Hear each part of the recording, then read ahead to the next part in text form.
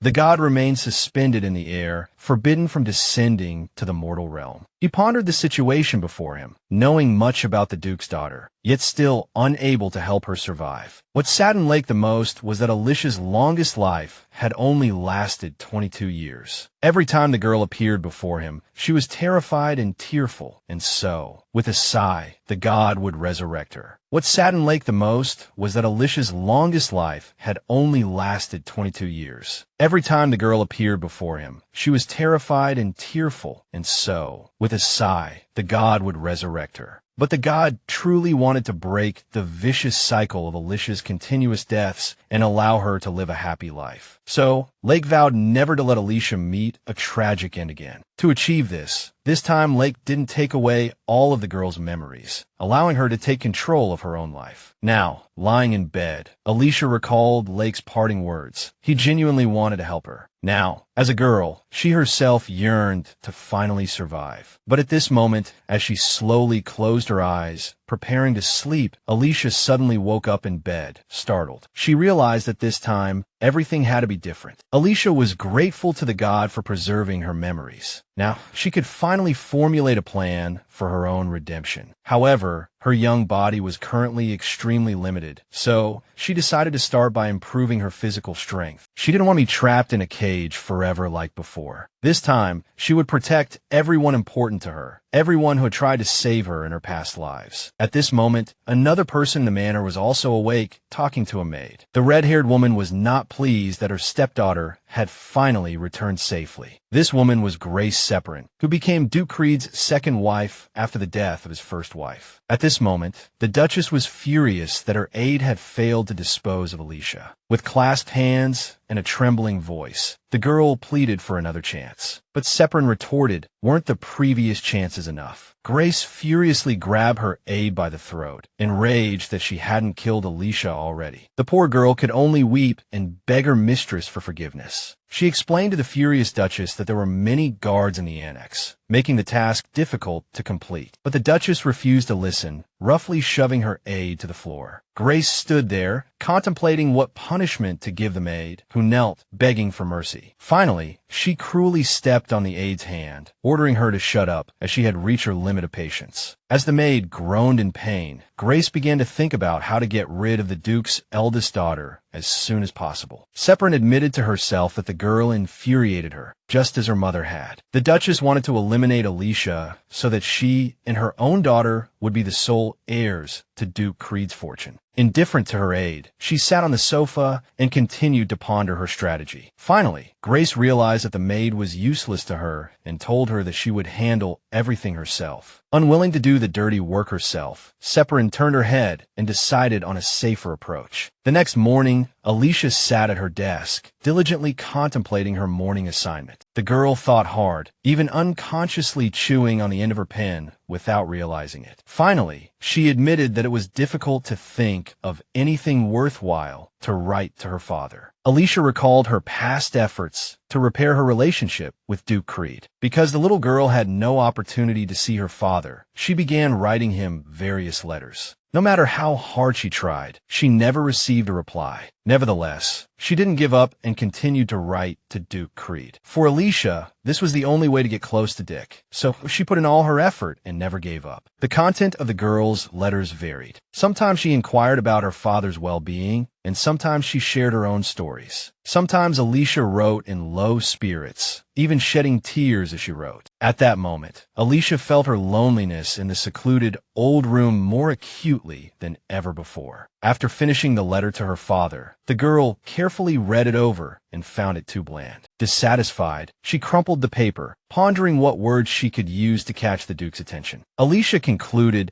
that she needed to be frank and consistent in her thoughts and emotions, even if it seemed strange. Just then, a timid knock at the door interrupted her train of thought. She turned and saw that Laurie, the maid, had arrived. The maid only opened the door slightly, seemingly hesitant to enter. Alicia was immediately delighted to see her aide, completely oblivious to her apparent apprehension. When Alicia understood the reason for the maid's demeanor, her expression changed abruptly, and her smile vanished. Grace had unexpectedly come to see her stepdaughter at a moment she hadn't anticipated at all. But the woman seemed perfectly at ease in the small room, immediately taking a seat at the table. Unable to bear the silence, Alicia spoke first, asking her stepmother why she had come to see her so early. Grace paused thoughtfully, then admitted that her curiosity about the girl had gotten the better of her. With a sly smile, she asked if Alicia was truly going to pretend that nothing had happened the night before. Alicia immediately understood Grace's intentions, shrinking inwardly and outwardly with fear. She noticed her hands trembling uncontrollably, betraying her anxiety, and silently prayed for composure. The Duchess, not oblivious to her stepdaughter's state, rose to leave, seemingly ready to dismiss the girl entirely. However, Duke Creed's second wife watched Alicia carefully, gauging whether her provocation had landed. Alicia remained stiff and silent, even though Grace made no further attempts to antagonize her. Suddenly, the Duchess noticed a letter on the table, which the girl hadn't had time to hide due to her unexpected arrival. Grace immediately reached for the item on the table, and Alicia watched, frozen in terror. However, Grace merely picked up a cookie and remarked that a lady shouldn't wander around the outer house so early in the morning. The Duchess claimed her concern for Alicia was genuine, almost as if she were her own daughter. Yet, a malicious smile played on her lips as she took a bite of the cookie and mentioned arranging additional guards for the girl. Alicia watched her stepmother with apprehension, realizing the veiled threat behind her words. Grace, reveling in the Duke's daughter's fear and unease, seemed to enjoy the process of frightening her. Despite having lived 29 lives, Alicia remained speechless. Satisfied with the effect she'd had, Grace left her stepdaughter's small room. With a final, resounding slam of the door that announced her departure, Alicia flinched. Her greatest fear now was being banished to the outer house once again. However, clenching her fists, she vowed to thoroughly crush all of her stepmother's wicked schemes. Alicia called for Laurie, who confirmed that Grace had returned to the main house. The maid inquired if Grace had been harsh, and Alicia offered her a reassuring smile. Since her stepmother had disturbed everything on the table, Alicia asked the maid to help tidy the room. As Laurie obediently cleaned, Alicia gazed thoughtfully out the window, lost in thought. To the maid's surprise, Alicia suddenly asked if she remembered the stories about her father. With a sweet smile, Alicia asked Laurie to tell her everything she knew about Duke Creed. Laurie, caught off guard by the unexpected request, was unprepared. Alicia insisted that every detail about her father was important to her, even though, not long ago, she hadn't even wanted to hear his name. Sitting down before the young lady, the maid admitted she knew little of what happened beyond the outer house. However, she recalled hearing that Duke Creed still cared for his daughter confined there. Surprised, Alicia initially disbelieved the maid, even though Laurie had no reason to lie. Laurie explained that she'd heard from another maid that Dick personally read every letter his daughter sent. The maid added that the Duke would be returning soon, and that Alicia could give him a gift. Alicia immediately expressed her desire to do so, and the maid excused herself, leaving her alone. However, Alicia felt no joy. She was terrified of the potential encounter with Duke Creed. Despite the opportunity to see her father, she chose to write him another letter instead. Several days later, the Duke, his arduous journey complete, returned to his estate, surrounded by guards. At the entrance, Grace and her daughter, Jezebel, greeted him joyfully, although the girl, unlike her mother, appeared sullen. The man stepped lightly from the carriage, stroking his loyal steed and thanking it for bringing him home so swiftly. Then, his bright blue eyes, shimmering with a hint of weariness, turned to his waiting family. With a sweet smile, Grace expressed her joy at her husband's safe return. She claimed their second daughter had been worried about him, and Jezebel immediately offered the Duke a sweet look. Grace turned to the girl, asking if this was true, but the child remained silent. Just then, Grace bowed to Duke Creed as if obeying a command, but her gaze remained vacant. Dick didn't miss this, glancing irritably at his second wife and daughter. He then turned to leave, though Grace clearly didn't want him to go, and hurried after him. Jezebel was left behind, wounded by her mother's fawning over her indifferent father. Grace offered her husband a smile, but the Duke paid her no attention. His second daughter found her mother's behavior repulsive, but she didn't interfere. She glanced towards the outer house, realizing her own situation wasn't as dire as her elder sister's. As she walked, Grace peppered her husband with questions, receiving no response, and seemingly oblivious to his growing anger. Finally, Dick quickened his pace, and Separin called after him, mentioning the letter she had written expressing her love. This made the Duke stop abruptly, clearly displeased by the mention. Duke Creed, barely suppressing his anger, demanded that his wife leave him alone, and Grace immediately fell silent, intimidated. The master of the estate strode towards his office, but on the way, he encountered his loyal butler, Burns. Burns bowed respectfully to his master and reported that everything had been taken care of during the Duke's absence. The Duke silently took the documents from his aide and immediately began to look through them, as there was much to be done. The old man noticed Dick's sudden pause and unusually silent demeanor and asked what was wrong.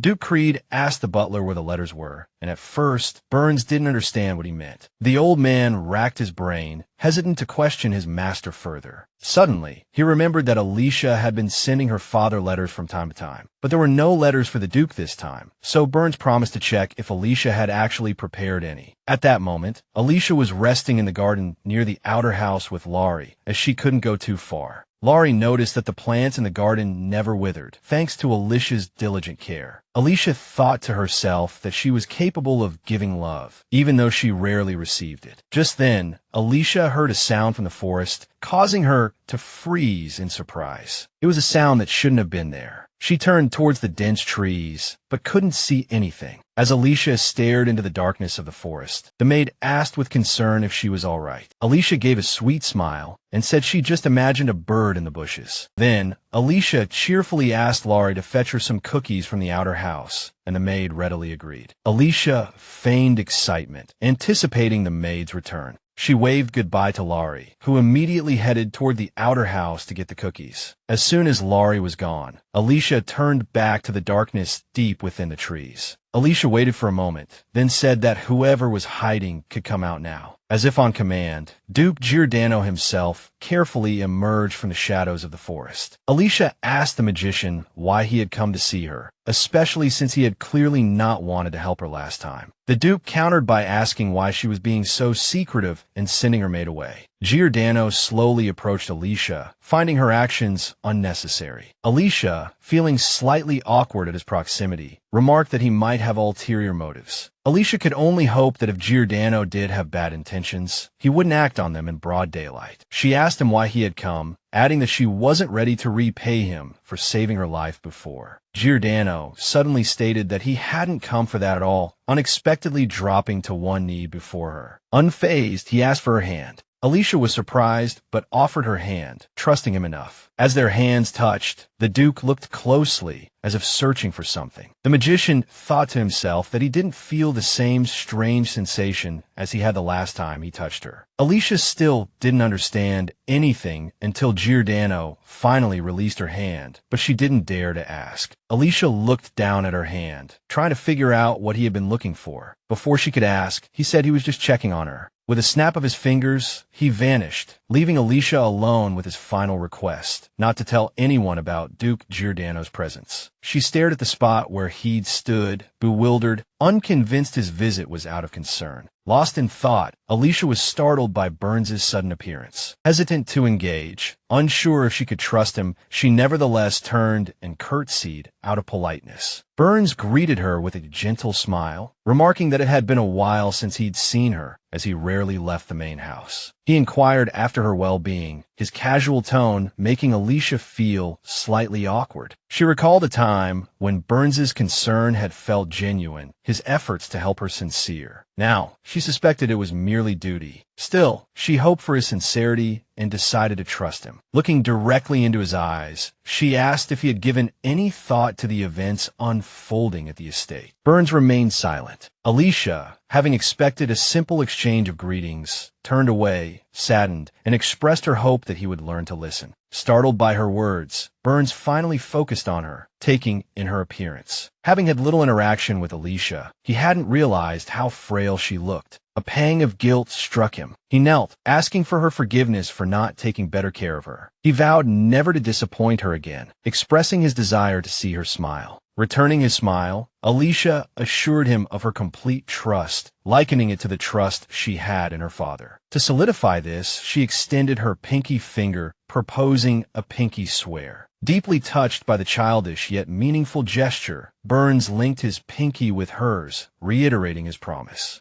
After a brief conversation, Alicia again questioned him about the estate's affairs. Burns, unable to offer a clear answer, departed, leaving Alicia with the hope of mending her relationship with her father. Turning, Alicia saw Laurie peeking from behind a tree, a blissful smile on her face. Noticing she'd been seen, Laurie approached, admitting she'd been moved by Alicia's words. Alicia gratefully accepted the offered refreshments. Laurie reminded Alicia of her intention to write a letter and send a gift to Duke Creed. Meanwhile, Dick sat with Grace Separin, who invited him to join her for tea. She presented him with a specially prepared cup, urging him to be careful. Grace expressed her hope that they could share such moments more often. Met with Dick's continued silence, Grace asked for his thoughts. Despite her efforts, his expression remained displeased. He suddenly declared his disgust for everything around him and, without hesitation, poured the tea onto the floor. His action deeply hurt Grace, who lowered her head, her brow furrowed.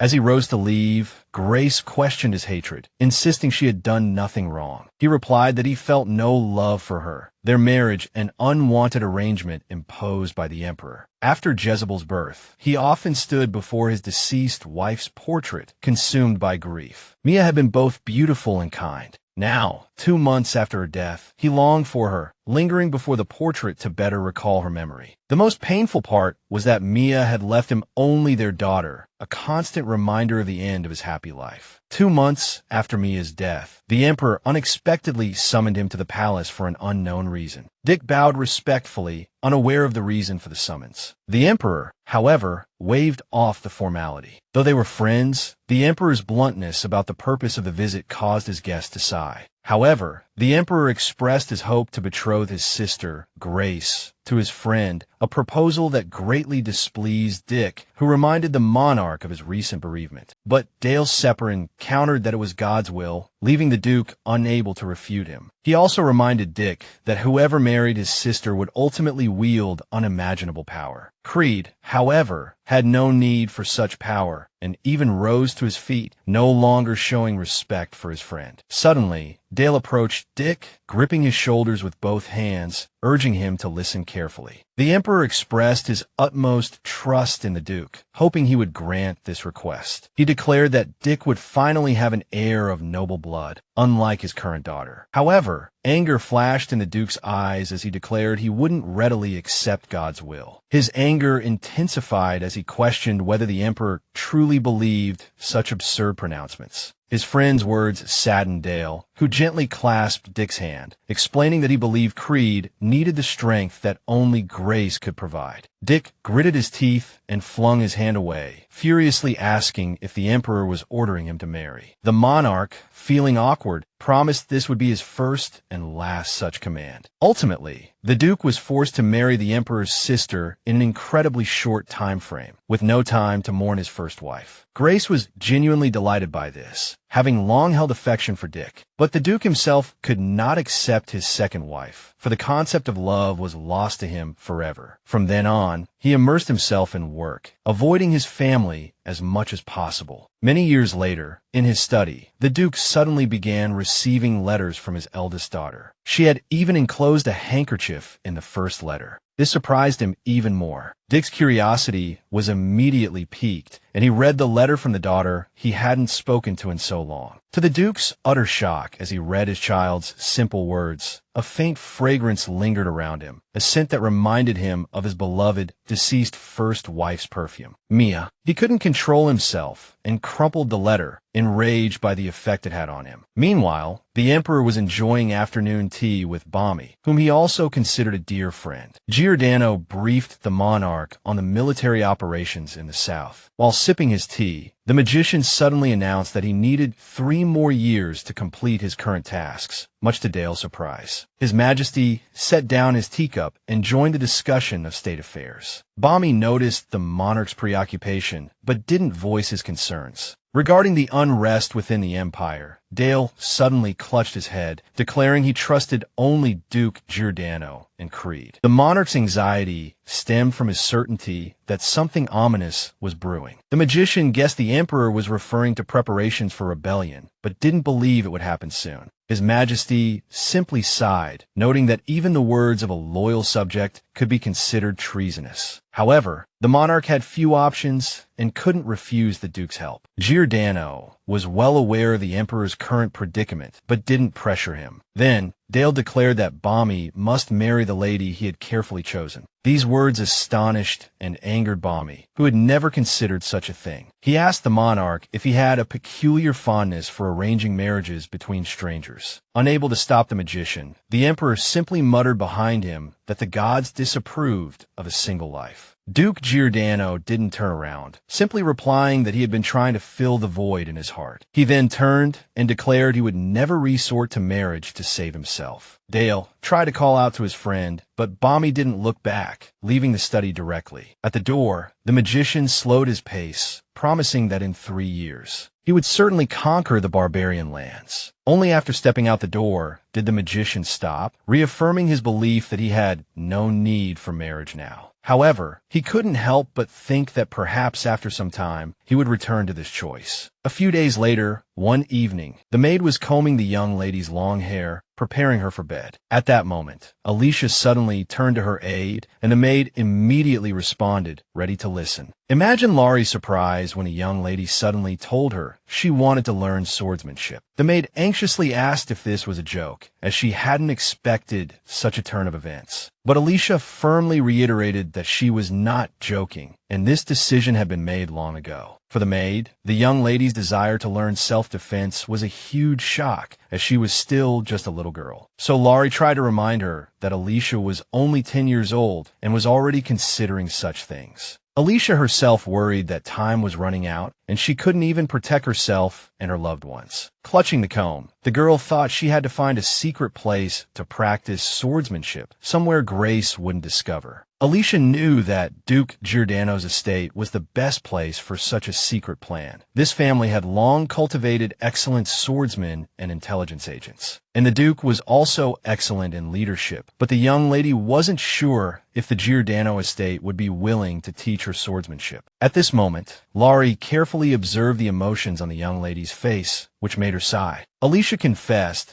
that no matter how much the maid tried to persuade her, she would stick to her path. So, Laurie expressed her willingness to help the young lady, on the condition that she wouldn't be trained too hard. However, Laurie still couldn't completely eliminate her worries about the girl's fate and remained uneasy. At this time, Bami Giordano happened to be near the women's quarters. He stood quietly in the bushes, gazing at Alicia's now quiet and simple dwelling in the night. He was so silent that even the nearby animals didn't notice him. Suddenly, the young man activated his magic and then walked into the depths of the forest without saying a word to Alicia, as he himself wasn't sure if he wanted to see her. Inside the main house, the maids were discussing Grace's worry about Alicia being kidnapped, which is why she had hired bodyguards. Laurie's maid explained to everyone that although there weren't many, they had to do their best to protect the young lady. Alicia herself was also aware of this order and felt sad about it, as everyone was working hard because of her. What saddened her most was her inability to protect herself. At this moment, the young lady decided to practice a little, and suddenly the maids outside the door heard a strange sound coming from the room. It turned out that Alicia had accidentally dropped a broom, but she immediately told everyone that she was fine. Then the young lady picked up the broom again, because she understood that she couldn't learn magic, but swordsmanship was still something she could try. Although it was a physically demanding activity, the girl wasn't going to give up without trying. So she abruptly stood up from the ground and secretly decided, every cloud has a silver lining. Tomorrow, she would go to the Giordano estate to implement her plan. This decision put the young lady in a good mood, and she ran around the room with the broom. The next morning, the Duke invited Alicia for tea, but the girl declined, citing ill health. Burns also knew the situation, so he calmly explained the events to Duke Creed. Dick, however, couldn't understand what was wrong with his daughter and how she had left in a carriage so early in the morning. The butler noticed his master starting to get angry, so he asked if he could offer his opinion. Duke Creed sat down and pondered for a moment, finally allowing Burns to speak, which was unusual. The butler then asked why the master of the estate wanted to see his daughter so much. He noticed that the Duke still kept the handkerchief the girl had given him. In a letter, the servant added that the Duke had never actively contacted the young lady before, but now he had suddenly changed his mind. When the butler said it was natural for Alicia to avoid her father, Dick was displeased, anger flashing in his eyes, and he questioned whether the old man was implying that everything was his fault. Burns noticed a change in his master's mood and quickly apologized for his words, but still suggested they slow down and at least give the young lady more time. After speaking, the servant left. The Duke angrily clenched the handkerchief his daughter had given him, admitting that everything was his fault. He pressed the handkerchief to his forehead, sadly thinking that he had fallen so low that even Mia couldn't help him. At that moment, an aide was hurrying down the hallway of the manor, summoned by Grace Sepran herself. The Duchess had been waiting for some time, having recently entrusted the servant with an important task. She smiled slyly, but the aide couldn't see it as she hid her face behind a fan. The man bowed to the Duchess and told her everything she wanted to hear about the plan he had almost completed. Knowing that Alicia's end was near, Grace closed her fan, a smile still playing on her lips. That night, for some reason, Alicia dreamt she was falling rapidly somewhere, unable to stop. Suddenly, someone's warm hands cupped her face, but she didn't even think to resist. Then, those hands began to tighten around her neck, completely unexpected. She screamed, not wanting to die. Suddenly, another hand reached down from above, and as soon as it touched Alicia's head, the hostile hands disappeared. In the darkness, she couldn't see who was so gently stroking her face, making her feel warm inside and out. So she could only pray that this stranger would stay with her forever and save her. Because of this strange dream, Alicia woke up early in the morning, momentarily disoriented. She couldn't believe it was just a dream, because her last memory was of sitting in a carriage on her way to the Duke's manor. She was certain of this, but somehow she couldn't remember the end of the journey. She remembered looking out the carriage window and noticing they were going too fast. Worried for her safety, Alicia decided to ask the coachman to at least slow down. She carefully moved inside the carriage, reaching out to pull back the curtain. At that moment, the carriage hit a rock at high speed, and everything went haywire. Alicia was thrown against the door, the impact causing it to burst open, and she tumbled out. She barely managed to grab the door handle, hanging suspended above a chasm as the carriage plummeted. Alicia desperately tried to understand what was happening, how she could save herself from this terrifying and inexplicable situation. But before she could react, the carriage suddenly fell, taking her with it. At the same time, a terrifying thought flashed through her mind. Was she really going to die again, just like the previous 29 times? Only now, sitting in a soft, warm bed, did she remember the carriage overturning and herself inside it. If she still didn't understand where she was, or if she was even alive. Just after everything that had happened, the door suddenly opened, and Bommy Giordano walked in carrying a tray, noticing that she was awake. He was clearly worried about the Duke's daughter's condition, but tried to remain composed. He saw Alicia trembling in bed, not even responding to his greeting. After entering the room, Bommy Giordano concluded that the little girl must have had a terrible nightmare and was still reliving it. Alicia finally noticed the Duke, looking at him uneasily and timidly. Not knowing what to do, Bommy Giordano sat down beside the bed and told her that she didn't need to be afraid anymore, because she was safe now. He placed the tray in front of Alicia, who was still looking around in confusion. As soon as she touched the food, Bommy Giordano suddenly added that no one here would try to harm her by causing a carriage accident. Alicia was relieved to be alive, but also realized that Grace was hurting her again. The magician suddenly spoke sternly, much to her surprise, saying that she was always putting herself in danger. Then he explained that if he hadn't found her, she would have died. Alicia knew this herself, but she simply didn't know how to fight back. Just as she opened her mouth to say something, he pointed to the food, telling her to eat first, as she had been asleep for a full 24 hours. A slightly perplexed Bommy Giordano said that in her dream, she had wanted soup with bacon. Alicia was so embarrassed that she even blushed, as she was always mindful of her behavior. She didn't understand how she could have acted like that, even though it was difficult to control her actions in her sleep. To give her a chance to rest, Bommy Giordano stood up and said that after she finished eating, he would be waiting for her downstairs. Much to Alicia's surprise, he personally promised to give her what she had been waiting for. During her fencing lesson, Alicia immediately asked, puzzled, how Duke Creed had suddenly learned of her true purpose at the manor. Bommy, realizing she shouldn't have known, averted his gaze. Unable to think of an excuse, the magician claimed he had simply guessed and reiterated that he would be waiting downstairs. Since she was truly hungry, Alicia obediently began to eat with gusto. To her surprise, the bacon soup was delicious. Meanwhile, at Creed Manor, Laurie's maid grew worried, having not heard from her mistress. As the maid diligently cleaned, a servant's sharp call startled her. The woman turned, frightened, and asked the aide what was the matter and why she was so out of breath. Cecil took a deep breath and said worriedly that Duke Creed was furious. For reasons unknown to the servants, Dick had summoned nearly all the guards, his face full of rage. At that moment, at Duke Giordano's manor, most of the finest swordsmen were gathered on the training grounds. Bommy's loyal guard, Leech, sighed, observing the scene. He recalled a conversation with his master a few days prior, Having learned some important information, Miss Alicia, who had arrived at the manor, wished to learn fencing. Bami was surprised that his aide had requested to personally instruct the girl, as there seemed to be no logical reason. Furthermore, after reading letters from the knights, the magician learned they had all refused to teach Alicia the skill. To this, the guard replied that the Duke clearly didn't need guards, and this way he could at least earn some wages. He added that he was good with children, having many younger brothers. Thus, despite volunteering to teach the young and inexperienced Miss Alicia, Leech hadn't held high expectations. However, no matter the difficulty, the girl gave her all and never gave up. During training, the guard was surprised by the young lady's dedication, though it was clear she struggled. Alicia declared she had done well, but the man instructed her to run several more laps. The young woman dreaded the task, exhausted and barely able to stand. Suddenly, the Duke's daughter remembered she couldn't back down and started running again. Many swordsmen even began cheering for the little girl diligently completing Leech's task, but this didn't make things much easier for Alicia. The exhaustion and muscle aches remain. As the guard watched the girl, he didn't notice the maid quietly approaching. Suddenly, she appeared beside him, startling him with her unexpected presence. It was Cecil, searching for her mistress, knowing she would be at the training grounds. The aide, spotting Alicia, was immediately alarmed by her condition, much to the guard's surprise. The girl ran toward Alicia with tears in her eyes, while Leech stood there, utterly bewildered. Alicia, still running, didn't notice her loyal servant approaching. Cecil suddenly jumped forward and embraced the young woman, taking pity on her sweat-drenched form. The aide had heard that her mistress was injured, but Alicia explained she had long since recovered. At the manor, Alicia anxiously asked if something was wrong at home, wondering why Cecil had come to find her. The girl quickly explained that it was none other than Duke Creed who was looking for her. At first, Alicia couldn't believe that her father, who had always shown little interest in her, suddenly needed her. Cecil informed her that the Duke had learned of her illness and had even summoned the knights, intending to visit his daughter personally. The young woman immediately sensed something was amiss, unable to comprehend her father's actions. However, unwilling to leave the manor before speaking with Bami, she reminded Cecil that she would return soon. At least for that moment, Alicia, completely unconcerned about her future, smiled happily. Cecil watched her go with great surprise, having never seen such an expression on her mistress's face. The maid felt a mixture of sadness and joy, for though her mistress's happiness wasn't because of her, she was truly happy. Meanwhile, Alicia continued searching for Duke Giordano, completely unaware of his whereabouts. Just then, the girl heard a male voice behind her, stating that she was lost and heading in the wrong direction. The magician's appearance delighted her, as she had been searching for him throughout the gardens. The man spoke first, saying he knew Alicia wanted to go home. Alicia confirmed this, adding that she simply wanted to see what was happening there. Out of curiosity, Bami Giordano smiled and advised the girl to return home peacefully and not worry about anything else. Suddenly, the magician took out a glittering object and handed it to her. It was something Alicia had never seen before in her life. He explained that it was a magical medallion that could traverse space, allowing her to return anytime. The little girl was extremely surprised by the existence of such a thing. Bami successfully placed it around her neck. Afterwards, Alicia smiled sweetly, thanking the Duke for his gratuitous help. But for some reason, the man didn't stop there with his assistance to the Duke's daughter, despite having already done so much. So, Bami snapped his fingers, casting a spell as he had done when rescuing his friend in the forest. Giordano opened a portal, saying that he trusted the maid, but it was best for Alicia to return home. With that, he turned around, promising that his aides would certainly escort Cecil back to the manor. Alicia, noticing the magician's concern for her, didn't know how to thank him. Alicia didn't notice, but after she spoke, a subtle flicker appeared in Bami's eyes as he looked intently at her. Then, Giordano smiled and asked the Duke's daughter if she could promise him one thing, since she wanted to repay his kindness. Alicia hadn't expected the man to suddenly make a request of her at this moment, but she was willing to listen. It turned out the Duke's request was related to physical exercise. on the highest staircase. At first, Alicia didn't even think this task would be difficult for her to complete. However, going up and down the stairs like this, over and over, Alicia quickly became exhausted. Just 2 days prior, Giordano had knelt on one knee, begging the girl to swear she would fulfill her promise. Alicia couldn't even imagine how important it was for the man that she fulfill her promise, but she wholeheartedly agreed. Therefore, even before knowing the specific request, she linked her pinky finger with the magician's, making a pact. And then, the man suddenly asked the little girl to go up and down the stairs for 2 hours every day. Bami even allowed her to rest if she found it too difficult, but she had to complete the exercise. Alicia herself understood that the most important task now was to increase her stamina. Since their pinky fingers were already linked, she could only obey. As a result, after returning home, Alicia discovered her father was not there, having been urgently summoned to the palace. So, she immediately began the exercise Bami had given her, which turned out to be much more difficult than she had imagined. At first, the girl even gave up quite quickly, which made her a little sad, but there was nothing she could do. However, to her surprise, the maid still praised her efforts. Because Alicia had done so much, the aide hoped the little miss wouldn't get any thinner, as she was already slender. But Alicia confidently believed that, on the contrary, with the help of the training, she would gain muscle and become stronger. However, although Cecil supported her mistress, she still hoped the girl would be like other ladies. The maid looked around, thinking about what else she could do for Alicia. Suddenly, the aide remembered the weather was just right for a picnic and suggested it. Alicia, having never done such a thing in her previous life, was visibly surprised. Although the little girl had gone on walks with the maids, bringing food along, it still felt different. So, she smiled gently at Cecil and agreed to the picnic, as the weather was indeed lovely. The maid was surprised when she heard Alicia wanted to help with the cooking and even wanted to make a nut pie. Later, after everything was ready, Alicia happily ran towards the chosen picnic spot. Alicia very happily noted that the weather was truly beautiful that day. Sitting on the blanket on the grass, she realized that if it weren't for Cecil, she would still be in that secluded cottage. Wanting to share her joy with the aides, she quickly called them over, as she couldn't wait to start eating. But suddenly, a maid ran to inform Laurie of something, and the maid had to leave. Alicia pretended not to be sad at all, sending the maid off to handle the important matter. After the aide left, the little girl began to wonder if she was worrying too much about her. After all, preparing a picnic and all the food was no easy task for anyone. Even though she was alone, if only temporarily, Alicia pondered how to begin her picnic. At that moment, Alicia suddenly remembered she had no idea how to give a nut pie she'd made her father. Looking at the manner, she realized it would take a considerable effort to make everything go smoothly. Alicia knew full well that Grace would continue trying to harm her, which would ruin all her plans. Now, due to Separin's influence, Alicia and her servants had lost almost all their power in a very short time. Even the entrance to the main manor house was strictly controlled, and no one except Laurie was allowed to enter. Therefore, no matter how much Alicia yearned to, she was strictly forbidden from going there. However, the girl still longed to hand the pie to Duke Creed personally. Suddenly, a ray of sunlight pierced through the trees, slightly stinging her eyes and distracting her. Thinking about seeing her father again, she felt a little apprehensive and decided to try again later. Lost in thought, Alicia didn't even notice someone approaching from behind. Having waited for Cecil for a long time and unable to wait any longer, she decided to start eating the prepared food herself. Suddenly, a stern male voice asked disapprovingly what was happening here, and the girl turned around in fright. Alicia froze, completely unable to comprehend what was happening before her eyes. Somehow, Duke Creed was standing before her, although she hadn't expected to encounter him like this. Before Alicia could answer, the man's gaze grew sterner, waiting for an explanation. His angry gaze made her mind go blank, and she could barely suppress her trembling. Finally, she closed her eyes tightly, deciding that the best course of action now was to ask for forgiveness directly. However, Duke Creed suddenly interrupted her, asking if she would allow him to sit beside her, as he didn't want to hear an apology. Just a few minutes ago, the man had returned to the manor and immediately inquired about her whereabouts. Burns hesitantly suggested that he rest first, but Duke Creed didn't want to hear it. He told the butler to mind his own business, while he would attend to his own. Then the man left. The aide noticed Dick heading straight for the outer house for some reason, and there was nothing he could do but hope nothing bad would happen. Lately, the Duke had been having the same dream, where the figure of his deceased wife, Mia, would appear. Every time he woke up, it brought him both comfort and sorrow. Whenever he saw this beautiful and beloved woman, the Duke would desperately try to get closer to her. He would touch his first wife, longing to feel the warmth of her body, even if only for a moment. Time and time again, while she was in his arms, Mia would suddenly turn, carefully remove her hand from his shoulder, and then, with a mysterious expression, whisper to Dick to look around as carefully as possible. The Duke was very puzzled by these dreams, because even after Mia's death, he had never had similar dreams. Now, he couldn't understand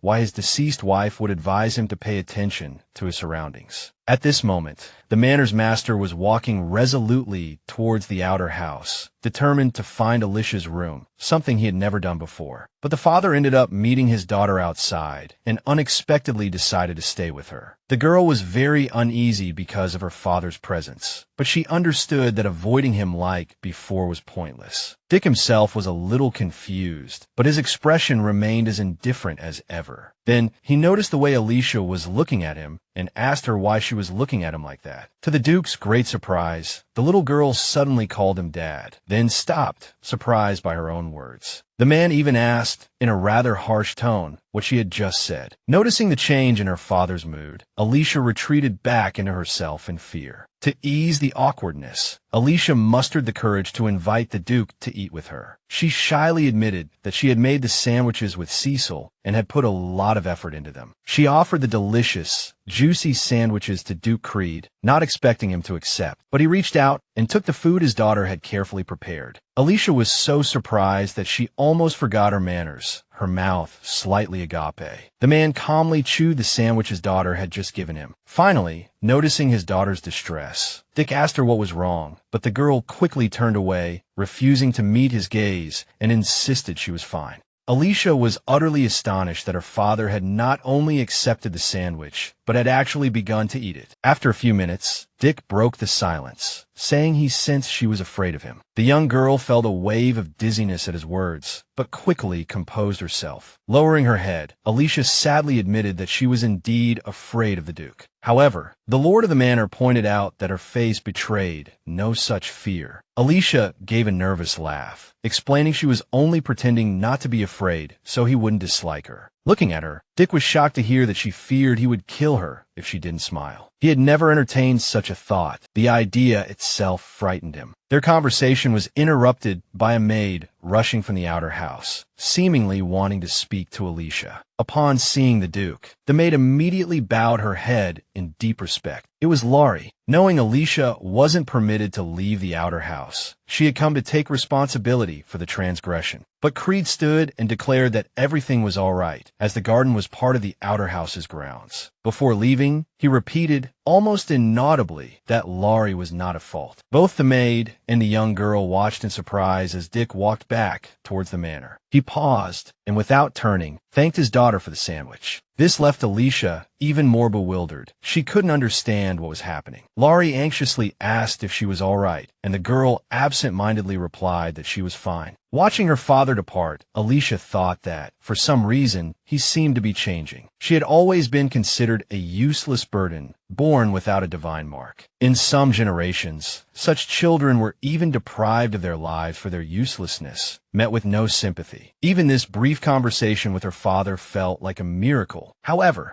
Alicia didn't want to accept this treatment as normal family interaction. Just then, Duke Creed suddenly realized he had completely lost his appetite, despite forcing himself to eat. The Duke pondered for a moment, then instructed Burns to arrange for the outer house to be renovated as soon as possible. The butler, though surprised, was pleased that Alicia's living conditions would at least improve. Unexpectedly, Dick added that he would have lunch with his daughter tomorrow, and that everything should be prepared. He was about to reach the door when he heard Grace angrily cursing in the hallway. The Duke knew she had no right to behave in such a manner, but he clearly heard her raised voice. It turned out Separin had demanded a maid bring the nut pie to her room. The maid, her hands trembling as she held the tray, tried to explain that she had been ordered to deliver the pie to the Duke. This enraged Grace, who raised her hand to strike the maid and snatched the pie. But just then, Grace saw something that made her freeze for several seconds. It was Dick Creed himself, who had quietly approached behind the maid and witnessed his wife's outburst. It was difficult to discern the Duke's true thoughts from his expression. Separin, flustered, asked when he had returned, explaining she would never have behaved that way had she known he was present. She attempted to touch him, but he said nothing and evaded her hand. Walking over to the maid, Dick instructed her to bring the pecan pie to his study. Grace immediately demanded to know if he intended to eat the pie. The maid, realizing Grace was insinuating she might have poisoned it, froze in terror. But the lord of the manor silenced his wife again, stating he didn't want to be embarrassed in front of the servants. Then, with an angry look at Grace, he added that if she wished to argue, she could try. The Emperor's sister understood she was powerless to act disrespectfully in this situation. Once he was sure Grace wouldn't object further, the Duke went to his study, telling the maid to follow. Preceding the Duke, Burns glanced at Grace, noting the fury on her face. Despite her desires, Separin was indeed helpless in this situation. This angered her. The maid, curious, looked around the Duke's study, a place she rarely had access to. Dick, without meeting the girl's eyes, asked her name. The maid replied that it was Nancy. The man then asked if she was Alicia's personal maid, receiving an affirmative answer. Nancy was astonished when Dick instructed her to bring all of the young lady's belongings to his study. Duke Creed warned the girl that she would be held responsible for any similar incidents in the future, and that everyone would be warned beforehand. Picking up the pecan pie, Dick added thoughtfully that he permitted Nancy to disobey his wife's orders. At first, the maid was frightened, realizing what the Duke had just said to her. But just a few seconds later, a smile bloomed on her face, pleased by this turn of events. At the end of their conversation, Dick instructed the butler to escort the girl to the exit. After the maid left, the man stood in the center of the room, silently looking at the pecan pie. Then, with a heavy sigh and a sorrowful expression, he finally took a bite. After all, it had been a long time since he had eaten his once favorite dessert. The Duke, without hesitation, broke off a small piece with his fork and quickly tasted it. He was ultimately very satisfied, as the pie tasted very similar to the one Mir used to make for him. Dick suddenly realized that he had never been a good father and deserved to be distanced by his daughter. Yet, somehow, the young lady still wrote letters detailing her life. Alicia would even talk about small things, like how she preferred meat to vegetables, although she ate everything. In her last letter, she shared with her father that she was diligently practicing embroidery. With a hint of wistfulness, she hoped the first scarf she sent would be useful. Alicia also complained about the meager portions of bacon at dinner, saying it felt like she was just drinking milk. She also felt sorry for the maids in the outer house, who were often dismissed, leaving them constantly short-staffed. The Duke remembered that these letters initially consisted only of polite greetings, so he hardly ever read them. Recently, however, he began to feel that his daughter had changed, especially after she sent the scarf. Dick was troubled by a dream about his wife and saddened by her absence. Meanwhile, in her room, Grace was furious, pounding her fist on the table in anger. She couldn't forgive her husband for so easily humiliating her in front of the servants. Grace couldn't understand why the Duke dared to shame her after everything that had happened between them. Over the years, she had learned that she could never allow things to unfold in even a remotely similar way. However, at some point, she suddenly calmed down, realizing that her thoughts couldn't change anything now. She decided to simply ask her husband for a favor later, something that would benefit her, at least gaining her something. The next morning, Alicia was very surprised when the butler politely knocked on her door. He casually inquired about how she had slept while looking around her room. Alicia was wary of the butler's behavior, as it was unlike him. So Alicia asked Burns directly why he had come to the outer house so early to see her. The old man coughed hesitantly, explaining that the Duke wished to have lunch with his daughter, which is why he was there. The young girl had never dared to hope for such an invitation, so at first, she couldn't even believe it. She immediately became nervous, lowering her head and saying she wanted to speak with the butler. First, Alicia firmly warned that if the butler didn't listen to her, she wouldn't believe anything he said. She knew very well that he had never helped her in the past. Burns simply followed silently behind the cold gentleman. occasionally glancing at the girl with sadness. Alicia understood that this was partly her own fault, as she had never actively sought help. So now, for the first time in her life, she decided to have a heart-to-heart talk with the butler. The old man looked her up and down, asking why, as the Duke's daughter, she was dressed so ridiculously. Alicia had anticipated this question, so she appeared calm, although she was still somewhat nervous inside. Mustering her courage, she looked Burns directly in the eye and said she was going to learn fencing. The butler was visibly surprised to hear such a serious and mature declaration from a young lady. Alicia then asked him not to tell her father about her fencing lessons just yet. Alicia's maid clenched her fists in excitement, understanding the danger of keeping such a secret. Despite this, Alicia confessed that she had begun secretly learning at Duke Giordano's manor. Among the most excellent teachers, at the end of her explanation, Alicia promised with a sweet smile that she would personally tell her father later. Burns sighed softly, saying he would keep the secret for her for the time being, as he wanted to support her. To reassure her, Burns assured Alicia that he was very good at keeping secrets. As he rose to leave the table, the butler turned and asked Alicia if she had decided whether or not to have dinner with the Duke. Although Alicia was apprehensive about making such a decision, she gave a short nod, indicating she would go later. Laurie helped her prepare for dinner, but remained worried. Although Alicia was nervous herself, she didn't want her maid to see it, so she returned the gesture with a smile. Laurie, in turn, tried to finish her preparations quickly so as not to disturb her mistress. Suddenly, Laurie noticed a tender sprout growing in the asphalt of the garden path, despite the scarcity of surrounding soil. She bent down to observe the plant with interest, a scene Alicia immediately noticed. Alicia approached and was surprised to find the sprout emerging from such a narrow crevice. She loved plants and could hardly resist touching the small green friend. Unable to resist, Alicia gently touched the plant with her finger, and it quietly glowed. The Empire was once considered almost a dead land due to its harsh winters. Many nobles hired magicians to cast spells to save their gardens. However, Alicia's plants never withered, even in the coldest winters, without magic. Alicia knew that all this happened because, even without a mark, she was still blessed here. Laurie suddenly pulled her from her thoughts, saying that someone was approaching them. It was a knight named Camille, chosen by the Duke to accompany him to dinner. Alicia didn't mind the soldier's company and bid her maid farewell for the time being. On the way to the dining room, Alicia didn't dare speak to Camille,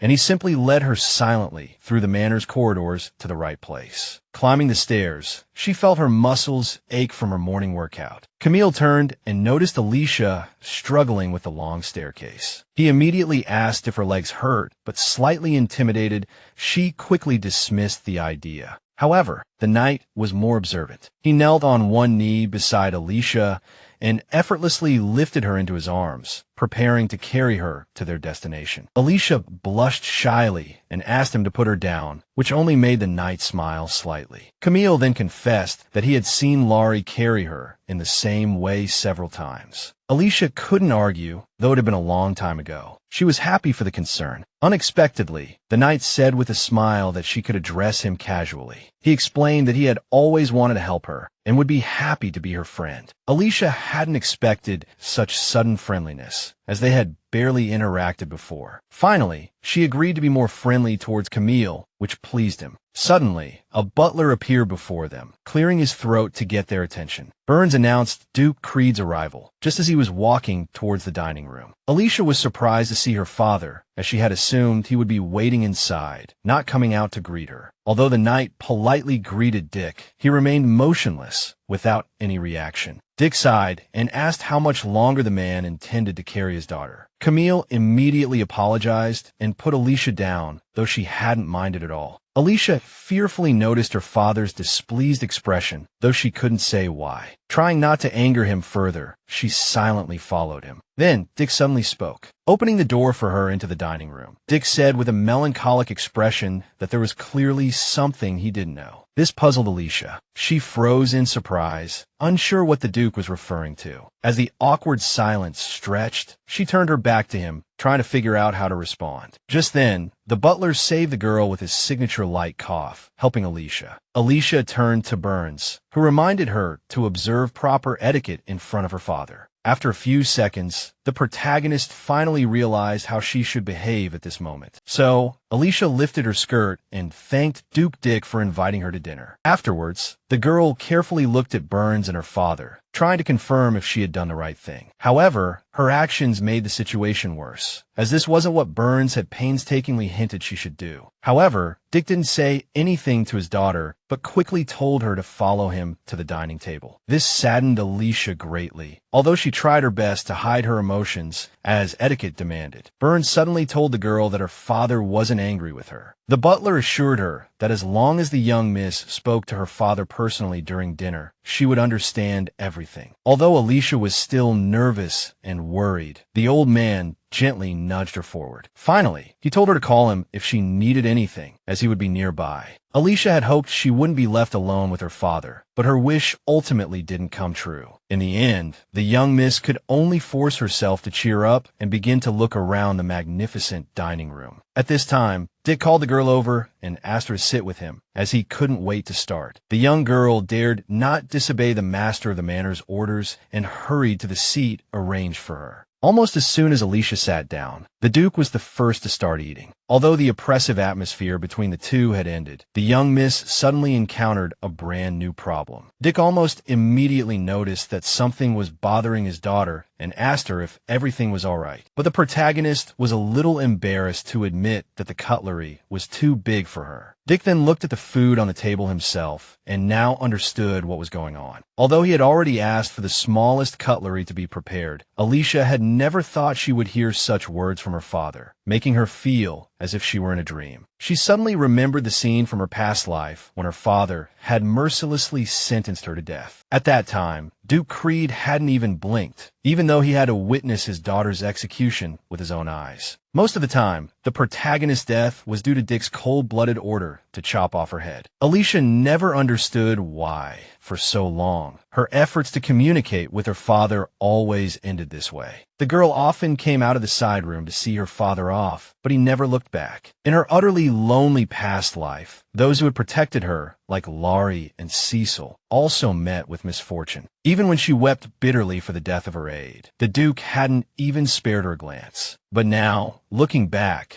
the protagonist understood that if she wanted to talk to her father, she must never cry. However, a question still lingered in Alicia's mind. Had her father ever considered that she might have been wronged? Even now, just eating quietly, Dick still appeared incredibly calm and elegant as always. After the meal, the man was silent for a moment, then suddenly said he really liked the nut pie. Creed looked at his daughter and even tried to smile, saying she was very talented. The protagonist never thought she would hear such words from her cold and ruthless father, and tears immediately streamed down her cheeks. The girl truly didn't understand why the master of the manor was suddenly so gentle to her. Alicia suddenly burst into tears, which made Dick himself feel sad, because he didn't understand her feelings at all. The little girl couldn't stop her tears, barely managing to ask why Creed was only saying these things now. The Duke's body trembled, as it was the first time in a long time that he had faced such heartbroken crying. At this moment,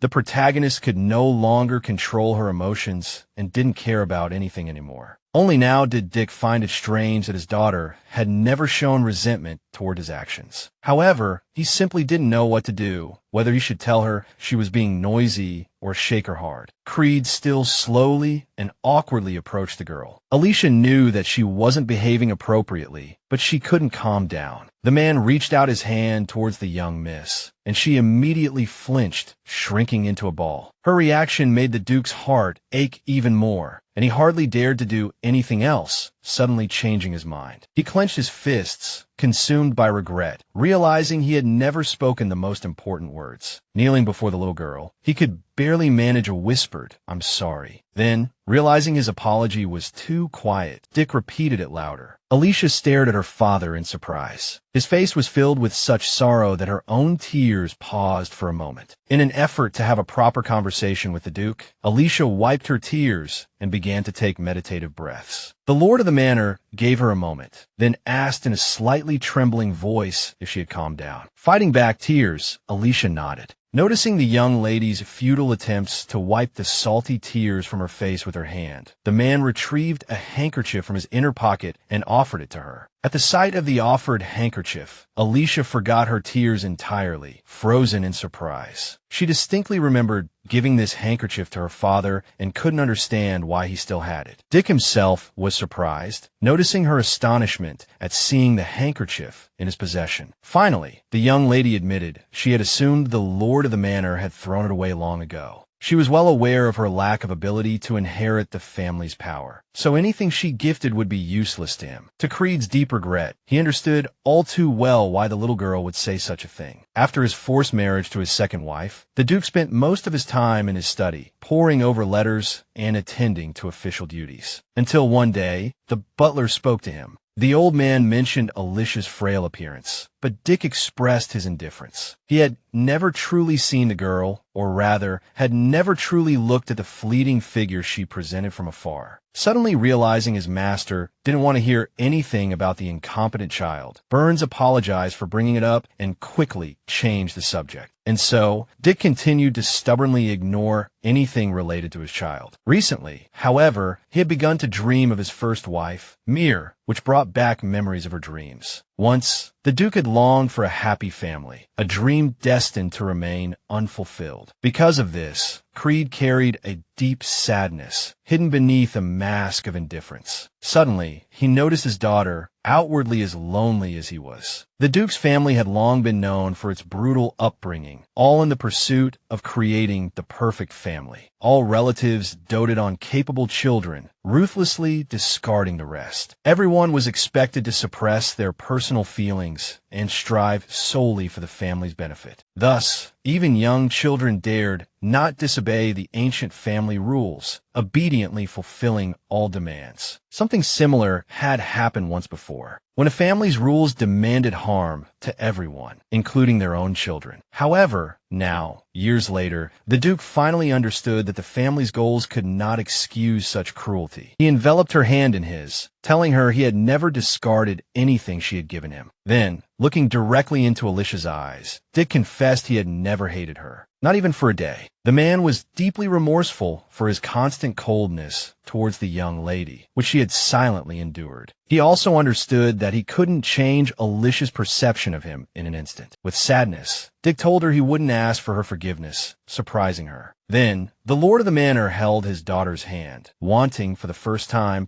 to feel the warmth of her fingertips. Looking into the little girl's eyes, Creed promised to do everything in his power to change from now on. Though happy to hear these words, Alicia asked why he had suddenly made such a decision. Dick couldn't answer why he suddenly cared so much. However, since the girl had begun regularly writing letters about her life, for the first time in a long time, the man had taken a genuine interest in the life of someone other than himself. As Creed spoke, the young lady sat silently, barely breathing, unable to believe what she was hearing. She even thought, for a moment, that she had fallen asleep and entered a beautiful, wondrous dream. Turning away, the Duke said he couldn't fix everything in one dinner, but he wanted to at least begin. Alicia watched him, her mouth slightly agape, as he stubbornly remained turned away, even after finishing his words. The girl carefully studied the back of the Duke's head, thinking how nice it would be to stay in this dream with him. As soon as Dick sat down, he began peppering her with questions about the food, giving her no time to answer. Finally, overwhelmed by the barrage of inquiries, Alicia closed her eyes. To prevent herself from completely shutting down, she frankly told her father that it was too much for her to handle. Hearing her call him father, Dick suddenly realized it was the first time she had addressed him that way. Alicia was initially apprehensive, but the Duke calmly invited her to continue eating. Alicia felt she had never seen such an expression on the Duke's face before. Her pensive look didn't escape his careful observation.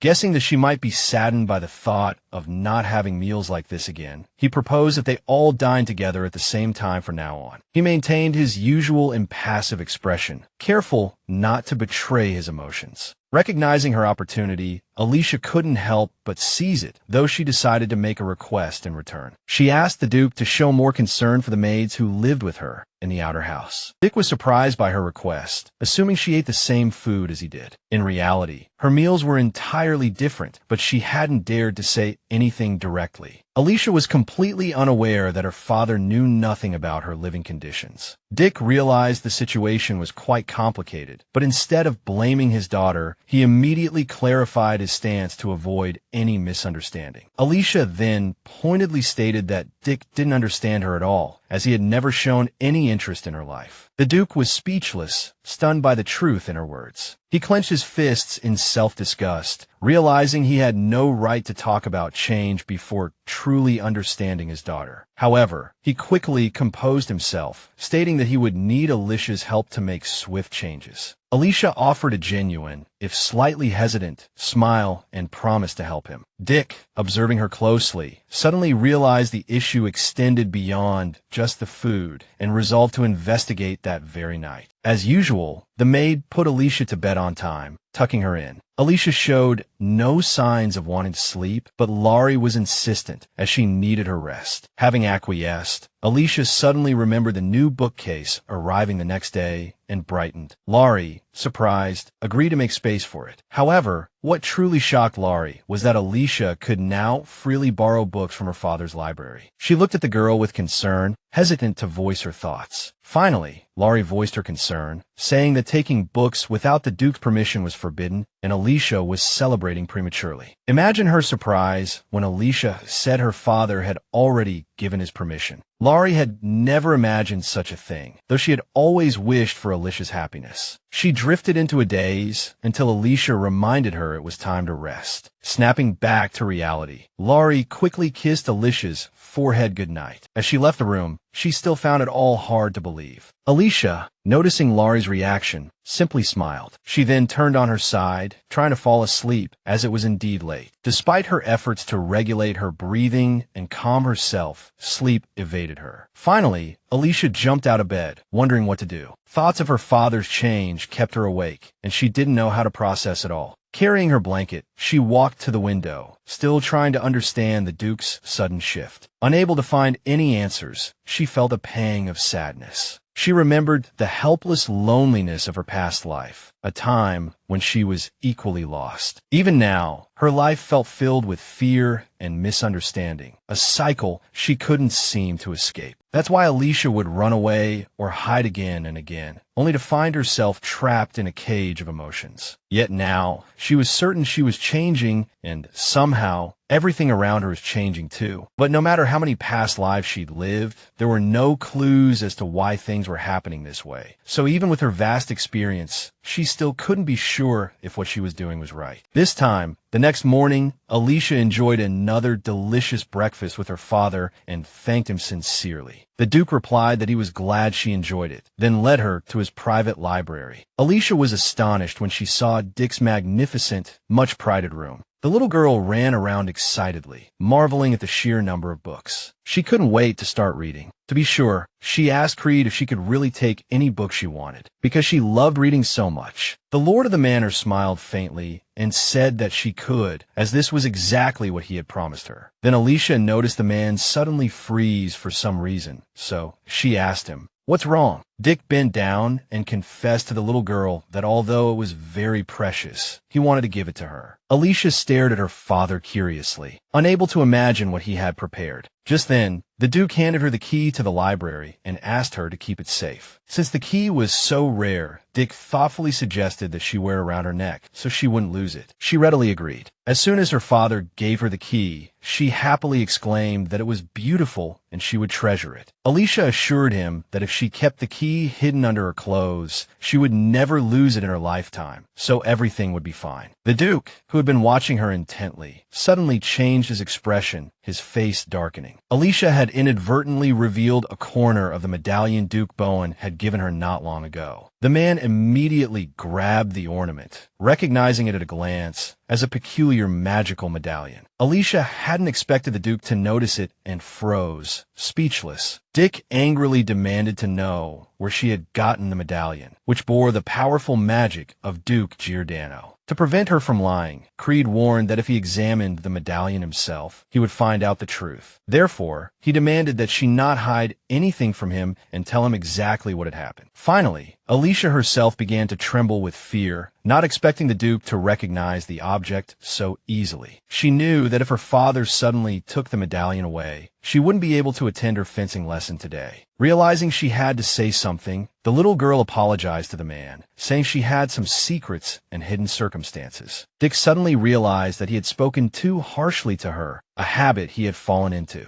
He calmed himself, knelt before his daughter, and said he didn't mean to be angry. Alicia was surprised to hear that her father was only worried that the object might be dangerous. However, Alicia didn't want to reveal everything just yet, so she asked if she could explain later. The Lord of the Manor replied that he still needed to make sure the object was safe, as long as she was willing to let him check it. Although Alicia didn't want to do this, she understood that otherwise it would only worry her father more, so she decided to trust him. He promised not to investigate the truth without her permission. Looking at the Duke's face, Alicia knew that if she wanted to maintain this relationship, she would have to tell him everything sooner or later. At that moment, the gentleman finally analyzed the medallion and discovered powerful spatial magic within it. Dick concluded that the magical item was indeed made by Duke Bowen for some unknown purpose. Creed always used light magic, while Giordano only used dark magic, so they could distinguish each other's power. Furthermore, the two had little interaction due to the dark-haired man's bad temper. Knowing all this, Dick still couldn't stop worrying, but he decided to trust his daughter from now on, as the medallion posed no harm to her. The Duke returned it to her. Creed found it strange that Alicia had chosen Bowen as an outside helper, but he didn't interfere. Looking closely at his daughter's face, the gentleman noticed her eyes were brimming with tears. Dick solicitously asked if she was afraid he would be angry with her for some reason. He promised not to press her further about the medallion, but hoped she would at least answer his last question. With a sad, heavy sigh, Alicia said she couldn't be entirely certain of anything yet. Her words made the Lord of the Manor realize that too little time had passed, and she couldn't yet bring herself to trust him. However, the young girl then smiled and said she didn't want to hide anything from her father. Creed was very relieved to hear this, as he himself hoped for such a relationship with his daughter. Suddenly, Alicia admitted that she had begun learning swordsmanship, which greatly surprised Dick. She almost immediately added that she couldn't tell him why just yet, but she promised to explain later. The girl also couldn't help but proudly declare that, although she had only just begun training, she had already become much tougher. Seeing this, the Duke couldn't help but smile, pleased with his daughter's efforts. He stroked her head, thanking her for her honesty. He then expressed how happy he would be if she continued to be open with him in the future. Alicia responded with a joyful smile, promising that she would. The next morning, Alicia prepared for another training session. She was very afraid of forgetting something important, as she wanted to give her all before leaving. Glancing at the table, she unexpectedly found a letter from her father. She had never received a reply like this before and was overjoyed. In the letter, the Duke said that her training would not be easy, but he hoped she would persevere. Ultimately, Alicia couldn't quite decipher whether her father had written the letter out of indifference or concern. However, before teleporting to Duke Giordano's manor, she whispered that she would return to her father soon. However, somehow, she ended up lost in an unfamiliar room. Alicia had never imagined she would make such a mistake. Therefore, she was quite panicked. Remembering her first training session, when she had met the butler, Land, she asked him where to begin. As the assistant wasn't responsible for her education, he instructed her to wait for her teacher on the second floor. Only, Alicia forgot to ask which of the many rooms she should go to. To find the right place, she decided to check all the doors one by one. However, opening door after door yielded no clear results. Alicia even began to despair, as the second floor of the manor seemed to have an endless number of doors. She ran frantically from room to room, unable to find anyone. Finally, only one door remained before Duke Creed's daughter, and she confidently pushed it open. Seeing the sight within the office, she froze in surprise, completely taken aback. There was still no sign of anyone around, so she had time to indulge her curiosity. It turned out that she had stumbled upon a map of the Empire, casually hanging on the wall. Moreover, the map marked all the armies and their possible routes of advance. Alicia immediately understood that these strategic decisions were made personally by Bowen and were strictly forbidden for ordinary people to see. She could only marvel at the boy's brilliant strategic talent at such a young age, but she couldn't understand why the Duke would leave the map in such a conspicuous place. However, curiosity about these strategies eventually won out, and she continued to study the map. Suddenly, she noticed a route to Jetlen marked on it, which made her wary. Jetlen was a village located in the wilderness on the southern border of the empire. There were no laws or regulations there, so barbarians often raided the village. Drawing on memories from her past life, the Duke's daughter remembered that Bowen would soon wage war with this territory, but she couldn't understand why the mage would choose to cross the stony forest to reach the border. Alicia was certain that the forest further east would be more suitable for passage. Suddenly, she was startled by Duke Giordano himself, who asked from behind her what she was looking at. Lost in thought, she hadn't noticed anyone enter the office. Since she didn't answer, Bowen repeated his question, asking what she was looking at. The boy quickly guessed that she had discovered what she had inadvertently stumbled upon. Alicia didn't deny that she had figured out the plan of attack on Jetlen village from the map. Ashamed at having seen something she shouldn't have, Alicia asked Bowen for forgiveness. But what surprised Bowen even more was that the 10-year-old girl had understood the map in just a few seconds. He turned to his aides, stating that those who left the map unattended were the ones to blame. The Duke said he would consider how to punish the boys, who simply nodded obediently. Duke Giordano then ordered Leech and Land to leave his room, which they did. Alicia watched all this with confusion, waiting for the mage to address her. Bowen didn't make her wait long. He said he couldn't simply let someone who knew his plans go free. The girl gulped nervously, realizing she now had to face the consequences. Giordano, without raising his voice, but still intimidating, suddenly asked her about the forest she had mentioned. He invited them to sit down, explaining that he wasn't angry, but rather intrigued by the little girl's insight. Eventually, Alicia told him it would be more convenient to go through the east, as winter was fast approaching. The girl knew there were poisonous monsters in that forest, but she believed this problem could be solved. Bowen himself didn't know how, so he asked what solution she meant. Alicia said a little shyly that she had recently read a rare herbal book in her father's library. It said that if certain plants were mixed, an antidote could be obtained. The little girl explained that the book was in a secluded corner and almost no one knew of its existence. After she finished speaking, silence fell over the room, as no one knew how to continue the conversation. Suddenly, Alicia asked Bowen tearfully if he was going to kill her, which greatly surprised him. Meanwhile, the girl was very serious, as she thought the Duke might be harsh. Giordano hadn't expected such an adorable reaction from the little girl. He couldn't help but laugh, covering his mouth with his fist, then bursting into laughter, asking her how she could even think of such a thing. The mage, only calming down a bit later, explained that he knew Alicia's loyalty and wouldn't kill her. However, he confessed he would be happy to hear about the antidote formula the Duke's daughter spoke of. Of course, the Duke wasn't going to get the information from the young lady for free. In exchange, he promised to personally teach her swordsmanship. Hearing this, Alicia's face immediately lit up with a smile, as she understood there was no better teacher than Bowen. A few minutes later, they went out to the courtyard, where Bowen told her to follow his lead. Giordano was completely immersed in his explanations, and only reacted when the young lady suddenly interrupted him, because she decided to ask the mage to first teach her how to hold a sword correctly. The girl explained that before this, she had only been stubbornly walking in circles on the training grounds. Bowen didn't object. Standing behind her, he began to teach her the correct posture. Alicia listened very carefully to the Duke's instructions, trying to repeat each movement as accurately as possible. Meanwhile, the aides watched, barely recognizing their master, as it was the first time they had seen Bowen so engaged. Eventually, the knights concluded that they, too, wanted to support the hard-working little girl. Alicia worked truly hard, even participating in the mage's strenuous training the next day. She strictly followed the instructions for running laps each time, never complaining no matter how hard it was. The girl even managed to smile in response to the knight's encouraging shouts from the sidelines. 10 days passed like this, until one day, her father ran into Alicia in the hallway. With a glint in his eyes, the man told his daughter they needed to talk about something important. Dick himself didn't realize he was being too stern with his daughter again, to the point where she was afraid to say anything. A moment later, Creed realized that he had frightened her again with his words, so the Duke softly urged Alicia not to be afraid, as he didn't intend to scold her. The man explained that he had been worried about her training these past few days, so he decided to suggest she take a break. But this wasn't part of the girl's plan, as she only wanted to learn as much as possible. This was all because the girl was afraid that if she rested too much, the training would be pointless. Unexpectedly, the man said he wanted to take his daughter to the greenhouse, a place she hadn't visited yet. Dick coughed a little awkwardly, saying that Meyer had once loved spending time there. As soon as Alicia heard this, she immediately begged her father to take her to her mother's favorite place. A few days ago, Duke Creed pondered what a 10-year-old child might like. His aide suggested a dress or some small jewelry, things young girls typically went crazy for. But Creed wasn't quite satisfied with these suggestions, as his daughter was very lively. Nevertheless, he prepared some jewelry and dresses for Alicia and also allowed her to visit the library. In addition, the Duke himself found several rare books for the little girl, which delighted her. Dick also ensured that all of Grace's orders in the annex were rescinded. All of the man's actions did not escape the notice of the Emperor's sister, who had been closely monitoring Alicia's deteriorating condition. As a result, the couple had a heated argument, with the husband defending Alicia and the wife blaming her in every possible way. However, no matter what Severin said, it didn't affect Creed's decision regarding the annex renovations. And the chef there was replaced. But despite all of Dick's efforts, this was the first time he had seen such a happy expression on his daughter's face. The man guessed it might be because the place reminded the girl of her mother. Suddenly, Alicia turned to her father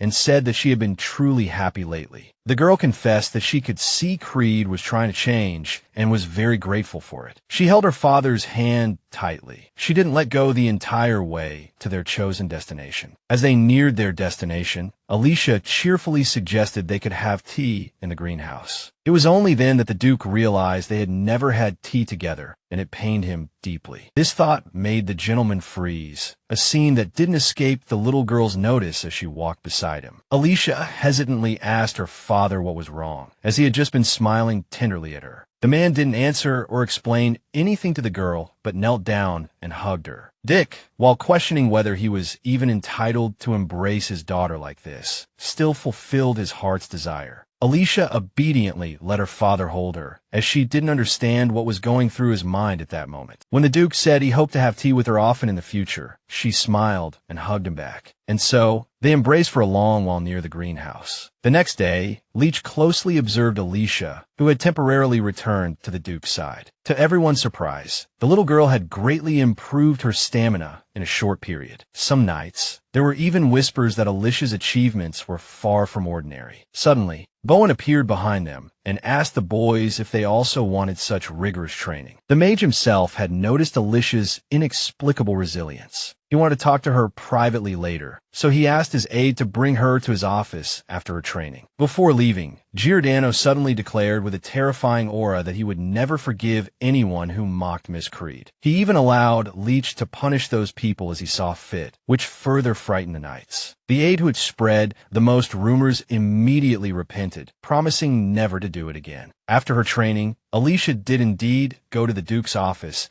and once again told him about her knowledge of herbs. The mage listened very attentively to what she said, as he was incredibly grateful. The girl felt a little embarrassed by the gratitude Bowen expressed, as she was also happy to be of help. At that moment, she remembered that Bowen would be leaving soon, and he confirmed that he couldn't delay much longer. Alicia immediately felt sad, as she wouldn't see the Duke for 3 years. The mage said that Leech would stay, so she needn't worry about her training. The lord of the manor reminded Alicia that she wanted to become strong quickly, so he had arranged everything for her. She was still afraid, as something unexpected could happen at any time. the longer she trained, the more blisters appeared on her hands, and Grace's indifference became all the more suspicious. The little girl sincerely thanked the Duke for the opportunity and promised to study hard. She even said that Bowen would be surprised the next time they met, and the boy looked forward to it. Suddenly, Alicia asked if she could see the mage off, as she wanted to give him something. This surprised Giordano greatly, and he didn't respond to her immediately. Finally, the boy collected himself and said that he didn't need anything in return for his help. He explained that he should be the one thanking her, as she had told him a great deal about the map. Alicia countered that she hadn't done it to make him feel indebted to her. Giordano hadn't expected to hear that the young lady's intentions went beyond mere gratitude, contrary to his initial assumption. She almost shouted, declaring that she truly wanted to give him the items she had chosen for the mage. Embarrassed by her outburst, the young lady fell silent. Bowen was clearly taken aback by the sudden assertiveness of the usually quiet Duke's daughter. He responded with a gentle smile, saying it would be rude to refuse if she insisted. After their conversation, Alicia returned to the garden for her usual stroll with the maid. The girl noticed the weather had taken a turn for the worse, a stark contrast to the warmth of previous days. She realized too late that her body temperature had dropped significantly, her breath now visible in the cold air. Seeing the little miss huddled up, Land asked with concern if she was cold, assuring her that everything was all right. Despite her reassurances, the aide continued to worry about her possibly falling ill. Alicia explained that she felt fine and simply wanted to finish her preparations quickly. She had come to the garden specifically to dry the leaves she had gathered, intending to use them for tea. Observing Alicia's practiced movements, the maid admitted she couldn't have done herself. Her only concern was that the young lady had been constantly busy lately. The protagonist only now realized how occupied she had been with various tasks. Above all, she had to prepare a gift for Bowen, hoping to see his smile again. Furthermore, the Duke's daughter knew she couldn't neglect her training. Most importantly, Alicia sensed the approach of an even colder winter. But the young girl had to prepare well and complete all her tasks before winter arrived. Mages typically used magic stones to heat their entire estates. However, these magic stones were incredibly expensive, affordable only by the nobility. Only the protagonist, with the knowledge from her past life, knew how to acquire them in large quantities. So today, she wanted to finish all her work related to the herbal tea as quickly as possible. Suddenly, she heard a strange sound behind her and turned around curiously. It turned out to be a carriage belonging to some noble heading towards the manor, though Alicia herself wasn't expecting anyone. Land remembered that Lady Seville was supposed to visit them today. The aide knew that Lady Elvin was close to Lady Grace, and they often visited each other. The protagonist struggled to recall who this person was. Then suddenly, it hit her, and she was instantly gripped by fear and panic. She had encountered this woman in her past life, and the woman had been anything but friendly. Seville frequently corresponded with Grace, which was advantageous for Creed due to his lower family status. It was Elvin who initiated this friendship, seeking to connect with the Emperor's sister. As a result, she became someone who carried out Separin's orders almost unconditionally. It was on the orders of the Duke's second wife that Seville had cruelly murdered Alicia in one of her past lives. That time, the young lady had died very young, poisoned in an excruciatingly painful process, though no one had noticed. But the protagonist hoped things would be different this time, as she truly wanted to live. Alicia remembered that the people around her would also change with her, and perhaps this time she could save that girl. Meanwhile, she asked her aide to find out why Seville had come to see Grace. This time, the Duke's daughter explained that she could meet the noble guest. So, a short while later, the young lady sat in the hall of the annex, nervously waiting for the maid to bring news about the visiting lady. The protagonist realized she had been too relaxed these days, almost forgetting her main enemy. She had been too busy recently, and the surrounding peace had lulled her into a false sense of security. Now, Alicia waited anxiously, her mouth slightly agape for Land's return. Suddenly, there was a knock on the door, and a familiar voice asked if the little miss was there. The door opened, and in walked the aide she had been waiting for, her worry having begun to mount. The aide said Lady Seville had come for tea and had brought a gift specifically for the Duke's daughter. Alicia accepted the box of herbs, but she didn't believe for a second that Lady Elven was being so kind. She suspected that some people never changed, and this woman was one of them. This reminded Alicia that she had indeed let her guard down too soon. She turned to Land and asked where the guest had gone. The aide replied that Lady Seville had gone to Lady Grace's drawing room. Hearing this, the Duke's daughter immediately set off with a determined look, leaving the aide perplexed. Land asked where the little miss was hurrying off to, and she turned to respond. Alicia then sweetly asked Land if he was skilled at baking delicious pastries. At that moment, the two old friends finally met, and Grace thanked Seville for accepting her invitation. The Duchess Creed said that she wouldn't have been able to manage without the dark-haired woman's help if she hadn't been involved. Separin lowered her head and quietly inquired about the difficulty of obtaining Angel's grass. In truth, Elven had brought a poisonous plant whose leaves became toxic after being fried. She deliberately gave these herbs to Alicia, knowing the poison would cause instant organ failure. Moreover, Angel's grass was both tasteless and odorless, so no one would ever suspect anything. In such a case, the victim was destined to die in agony, as the poison was incredibly potent. This was the very crime Seville had committed against Alicia in a past life, undetected. In addition to this, Lady Creed was curious about what had become of the intermediaries who knew about the plant. Elven replied that she had apprehended several individuals simultaneously, so if anything went wrong, they could be used as scapegoats. Grace was very pleased with her work, saying she didn't know what she would have done without her friend. Because the lady's mood had suddenly improved, she even decided to hold a celebratory dinner with her daughter. Seville immediately supported her friend, saying it was an excellent idea. She said she would attend as well. Since Elven had mentioned her son, Separin guessed her friend was trying to set up their children. But before she could seriously consider this possibility, there was a knock at the door. Grace was surprised, as she hadn't been expecting anyone, but she invited them in.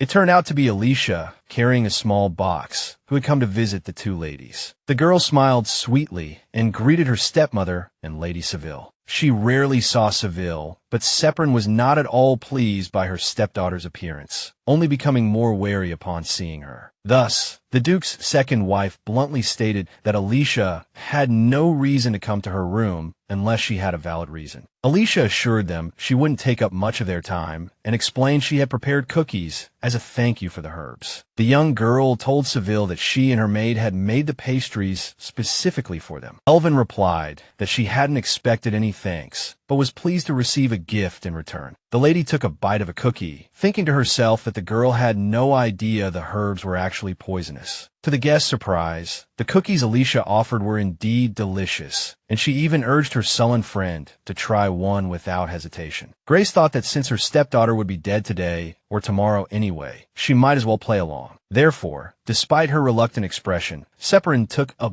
bite of the pastry. Alicia, standing beside the two ladies, waited until they had both tasted the cookies before asking how they were. Then, the young girl casually mentioned that she had added the herbs Seville had given her to the cookies. Both friends were horrified, as they were well aware of the poison's effects. Elven was momentarily speechless, filled with terror by the Duke's daughter's words. Even Grace, known for her cunning and suspicion, couldn't have foreseen this outcome. Alicia touched a cookie, expressing surprise that the herbs hadn't imparted any scent. In front of the two friends, Alicia slowly took a small bite of the cookie, deliberately making every movement slow and deliberate. Just then, Seville jumped up, shouting that Alicia mustn't eat the cookies. But in reality, Alicia hadn't added any herbs to the cookies, as she had already guessed the truth. So now she ate the pastry calmly, completely unafraid, in stark contrast to the two ladies. Alicia turned to look Grace directly in the eye, saying she had forgotten to add the herbs, which was why there was no taste. At this point, Separin was practically seething with rage. Realizing there was nothing more she could do there, Alicia left the room, the atmosphere having become too stifling. As soon as she was gone, Lady Seville sighed heavily, already resigned to the fact that they would both die such a foolish death. But Duke Creed's second wife wasn't so calm. She threw the cookie against the wall with all her might. The sudden action startled even the well-composed Lady Elven, while Grace insisted that everything would be all right, that she would take care of it herself. Grace turned to her friend, urging her not to worry, as she had regained her composure. Meanwhile, Alicia ran down the hallway as fast as she could, putting as much distance as possible between herself and her stepmother's room. No matter how composed she appeared in front of Grace, she was still terrified of interacting with her. Suddenly, a figure jumped out from around the corner, nearly colliding with Duke Creed's other daughter. It was Jezebel, who immediately began to scold, saying running like that could lead to a nasty fall. Since Grace's daughter had never met Alicia directly before and didn't even recognize her, and Alicia herself couldn't stay put, she quickly apologized and ran off, leaving the other girl alone. However, Alicia suspected that the mysterious stranger was Mill's daughter. That night, Alicia dreamt she was a child again, cradled in her mother's arms. The woman held her daughter carefully and tenderly, smiling softly at her. In the dream, Alicia watched this beautiful scene from the side, marveling at the sight. She had longed to see her mother, even in a dream, and now her wish had finally come true. Before Alicia could even think of speaking to her mother, someone grabbed her shoulder. She turned to see Grace standing behind her, a maniacal smile on her face, asking where she thought she was going. Just as Alicia prepared to resist, she realized how helpless she was. The woman dragged the child directly towards the two servants and the sack that had abandoned her in the forest. But Alicia refused to play by Separin's rules any longer and wrenched herself free from her stepmother's grasp. However, the Duke's daughter didn't get far. Ahead of her stretched a seemingly bottomless expanse of water. Alicia looked back to see how close Grace was when suddenly a hand appeared beside her head. Without hesitation, Duke Creed's second wife shoved her into the water, showing no remorse for her demise. No matter how much Alicia struggled, the turbulent currents pulled her deeper and deeper. Alicia couldn't accept that she would die so easily again before she even had a chance to truly live. After a while, whimpering from the ordeal of the dream, she finally woke up in her bed. Opening her eyes, she felt a wetness at the corners and a strange bandage around her head. The girl sat up abruptly, immediately recognizing her room, though she could hardly believe what she had just witnessed was only a dream. As she slowly came to her senses, she noticed a figure beside her in her peripheral vision. It was Duke Creed, inexplicably asleep by his daughter's bedside. The man was clearly worried about her in his sleep, barely opening his eyes and murmuring something with concern. A few seconds later, as if sensing his daughter's gaze, Creed opened his eyes and immediately noticed that the girl was awake, startling him so much that he practically jumped. Creed urged Alicia to lie back down, worried that she might suddenly develop another fever. He admitted that he was terrified when she had fainted so suddenly, completely unprepared for it. Alicia placed her hand over her father's, explaining that she had simply been in the cold air for too long. She felt much better now. She reassured him once again. But these words weren't enough to completely reassure the Duke. He tucked her in with a blanket, declaring that she must stay in bed for 3 days. Alicia then realized that she had developed a low fever almost immediately after her brief conversation with Grace. To the girl's surprise, Creed spoke again, this time sounding unsure of himself, his face etched with sadness. He pleaded with her not to pretend to be happy when she was suffering. In truth, Alicia had lived a long life, but none of that mattered now. Embarrassed by her father's concerned plea, Alicia burrowed under the covers without answering. The man immediately grew more worried, assuming she was feeling unwell. But at that moment, the only thought in the girl's mind was that her resentment towards her father was fading, replaced by a growing love. Not wanting to worry him further, Alicia emerged from beneath the covers. Then, she timidly asked her father to stay with her until she fell asleep. This request surprised Duke Creed somewhat, as he would have done even more for his daughter. However, the Duke agreed, promising to stay by her side even if she woke up. A few days later, when Alicia had fully recovered, she teleported to Giordano Manor. Alicia had heard that Bowen was leaving in a few days, so she wanted to say goodbye. The mage reminded her not to try to cling to him every day, as they would be leaving early. To this, Alicia smiled and replied that she would give the Duke his gift now. In truth, she immediately confessed her worry about what she had prepared. More than anything, she was worried whether the mage would like her gift. However, Alicia decided not to back down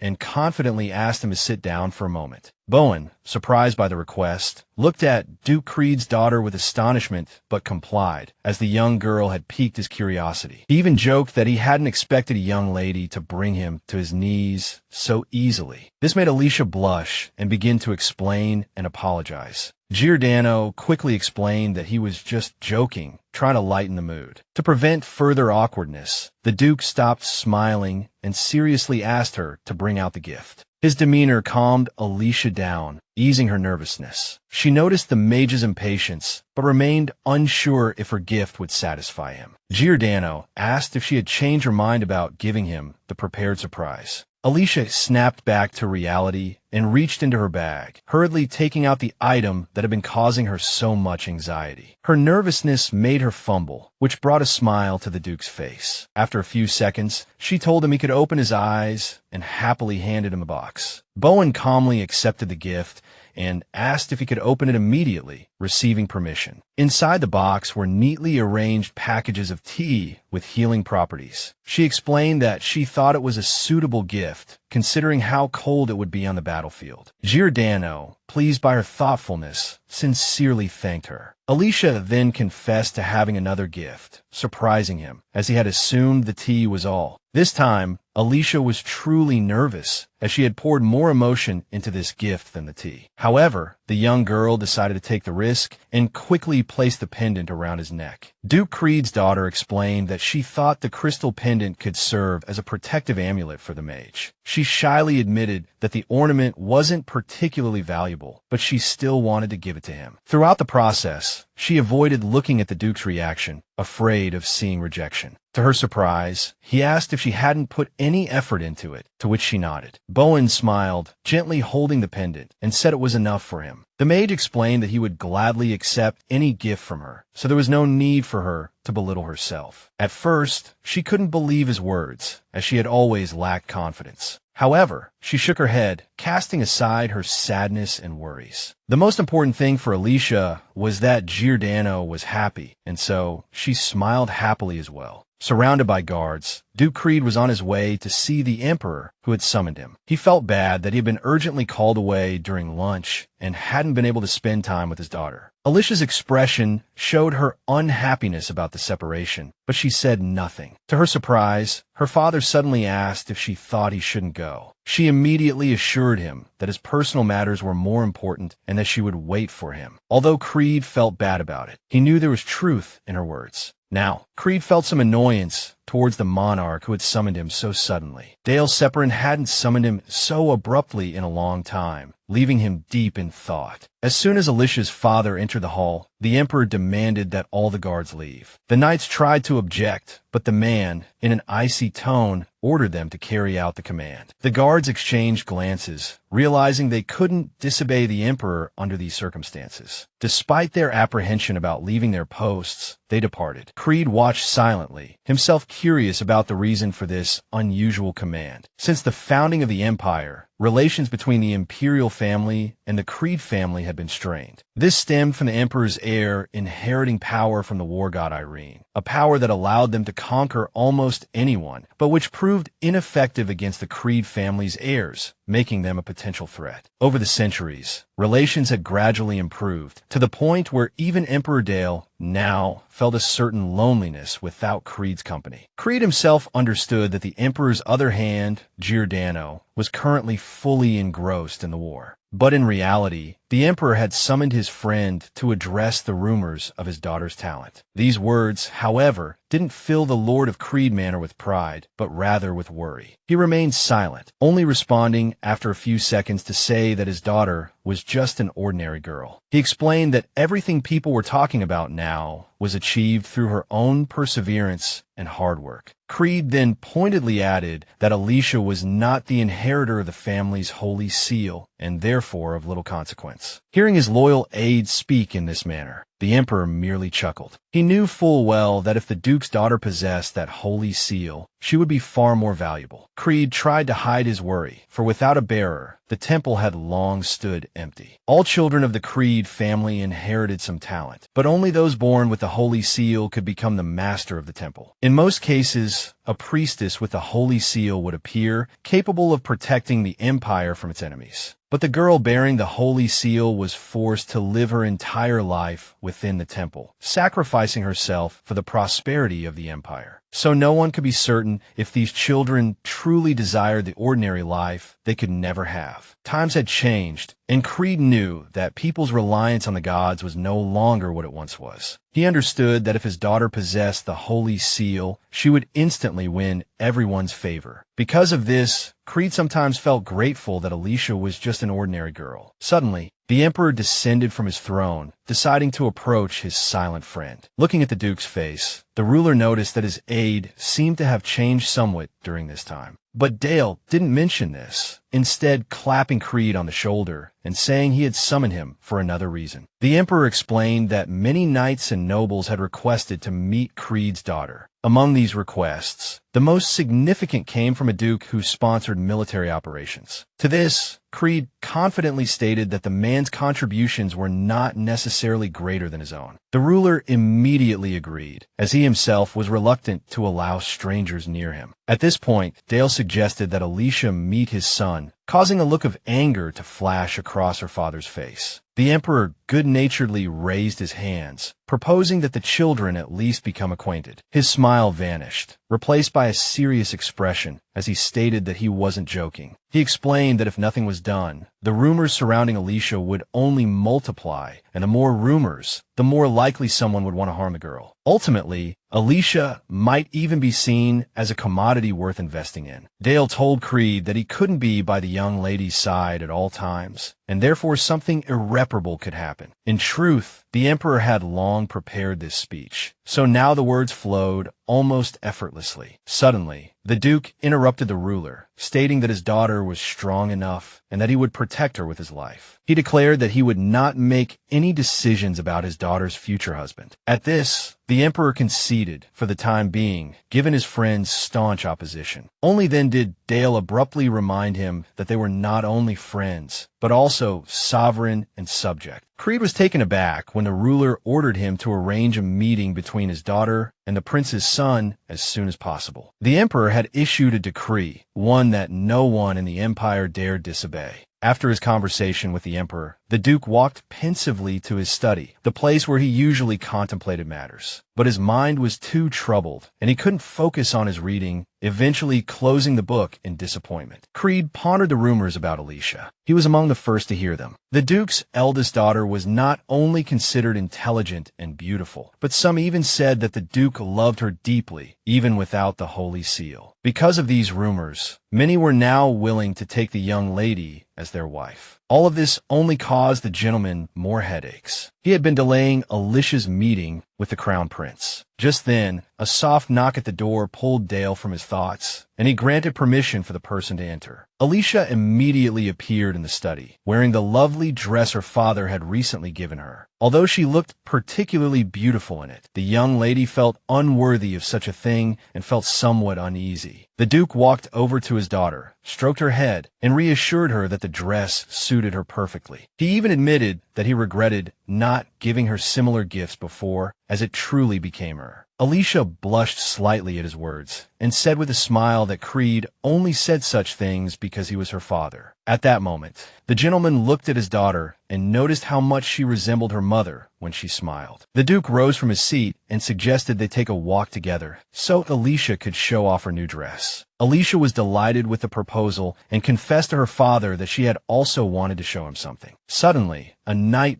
burst into the study, breaking the rule that no one should enter without permission. The boy excitedly explained that he had done so because the imperial carriage was approaching the gate. As a result, Alicia, who had finally been able to take a walk with her father, was left alone once more. She noticed her father's visible tension upon hearing the news of the carriage, and he asked her to wait for him. The man also instructed Alicia not to go near the main gate recently, without offering any explanation. The young girl asked if something important had happened and if she should be worried. The lord of the manor turned and looked tenderly at his daughter, assuring her that everything was normal. He then stroked Alicia's head again and promised to return soon, telling her not to worry. However, the young lady still sensed that her father was more flustered than ever. Therefore, she didn't believe that nothing was wrong, as her father wouldn't act this way otherwise. So, despite being told to wait, Alicia couldn't resist trying to figure things out. She devised a plan to hide in the garden and observe discreetly. At that moment, Creed arrived at the main gate to greet the visitors. His aide informed him that it was just a friendly visit, nothing more. They had even been instructed to deliver His Majesty's gifts to his loyal ally and friend. But the Duke didn't believe a word the servant said and demanded clarification on the purpose of the visit. The servants couldn't refute their master's words. After all, he was right. The royal family would never visit without reason. Meanwhile, Creed demanded to be taken to see who was inside the carriage. The aide, seemingly tasked with a mission, tried to distract everyone, but to no avail. Duke Creed was determined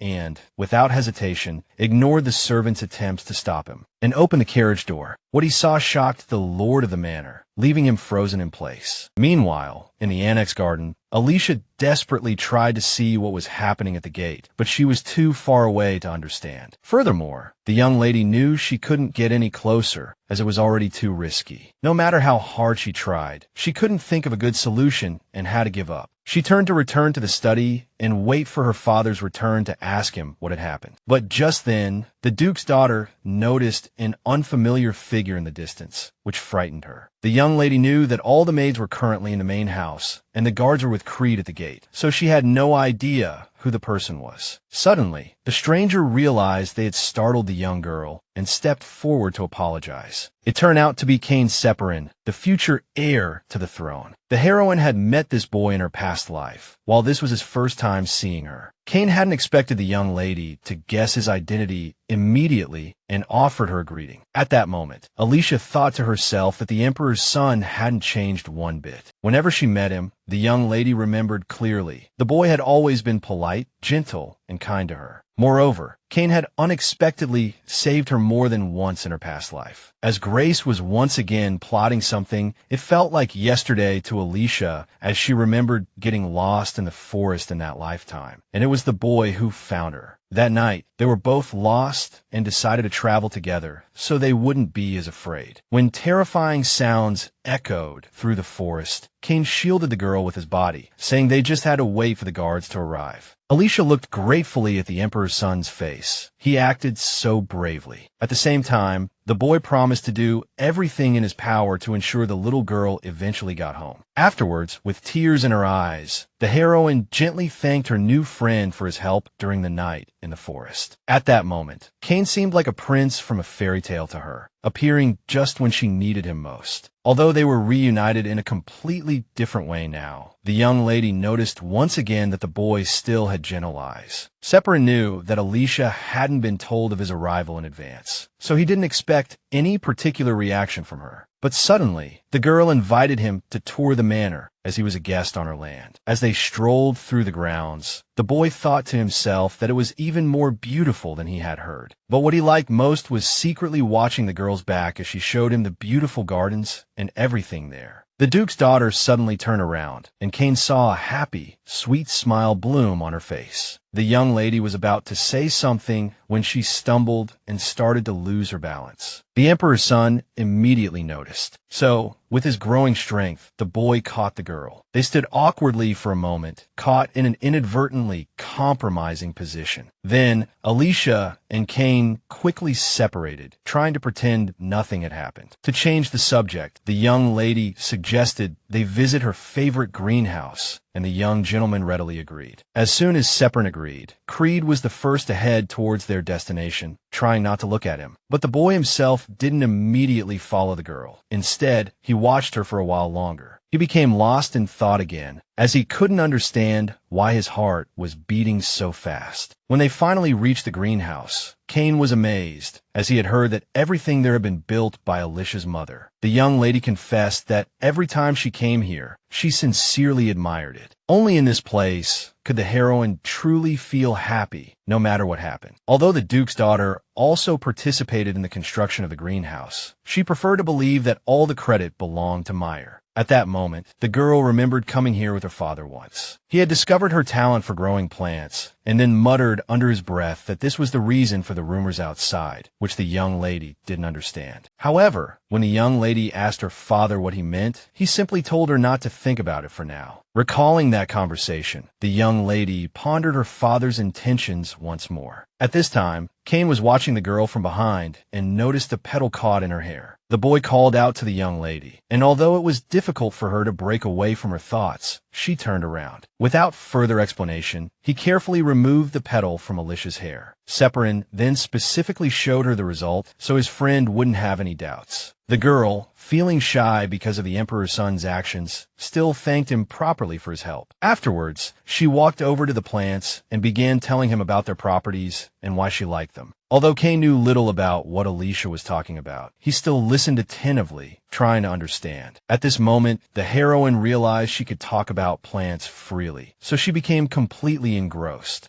When Separin mentioned that he had traveled to different continents and seen various plants, the young lady was filled with curiosity. The boy smiled gently and said he would be happy to tell her everything he knew. Hearing this, the young lady was overjoyed and couldn't help but grab her new friend's hand. But before Alicia could speak, suddenly, the sound of the greenhouse door opening came from behind her. The Duke was extremely angry, as he had searched the entire manor for the Emperor's son and his daughter. When he checked the carriage, it was empty, and none of the servants in the manor had seen the guest either. Creed admitted that he had never imagined the children would end up in the greenhouse. Upon being discovered, the young gentleman greeted the Duke, expressing his pleasure at seeing him. Cain explained that his father had sent him to see Alicia, though Creed was well aware this wasn't the case. Cain promised to observe all proper etiquette on his next visit, but Creed expressed his hope that there wouldn't be a next time. Alicia, sensing the tension, deliberately diverted her father's attention away from their guest. She expressed her eagerness to hear Cain tell her about the other continents he had visited. Listening to her, Cain affirmed in his mind that the Creed family was exactly as his father had described. Having already lingered too long, Cain announced his departure. The Emperor's son explained that, as he hadn't been formally invited, a short visit was all that was appropriate. He then hinted that he hoped to receive a formal invitation soon. The Duke stood by, not interfering with the children's farewell, but displeased to be entangled once more in the affairs of the imperial family. At that moment, Cain kissed Alicia's hand and asked her to call him by his first name next time. Alicia, already familiar with the customs of the ruler's son, wasn't surprised and obediently agreed. A short while later, as father and daughter saw their guest off, Creed's face was pale, while Alicia seemed perfectly content, for his daughter's sake. However, the Duke was willing to endure much and eventually calmed himself. Suddenly, the young girl turned to her father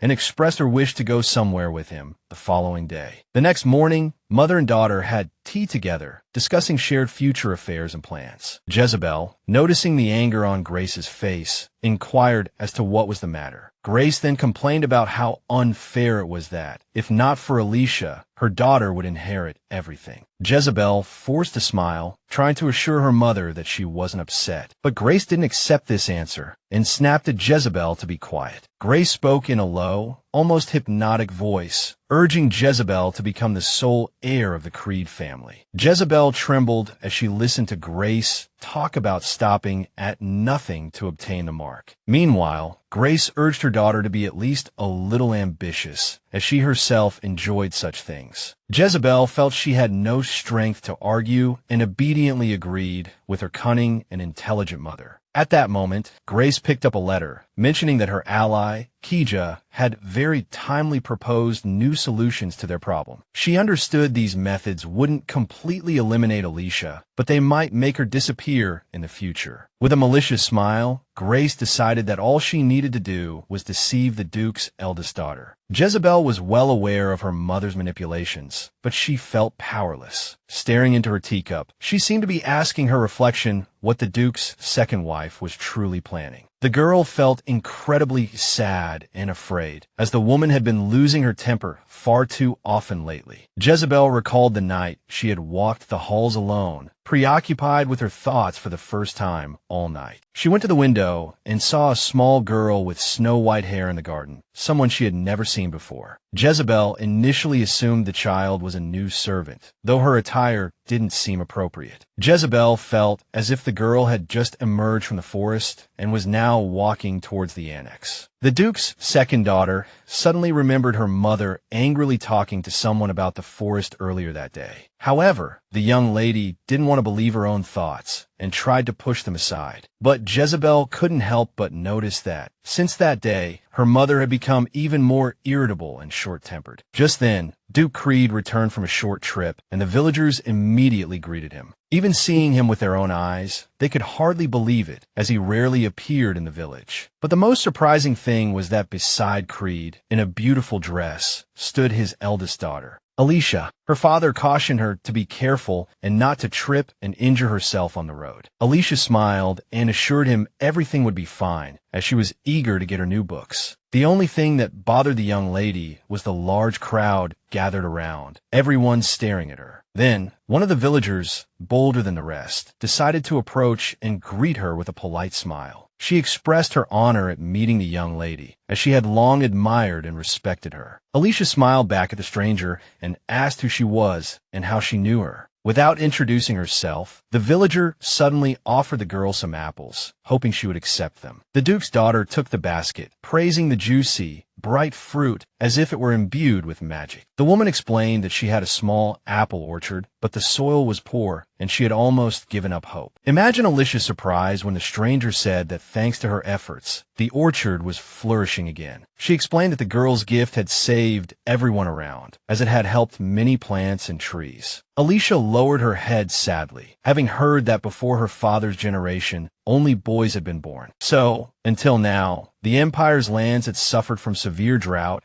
and had only recently become fertile again. Alicia thanked the woman for her kind words and again asked her name. The woman immediately introduced herself as Ekna. Afterward, Alicia promised the villager that she would gladly enjoy the apples, which made Ekna very happy. Then Ekna left, and the Duke's daughter watched her gratefully, as she hadn't expected to receive a gift. Alicia really wanted to go to the bookstore quickly, so she asked her father to hurry. But her father said that many people wanted to talk to Alicia, and only then did she notice that the Duke was right. As a result, a few hours later, the Creed family carriage was overflowing with various gifts from the villagers. They were already on their way back when Creed asked Alicia if she was disappointed that she hadn't been able to go to the bookstore. To this, Alicia replied that she was, on the contrary, very happy that so many people were grateful to her, adding that she hoped to live a long life. The Duke embraced his daughter, saying that she would certainly succeed, and he would do everything in his power to help her. The girl leaned against her father, almost inaudibly, whispering that she hoped to spend her whole life with him. Having said this, the girl raised her head and looked directly into Creed's eyes, asking him to protect her so they could always be together. The Duke looked at his daughter carefully, then placed his hand on her shoulder reassuringly, calming her down a little. At that moment,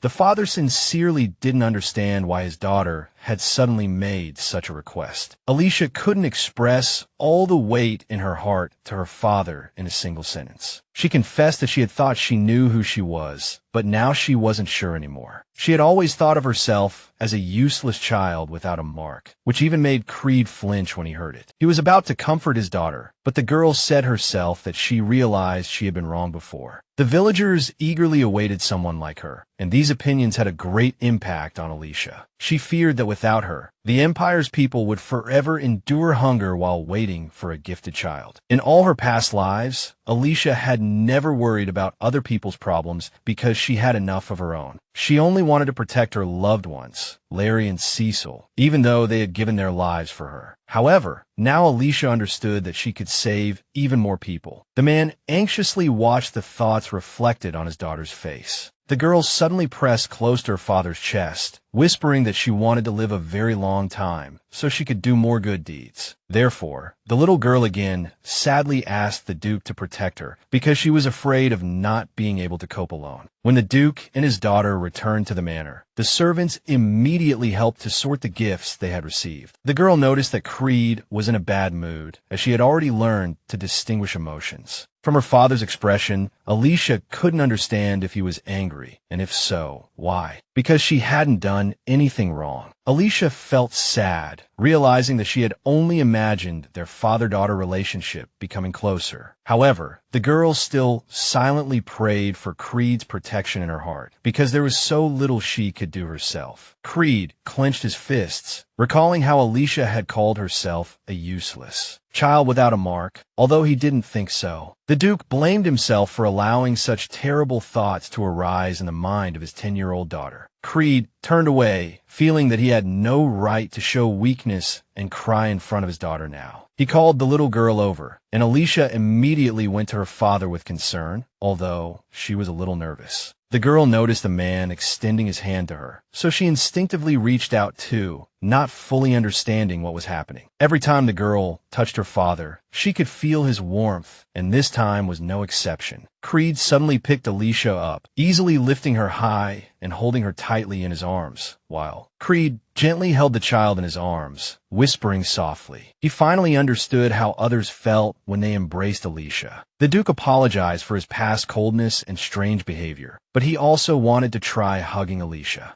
In response, Alicia smiled, fully accepting her father's affection, as she felt similarly. To the little girl's surprise, Creed gently kissed her forehead and called her his most beloved daughter. Then, looking at the girl's surprised expression, he whispered that he, too, wished to live longer with her. With a hint of sadness on his face, the Duke added that he would certainly protect her, so she needn't worry about anything. The man even intended to help everyone Alicia cared about, which made her especially grateful. Alicia had never imagined that Creed would take the initiative to care for her, let alone promise to help her. At this moment, the Duke's daughter was experiencing indescribable joy. She even shed tears at the beauty of everything that was happening. She whispered that she truly hoped this wasn't a dream, and the Duke immediately affirmed that it was all real. Creed remembered the butler telling him a few days ago that all children desperately needed love. Listening to the stories about praising children and patting their heads, Creed realized he had never done such things. Burns had also added that any child needed a gentle but firm hug, even if not frequently. The aide also chimed in, but the Duke said no one had asked him, partly because he himself was ashamed of his past. Creed had mistakenly believed that only the divine mark mattered, but now he understood how wrong he had been. So now, Creed was holding his daughter tightly, not caring whether she possessed power or not. After a while, Alicia returned to her room and immediately went to the window to open the curtains, as she preferred it that way. Cecil immediately noticed the young miss appearing in the annex and rushed over. The aide was surprised to see Alicia tear-stained from the previous conversation. The girl's entire face was swollen from crying, but she herself was very content, having finally had a heart-to-heart talk with her father. The aide offered to apply ice to the young miss's face, but Alicia stopped her, saying everything was fine. Instead, Alicia asked Cecil to tell her why she had run over so quickly. Only then did the maid remember the letter in her hand and immediately handed it to the young miss. Alicia was surprised to find herself invited to Jezebel Creed's birthday banquet. She recalled never having been invited to such events in her past life and was quite astonished. She knew the Creed family never held birthday banquets for children without a mark without the Duke's permission. Only Alicia knew that her sister didn't actually have a mark, contrary to all the rumors. And her father had recently been away on official business, meaning the entire event was arranged by Grace. Alicia couldn't understand what her malicious stepmother was planning this time, and worried that someone might be plotting against her. However, Alicia believed that the insidious woman wouldn't kill her as easily as before. She suddenly realized that she was simply invited to a birthday banquet and could take the opportunity to ease their relationship. In any case, Alicia tried to approach the event with a light heart and told the maid not to worry. She understood that if she appeared at the banquet, no one would be truly happy, but she still smiled. But Cecil didn't share the young Mrs. sentiment and was very excited about what was happening. The aide said that Grace, for some reason, was very much looking forward to Alicia's presence at the banquet. This surprised Alicia. Just before the birthday banquet, the manor was in a state of chaos and bickering due to the preparations. The Duke's eldest daughter watched the servants from the side, noticing everyone was diligently preparing. But Alicia didn't understand why she was approaching the manor, secretly observing everything. She didn't know whether she should quietly wait for her father's return or find a way to contact him. Lost in thought, Alicia didn't notice a similarly small figure quietly approaching. It wasn't until someone called her name that Alicia looked up and saw a familiar face.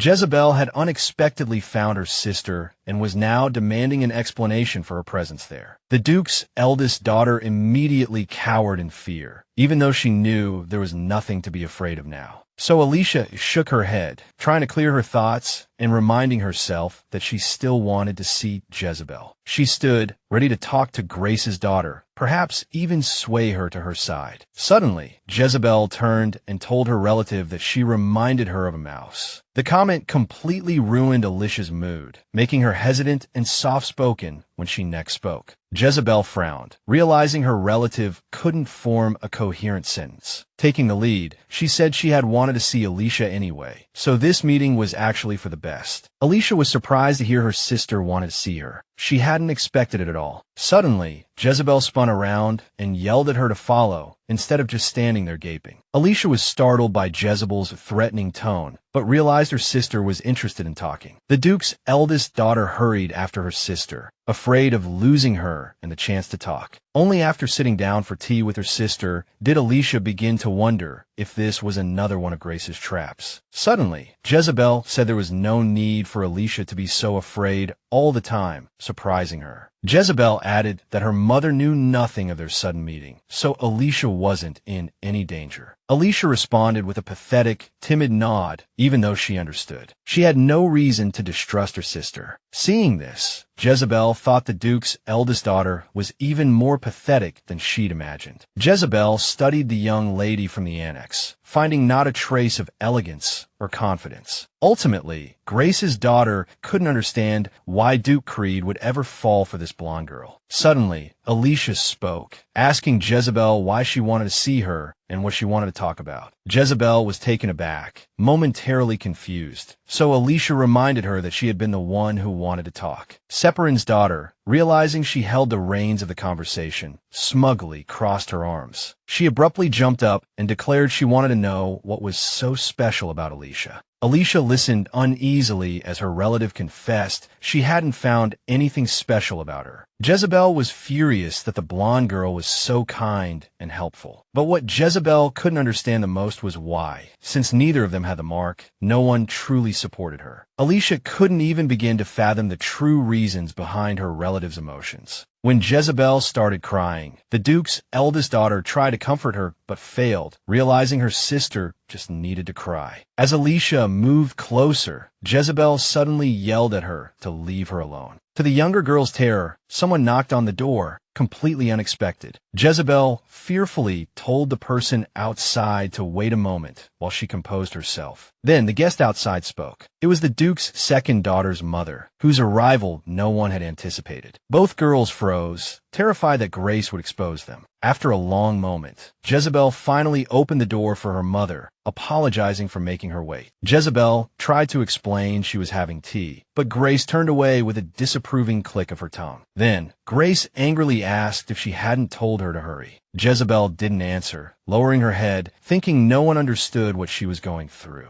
The older Separin hadn't actually heard anything her daughter had said, so Grace softly knelt and took her daughter's hands, making her look into her eyes. She smiled strangely, saying Jezebel should know how much effort she'd put in for them. But Jezebel remained expressionless, as if she didn't believe her mother. Meanwhile, Grace promised to make her the most dazzling young lady, and Separin intended to ensure Jezebel became the sole heir of the Creed family. The girl, however, was extremely reluctant to see this happen and glared at her mother. The Duke's second wife suddenly tightened her grip on her daughter's shoulders, telling her not to act like a child. Jezebel, frightened by her mother's action, obediently nodded. Seeing her daughter had listened, Grace remembered she had come to invite her to try on a dress. She warily scanned her daughter's room, not fully trusting her. But Grace still found nothing, save for a cup on the table and an empty room. So, she and the little girl left the room in silence, carefully closing the door behind them. Meanwhile, Alicia sat just outside Jezebel's bedroom door, her heart pounding. Jezebel waited for a moment after the knock, then waited a bit longer and feeling it was safe to leave, peered outside. Alicia cautiously poked her head out, terrified that Separin might notice her and be waiting. But in the end, there was no one else in the room but her and Jezebel. Relieved, Alicia sank to her knees. Recalling her sister's way of life, the heroine was surprised. She had thought Jezebel would be happy regardless of whether she had a mark or not. But the scene she had just witnessed made Alicia realize that her sister was also plagued by misfortune. A few days later, many people gathered to celebrate the Duke's second daughter's birthday. The women whispered amongst themselves, believing Jezebel to be the true heir of the Creed family. The nobles weren't sure which rumors to believe, but they were happy to discuss the Duke's children. Unexpectedly, a guest approached the birthday girl, wanting to personally present a gift. To everyone's surprise, the Duke's second daughter stood motionless. So the noblewoman repeated herself, wishing the girl a happy birthday. Grace glared at her daughter, who immediately caught the cue and remembered to smile. So Jezebel politely forced a smile, thanking the Countess for the gift. Then, with an even sweeter smile, she added that she would treasure the gift. The guests nearest to the birthday girl immediately found her adorable. Separin smiled with satisfaction, as this was precisely the reaction she desired from the guests. But even so, it wasn't enough for the Duke's second wife. She was still waiting. Just then, the hall doors swung open, announcing the arrival of new guests, and Grace immediately looked towards them. Seeing who it was, a predatory smile spread across Grace's face, for her plan was finally coming to fruition. The aide announced the lady's arrival, and Alicia, who had come alone, appeared before everyone, instantly sparking murmurs. Everyone whispered about how the girl dared to attend such an event. Alicia herself was glad she hadn't brought her maids, as they would surely be upset. Now alone in this cold place, Alicia found it bearable. Suddenly, she heard someone say that she had killed her mother, and yet still dared to walk with her head held high. The women continued to treat increasingly terrible rumors as facts, completely ignoring her. All of this caused the Duke's eldest daughter immense pain, making her shrink within herself. Alicia didn't understand why everyone treated her this way. She felt she hadn't done anything wrong. Jezebel, also witnessing Alicia's predicament, felt that even her mother was going too far. Suddenly, Grace heard an authoritative voice approaching from her left. It was Diana Helding arriving with her children. Many sought to curry favor with her due to her prominent position. Separin was delighted to see the lady and her daughter and son, Charlene and Sarant, respectively. Jezebel, though unfamiliar with the guest, understood from her mother's tone that this lady was important. The Duke's second wife, still smiling, remarked that she hadn't expected Diana herself to attend. She knew full well that if she could establish a connection with Lady Helding, she and her daughter would forever be the center of attention. This lady was extremely well-mannered and acutely aware of her own worth, making her a valuable ally. Charlene had been carefully raised by Diana, just as she had been in her youth, and her eldest son, Sarant, was self-taught and a top student at the Royal Academy. Grace believed that their entire family would be the perfect complement to her and her daughter's beauty. Separin noticed that Lady Helding's attire clashed with her children's. Diana replied that she hadn't realized, but the Duke's second wife said it was of no consequence. Then, the noblewoman approached Jezebel, wishing her a happy birthday, as that was the theme of the gathering. She said the girl looked even more lovely in a dress that matched her mother's. Jezebel, upon hearing Diana's words, politely curtsied and thanked her for the compliment. Grace felt it was time to try and befriend the family, so she moved towards the boy. However, Charlene loudly pointed at someone across the room, interrupting Grace's approach. Lady Helding immediately informed Grace that they were busy at the moment, but they could talk later. Separin, however, didn't give up on the opportunity to interact with the family and asked if they were looking for someone. The Duke's second wife was quite surprised when she heard that Diana and her children were looking for Alicia. As if to confirm this, Charlene suddenly ran straight towards Alicia, exclaiming that she had been wanting to meet her. Grace couldn't believe that such an important family had come solely for the Duke's eldest daughter. Even Alicia herself was unaware of this, and so she was utterly astonished by the whole situation. Faced with all this, Alicia couldn't understand who this little girl was or why she was so excited. Diana, noticing her daughter was making the blonde girl uncomfortable, told her to calm down. The lady then introduced herself to Alicia complimenting her on being even more beautiful than she had heard. Alicia, blushing slightly from shyness, asked to be released from Charlene's grasp so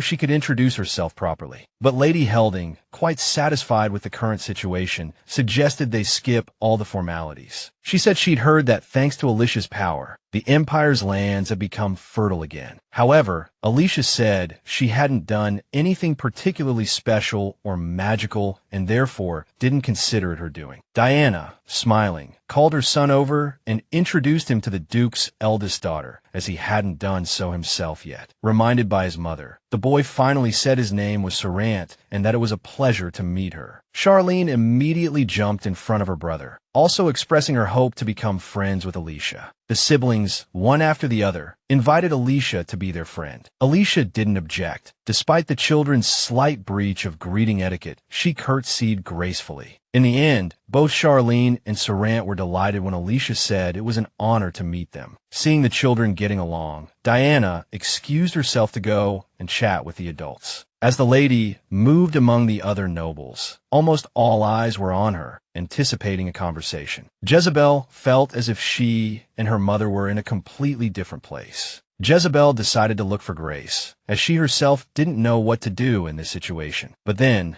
the birthday girl noticed the Duke's second wife trembling with anger and decided not to call out to her. Separin herself couldn't understand why everything had gone wrong again, with Alicia becoming the center of attention. Meanwhile, Charlene was persuading the Duke's eldest daughter to come to their house for tea soon. Passing by, the little girl innocently asked Alicia if it was true that she didn't have a holy mark. Sarant immediately told his sister to be mindful of her words, saying it was impolite to ask such a question. But Alicia herself wasn't offended at all. She confirmed that she hadn't inherited the mark. To this, the lively girl declared that such details didn't matter, as Creed still loved Alicia. However, Alicia wasn't so sure about that, so Diana's daughter immediately began to reassure her. Just then, a noblewoman turned to Charlene, having overheard the children's conversation. The lady gestured to their surroundings, implying that this birthday party was actually for Jezebel. But Lady Helding's daughter wasn't going to give up so easily, so she asked why Creed hadn't come if he truly valued his daughter. The noblewoman couldn't answer, so Grace interjected, saying that Creed was simply too busy. The second wife lied, claiming her husband was very upset when he learned he couldn't attend. The invited guests had no reason to doubt Grace, and immediately began to discuss her words. As if her words were true, neither Sarant nor Charlene could shield Alicia from the hostility of the adults. Grace, commenting that her eldest daughter had become a target, suddenly heard a voice behind her telling her to repeat what she had just said. The woman immediately recognized the tone and voice of the man who shouldn't have been there. Somehow, Duke Creed himself had appeared at the party, extremely displeased with his wife's behavior. Separin put on a sweet smile, attempting to justify herself, but Creed didn't want to hear her explanations. The man sternly declared that his wife would have to answer for her actions today. Alicia, her eyes wide, stared at her father, unable to believe he was actually at the celebration.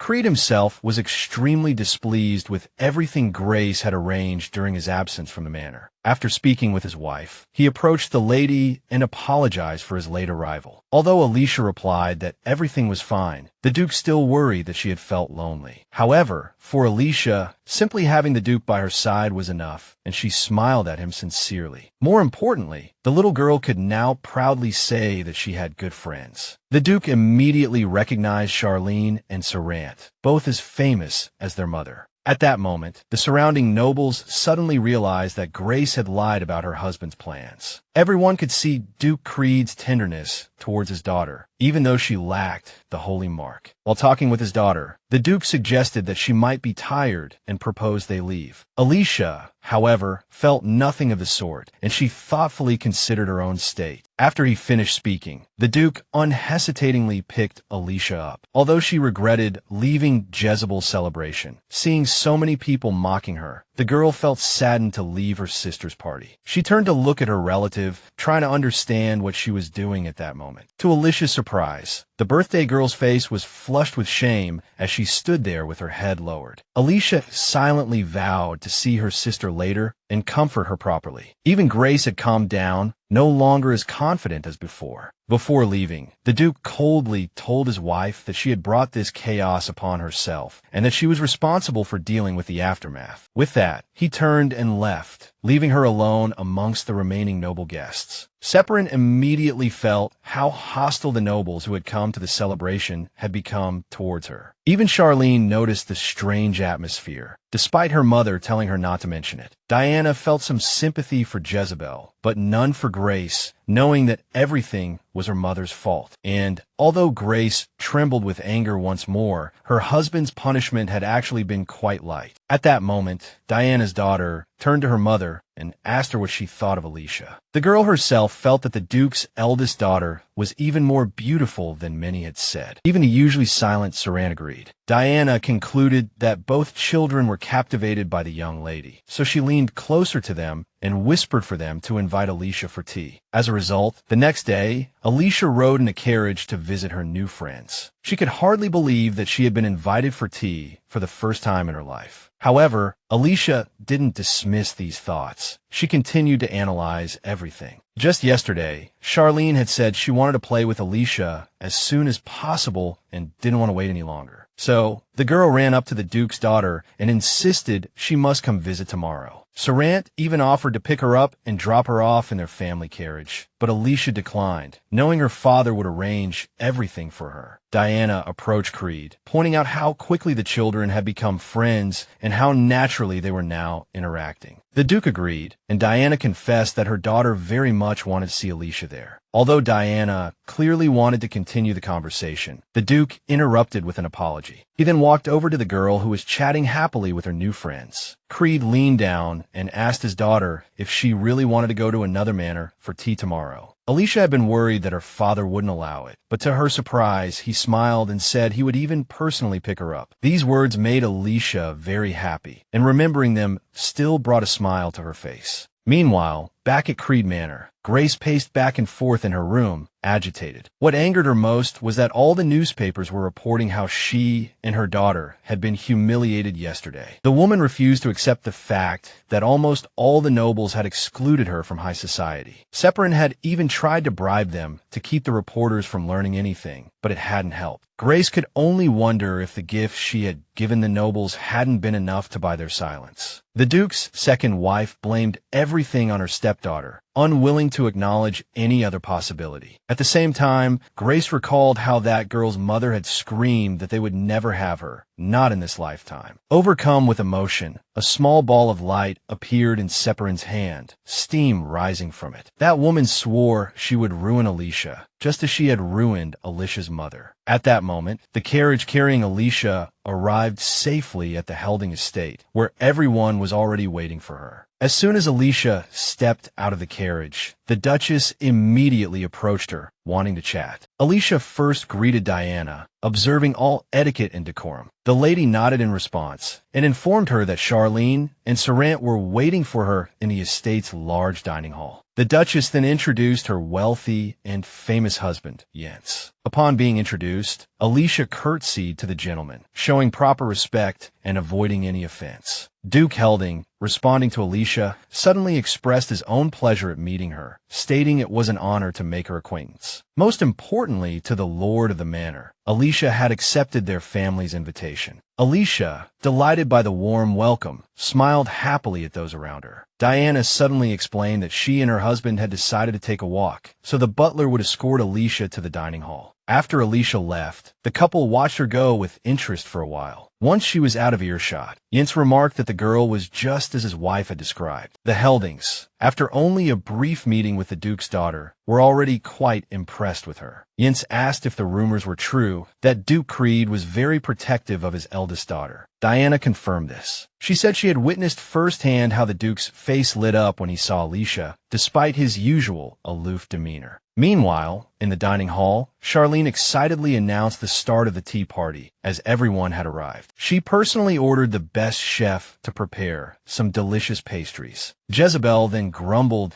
that she had originally planned to play in her room. However, Sarant also wanted to chat with Alicia, so the children all sat down in the dining hall. Alicia said that the more the merrier, and she didn't mind at all. Just then, Sarant suddenly announced that he had a reason for joining them, the Helding heir. Somehow, Sarant had learned that Alicia had recently been studying swordsmanship. Alicia was surprised he knew when he suddenly suggested she train at their estate. Charlene, noticing her new friend seemed lost in thought after her brother's words, asked if something was wrong. Alicia couldn't admit she hadn't expected other students to recognize her. To keep the conversation going, Alicia asked Sarant why he had invited her to train together. He explained that he knew Creed Manor didn't offer swordsmanship instruction, while they had excellent teachers. Jezebel suddenly exclaimed that this way, they could all play together almost every day. Her brother immediately scolded her, but she pretended not to understand his anger. Although Alicia was tempted to train with her new friends, she explained that she had reasons to train elsewhere. The Helding children were visibly disappointed by her answer, but didn't press her further. Sarant confessed his curiosity about Alicia's training, but said he would wait until she was willing to share. Alicia replied with a cheerful smile, promising to tell him eventually. Charlene nudged her brother, asking if he was blushing. He immediately denied it, but she wouldn't let him off the hook easily. Alicia couldn't help but laugh at their banter.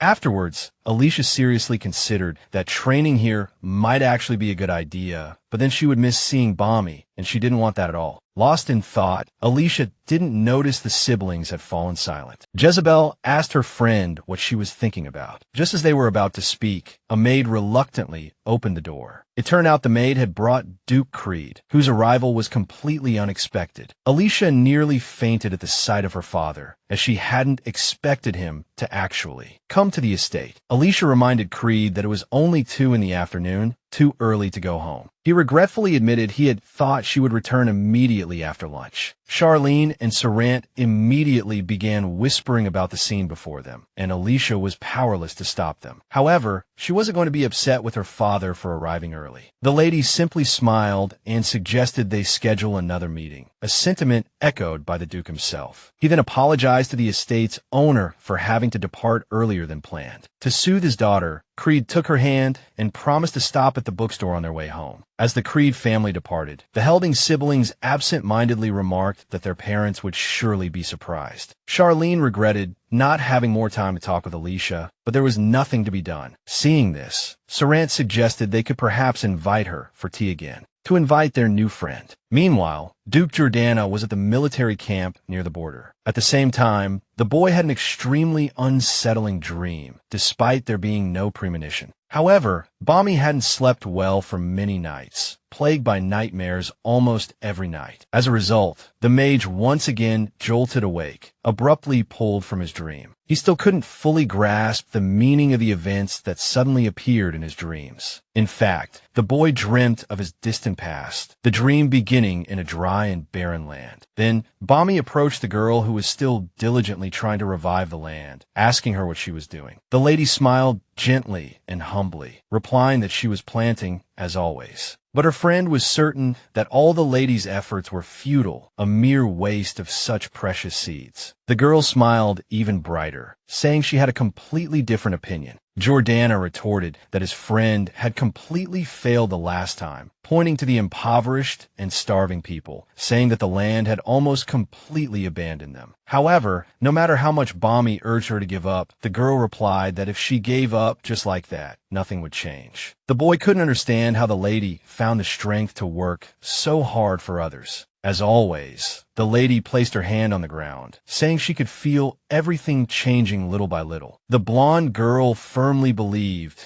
that her words applied not only to the land, but also to the people. After all, inspired by her, the other residents of this almost withered town also began to cultivate the land. The lady approached her friend and asked if he also saw what she saw, if he understood her feelings. The girl, who looked like Alicia, always looked into the eyes of those who hadn't given up. After another segment passed, the Duke felt particularly bewildered, even though he understood that it was all just a dream. Suddenly, an aide rushed into Bommy's tent, shouting that their troops had been ambushed by the enemy. This made Jordana realize that now was not the time to be immersed in his emotions, so he ordered everyone to draw their swords and meet the enemy. After giving the order, the mage himself also went to battle, as he wanted to personally lead the troops. It wasn't until daylight that everything finally ended, and the Duke's troops were able to rest for a while, at least temporarily free from the constant attacks. The aide proudly stated that their losses were minimal at present. However, Bommy stated that even such small losses could not be ignored, otherwise it could lead to danger. Having said that, the mage left everyone, wanting to be alone for a while. He touched the amulet Alicia had given him, hoping the boy would return safely. However, the Duke didn't feel any magic from the item, meaning the lady had simply wished him good luck. Even knowing she didn't possess magic, the lady still believed the gift could serve as a protective charm. When the aide approached the gentleman, he suddenly asked him to ensure everyone's recovery as soon as possible. The knight didn't immediately understand what Jordana meant and asked again. The Duke replied that he intended to return as soon as possible, meaning everyone needed to be able to travel on their own. The servant asked in surprise why Bommy was in such a hurry, and the boy confidently replied that everyone wanted to go home. The aide tried to explain that he didn't mean it that way, but the gentleman was no longer paying attention to him. Alone, the boy wondered why the Duke was suddenly in such a hurry to return. Meanwhile, Alicia was having lunch with her father in the greenhouse when her father suddenly surprised her. He proposed a grand banquet for her 11th birthday, but the lady herself didn't want any of that. She just wanted to spend the day with her father. The lady wasn't opposed to inviting their closest friends and family, but she didn't want a large crowd. Creed had expected his daughter to say this, but he was still visibly disappointed. He clasped his hands nervously, saying he was worried. They had never celebrated a lady's birthday before, so he truly hoped everything would be perfect. It would be his first time formally congratulating a girl. Alicia listened attentively, giving him a chance to speak, even though she had things she wanted to say as well. Afterward, she reminded him that the incident with Jezebel had just occurred and she didn't want to be looked at strangely. So, Alicia suggested that next time, her father could hold a grand banquet for both of them. Finally, Creed sighed in resignation and asked who his daughter took after, being so clever and considerate. No one knew that at this moment, Grace was praying in the temple, hoping all her plans would come to fruition. The lady hadn't come here for no reason. In fact, she had an appointment. It turned out that Grace was waiting for her ally, Priest Kahara, only he was a little late. The man offered no excuses, simply stating that he was often busy. He then asked why Grace wanted to meet him personally, which annoyed her. When she asked how much longer she had to wait, an unreadable glint flashed in the priest's eyes. What angered Saran's mother most was that almost all the attention was now focused on her stepdaughter. Meanwhile, the second wife was trying her best to ensure her own daughter received all the love and attention. But in the end,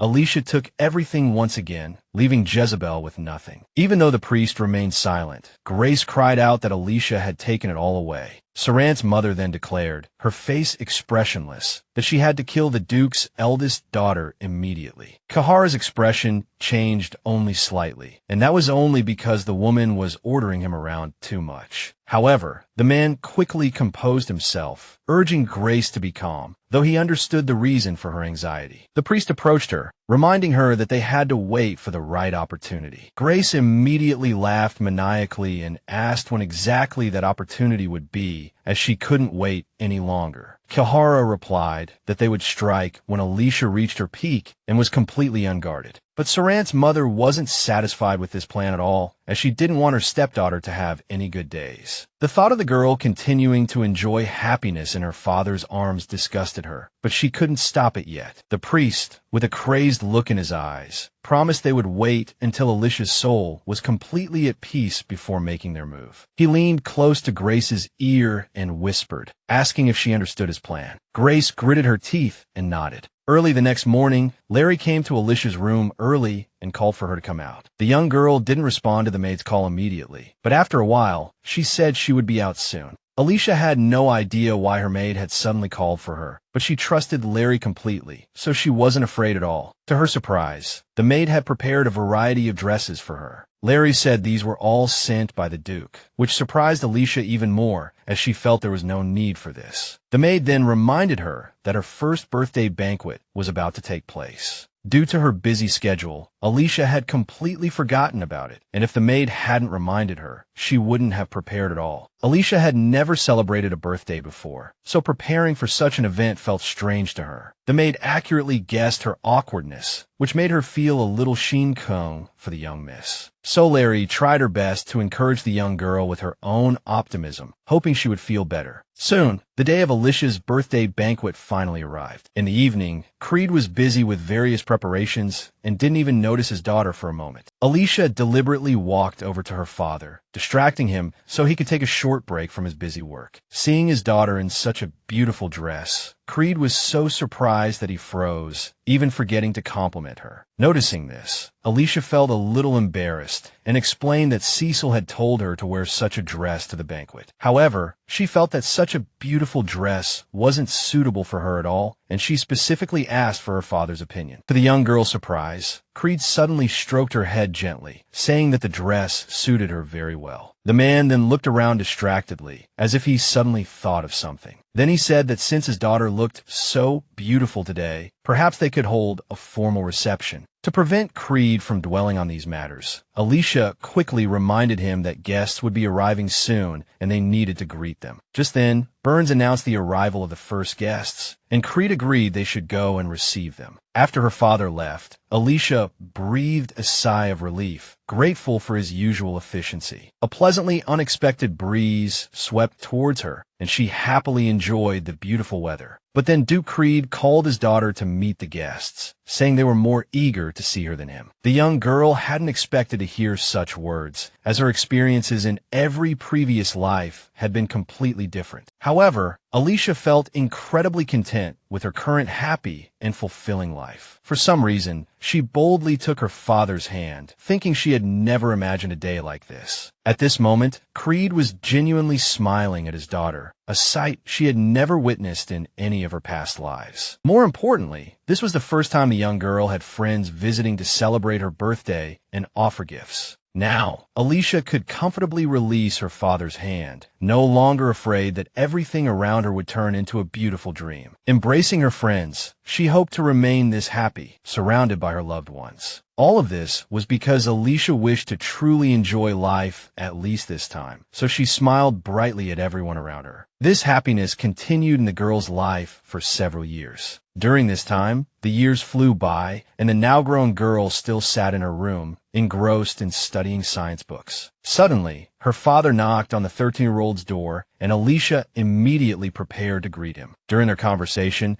she mentioned she could now easily run 30 laps consecutively. The girl admitted that she still found swordsmanship a little challenging, but it was entirely manageable. Listening to his daughter, the man thought about how thin she had been just a few years ago. Creed hadn't even noticed when Alicia had become so sweet, lovely, and adored. Alicia noticed her father looking at her strangely, but he turned away, saying everything was fine. The young girl smiled, and as the Duke watched her smile, he thought about how he wanted her to be even happier. At this moment, the most important thing for the gentleman was for his beloved daughter to smile happily, not to be sad. He placed his teacup on the table and said he wanted to talk to her about her 13th birthday. The man solemnly announced that he would hold a grand reception for her this time. Alicia felt a little shy again, as she always felt timid in such formal settings. But no matter how much the girl tried to persuade him, Creed wouldn't budge, as it was very important to him to properly celebrate his daughter's birthday. Smiling, Alicia asked her father if he was taking it too seriously, as it was just a child's birthday. Although Alicia teased her father, she was still happy that he cared so much for her. The young girl listened quietly as Duke Creed continued to persuade her, hoping she would spend some money on her own celebration. Then, Alicia walked over to her father and suddenly suggested that he celebrate her birthday however he saw fit. Alicia believed that the lord of the manor would surely satisfy all the guests. Creed was surprised to find his daughter trusted him so much, which greatly boosted his confidence. To completely reassure Alicia, Creed extended his pinky finger and made a promise with her that everything would be done to the highest standard. Having just made the verbal agreement, Creed stood up and said he needed to attend to some business. With a nervous heart, the girl thought about how her father had already begun preparations a whole month before her birthday. Alicia hadn't expected the Duke to care so much about the event's preparations. Then, Creed asked Alicia if she had heard about Duke Bommy's return, which greatly surprised the girl. Alicia often thought of this old friend, but until now, there had been no news of him. Out of worry, she even slightly clenched her hands, fearing their first meeting after so many years. However, Alicia didn't reveal her thoughts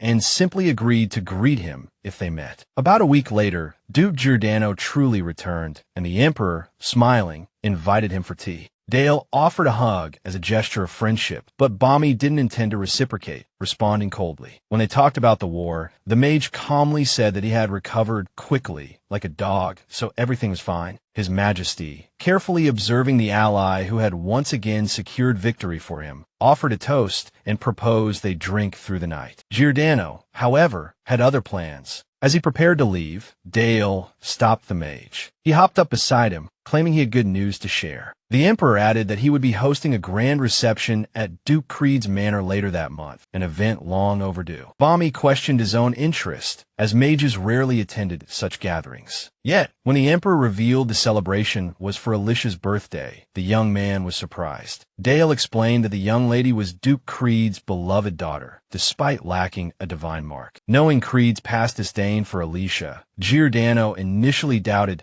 such a drastic change in his demeanor. The mage recalled their first encounter with the young lady, pondering how she must have changed. His Majesty reiterated the Creed family's promise of lavish hospitality for all guests. Bommy, however, was no longer listening. He had turned towards the door, preoccupied with his own pressing matters. Hearing Dale mention his own attendance with a companion, the Duke turned back to the Emperor in surprise. The Emperor then confessed his intention to bring his diligent and intelligent son, Cain, to the celebration. The mage questioned his friend's intentions, but Dale simply explained his desire for the two youngsters to become acquainted. The Duke, however, disbelieved the Emperor's words, regarding him with a look of disdain. As Dale attempted to approach his ally, the dark-haired young man slammed the door shut in displeasure. The Emperor simply smiled, remarking on his inability to understand Bommy despite his best efforts. The jovial atmosphere was merely a facade. In truth, the Emperor was angered by his aide's abrupt exit. Dale, however, refused to let such weighty thoughts ruin a perfectly good day, pushing them aside. Meanwhile, Duke Giordano walked the palace corridors, contemplating the upcoming reception. He recalled the sweet face of the young lady with her ever-present bright smile, but ultimately dismissed it as irrelevant. Yet, that very evening, the young man had already purchased a gift for the Duke's daughter. Despite his initial resistance, he felt a pang of embarrassment, unsure of his own intentions behind the gift. It was of course for Alicia. Upon the mage's return, even the butler, after completing his bath, reported on the young lady's physical training progress. Land confessed his assumption of his master's concern, prompting his early report on Alicia's well-being. Giordano disliked his aide's mention of cherishing the young lady's gift on the battlefield. However, he couldn't deny still wearing the amulet, responding to the servant's report with disgruntled silence. Soon after, the aide suggested the Duke observe the young Mrs. Training himself. Overwhelmed with concern, the mage decided to entrust the gift to Alicia through Land. Suddenly, a knock echoed from his office door. Bommy bade the visitor enter, without even inquiring about their identity. Alicia herself cautiously squeezed through the doorway, appearing somewhat hesitant, wishing to speak with him. She politely asked if she could indeed enter. Initially unaware of her presence, Giordano was momentarily stunned before finally finding his voice and allowing the young lady into his office. Despite his flustered state, the young man was the first to approach her, inquiring about the completion of her training. Alicia confirmed, admitting her initial intention to return home before changing her mind and deciding to visit her friend. The young lady inquired about the mage's well-being, concerned about potential injuries sustained during the war. Giordano knelt before the Duke's daughter, assuring her of his good health and his intention to stay for the time being. Alicia expressed her relief, having feared Bami's departure. The young man attributed it to her, though she remained oblivious to the meaning, creating a slightly awkward moment. Sighing, the mage retrieved an amulet from beneath his clothing, explaining his earlier reference to the gift. He expressed uncertainty, but confessed to a sense of remarkable luck for his squad. This time, the young lady's silence worried the Duke, having just poured out his heart. Alicia snapped out of her daze, expressing her joy at her friend's well-being. More importantly, she was delighted that Bami continued to wear her gift. Giordano, slightly embarrassed by the gratitude, changed the subject, remembering the gift he had for the young lady who was walking towards his desk. He confessed that initially he had intended to have his loyal butler deliver the present. Alicia hadn't expected the mage to have magically prepared such a small surprise for her. The young lady smiled sweetly and thanked him sincerely, completely taken aback by his thoughtfulness. However, Alicia was puzzled as to why Giordano was giving her the gift now, since the celebration was still to come. The Duke confirmed her suspicion, stating that he wouldn't be attending the main festivities. This news visibly upset Alicia, and she didn't even try to hide her emotions. To prevent her from becoming too distressed, Giordano explained that he disliked such events, so she needn't worry about him. She replied that she could always see him at the Duke's manor. But the mage abruptly interrupted her, saying that he thought she shouldn't come there anymore. Startled by his words, the young lady couldn't believe her ears and quickly asked if she had done something wrong. Giordano replied that the problem wasn't her actions. He simply felt that things were good as they were. Duke Giordano explained that it would appear improper for a young lady to frequently visit a gentleman's residence. Later, sitting on her bed, Alicia suspected that Giordano had another reason. Just then, Land entered the room, surprised to find her already back, and her maid's arrival distracted her. The maid scolded her for staying out so late, and Alicia apologized. Alicia didn't explain her late return, preoccupied with packing her belongings. She simply stated that she would train alone from now on. To ease her burden, the maid supported her decision, saying her father would surely help. Land also offered to help organize the things Alicia had brought back and suggested she take a bath. The maid went to the window, muttering that Alicia's training clothes were worn out and needed replacing. Suddenly, she froze, speechless, a rare occurrence for her. Her expression changed drastically, and she even dropped Alicia's things. Then, inexplicably, she opened the window. Just after she did, panicked shouts erupted from below, announcing that the Duke's greenhouse was on fire. Alicia and her maid rushed to the window, their hearts filled with dread as they watched the greenhouse burn. It was indeed engulfed in flames, but no one could say how it had happened. The young lady, who cherished the greenhouse, was near tears as she watched it burn. It was the one place where she could occasionally sense her mother's presence and gentle spirit. This was one of the reasons why Alicia loved spending time there, happily tending to the plants. Now, shocked, she sank to her knees, utterly bewildered. She looked at her maid and asked what would happen if the greenhouse burned down completely and someone got hurt. Land gently embraced the young lady, assuring her that the servants would handle everything. The maid then stood up, confidently declaring that she would go help, but that the young lady should stay in her room for now. Alicia wanted to say she also wanted to help to do something, but the maid had already run out, not hearing her words. The young lady stood frozen, her face a mixture of confusion and fear. She clenched her fists in despair, wondering what was the point of training if she couldn't do anything. The Duke's daughter couldn't understand why she felt so powerless and useless, despite all her efforts to learn. Overwhelmed by emotion, she simply sat on the floor, unable to move. Finally, realizing she couldn't stay like this, Alicia gritted her teeth, forcing herself to calm down and stand up, though her body still trembled. The young lady reminded herself that all her training wasn't meant for her to do nothing in a moment of crisis. She looked out the window to assess the extent of the fire. Seeing the people below still running around in panic, Alicia decided to go downstairs and help. But as she opened the door, she found Grace standing there, glaring angrily at her stepdaughter. Alicia recoiled in surprise, asking how Grace, the Duke's second wife, could be there. Grace didn't offer an explanation, instead asking if the girl was looking for her maid. Then, with a sly smile, Grace declared that they were evidently alone,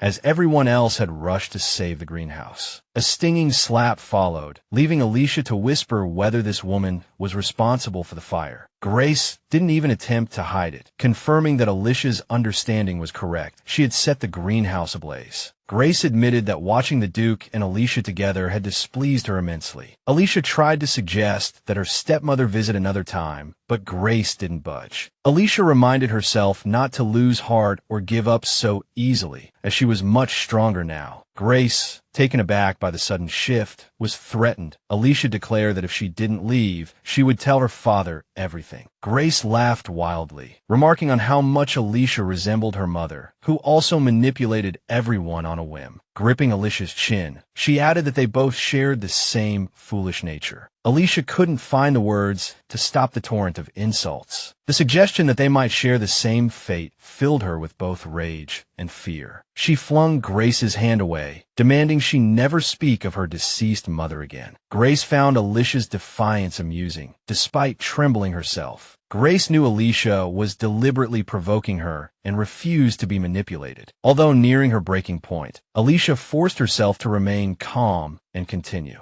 This time, it was Grace's turn to be angered, as Alicia accused her of merely filling the void left by her mother. Grace had indeed used her friendship with the Duke's first wife to her advantage, but she assumed it had gone unnoticed. Alicia continued her relentless attack, stating that while Grace had secured a place by the Duke's side, she hadn't won his love. The very thing Grace dreaded hearing, that Creed disliked her, was now spoken aloud. Uncontrollable rage filled Grace's eyes. She loathed the girl. Grace's claim that she had spared Alicia's life, only to be met with such disrespect, cut Alicia deeply. Alicia's insistence on the truth of her words finally broke Grace. To Alicia's shock, Grace erupted into hysterical laughter. It took a long time for Grace to compose herself, but she wasn't worried. She knew Alicia wouldn't escape. Only when her sanity returned did she realize that killing the Duke's daughter was the only way to find peace. Grace activated her power, stunning Alicia, who had been completely unaware of her stepmother's abilities. Looking into Grace's eyes, she saw an immense power unlike anything she had ever encountered. Unwilling to die, Alicia lunged for the window, knowing she could never fight such a person. But before she could jump, a magical tentacle wrapped around her neck. Grace effortlessly pulled Alicia back into the room, where no one could help her. She mocked Alicia, suggesting she begin begging for mercy, if she had enough air to do so. Grace declared that all her power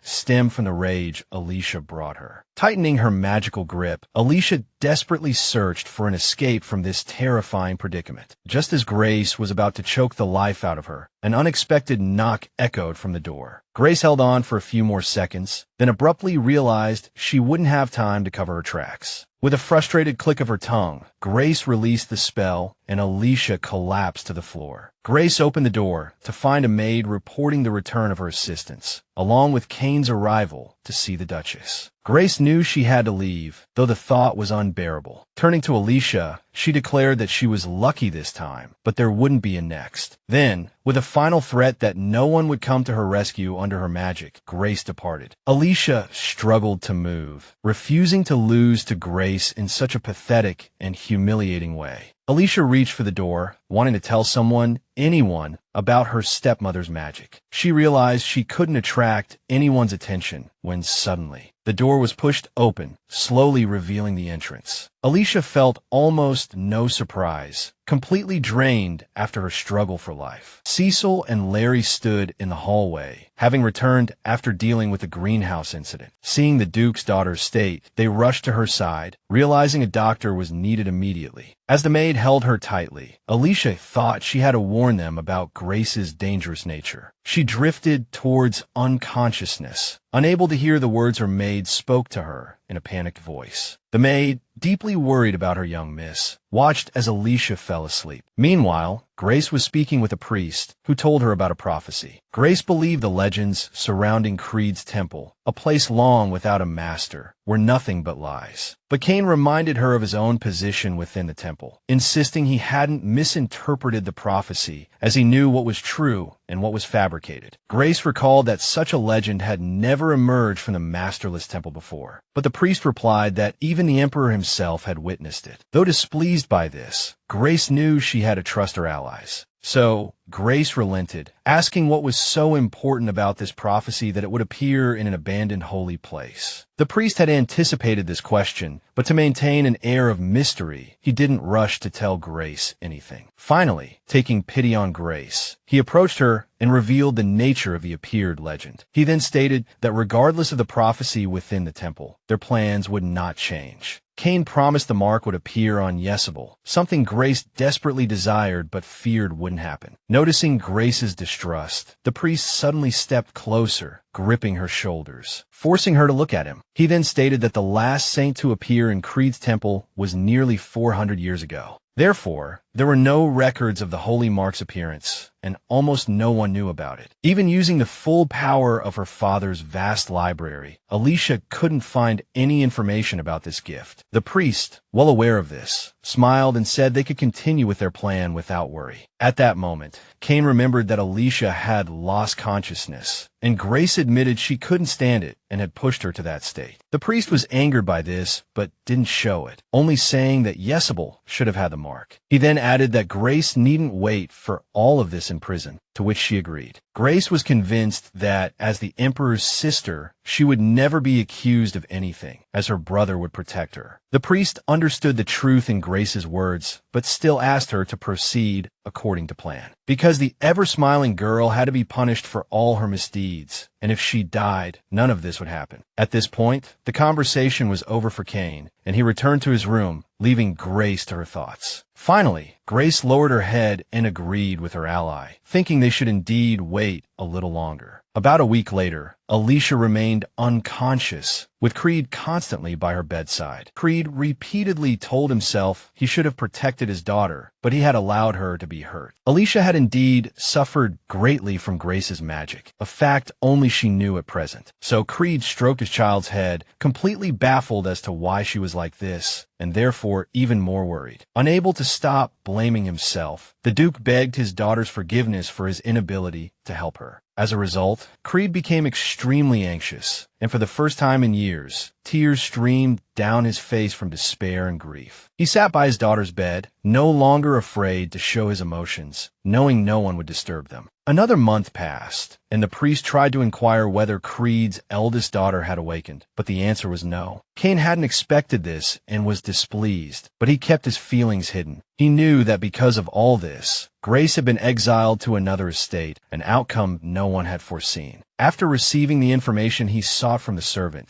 the priest dismissed him, left alone with his thoughts. Returning to his room, Cain approached a magical orb, consoling himself that in his plan, both Grace and Alicia were expendable pawns. The aide, already far down the corridor, suddenly remembered he hadn't revealed everything. In fact, recently, and for reasons unknown, Duke Giordano had been frequently visiting Creed's manor. Bami was doing this because he wanted to help the young lady, but also worried whether she would remember him. No one knew when Alicia would awaken, so everyone could only hope for her well-being. As for the prophecy, a few months before Alicia fell into a coma, the emperor had been praying in a long-deserted temple. It was there that His Majesty caught a glimpse of an unexpected light, divine yet sudden. A powerful beam of light rose from the altar, illuminating the entire temple, followed by a resounding voice. Dale was utterly shocked, realizing that a prophecy was unfolding before his eyes, something that hadn't occurred in a very long time. The voice declared that a blue flower would appear, one that could save the empire, as long as no one trampled it first. It continued, stating that when the flower bloomed, all who stood in its way would be punished. Thus, The messenger of God implored His Majesty to protect this flower from evil forces, no matter the cost. The monarch, immensely relieved that God had not abandoned their land, committed these words to memory. Cain immediately understood that they had heard a true prophecy, finding it incredibly intriguing. 7 years had passed since then, and, as Dale noted during his summons of Duke Creed, much had changed. The man had been despondent, barely caring for his appearance. Now, the Emperor turned to his friend, saying he understood his worry for his daughter, though it had become excessive. When His Majesty reminded Duke Creed that 7 years had passed since the prophecy, the Duke shuddered. His Majesty worried that because no one had received the holy mark in so long, fear had gripped the people. Bill hinted that he needed Dick's help, but he wasn't ready to intervene in this situation. He lamented that he hadn't gotten rid of Grace and her daughter sooner, as they posed a threat to Alicia. Now, the Duke had no choice but to stay by his daughter's bedside, praying for her to open her eyes. Creed remained consumed by guilt, believing he couldn't even save his only child. Seeing the aged state, His Majesty said he fully understood his friend's grief. The Emperor tried to console him, saying it wasn't Dick's fault, but he abruptly stood, unwilling to listen further. Since Alicia's father was in no state to discuss important matters, he decided to finally leave. Creed said that if anything truly important arose, His Majesty could summon him. Dale, seeing his friend in such a state, felt a deep sadness, as it was the first time he had witnessed him like this. Meanwhile, Bonnie was in his manor, brewing a special potion, something he had been doing for 7 years. His butler, Rand, asked if he should stop, but Giordano had no intention of giving up. The mage couldn't bear to watch Alicia die, so he didn't even consider his loyal aide's words. The servant himself didn't want this either, and thus apologized for his suggestion, because it would be too cruel. Then, the master picked up the cup again, the one that allowed him to create the life-sustaining potion, and said he understood Rand's concern. Indeed, the artifact required a great deal of power and had claimed the lives of many who used it. This potion was also known as the elixir of death, but Bonnie, possessing a magical body, could withstand the strain. Conversely, if Giordano didn't help the young miss, he would be consumed by guilt, because in truth, he could have. For the Duke, time had stopped at the age of 20, for so long he couldn't even remember when. As a result, the man felt trapped in time, though initially he didn't understand why. The mage sorrowfully watched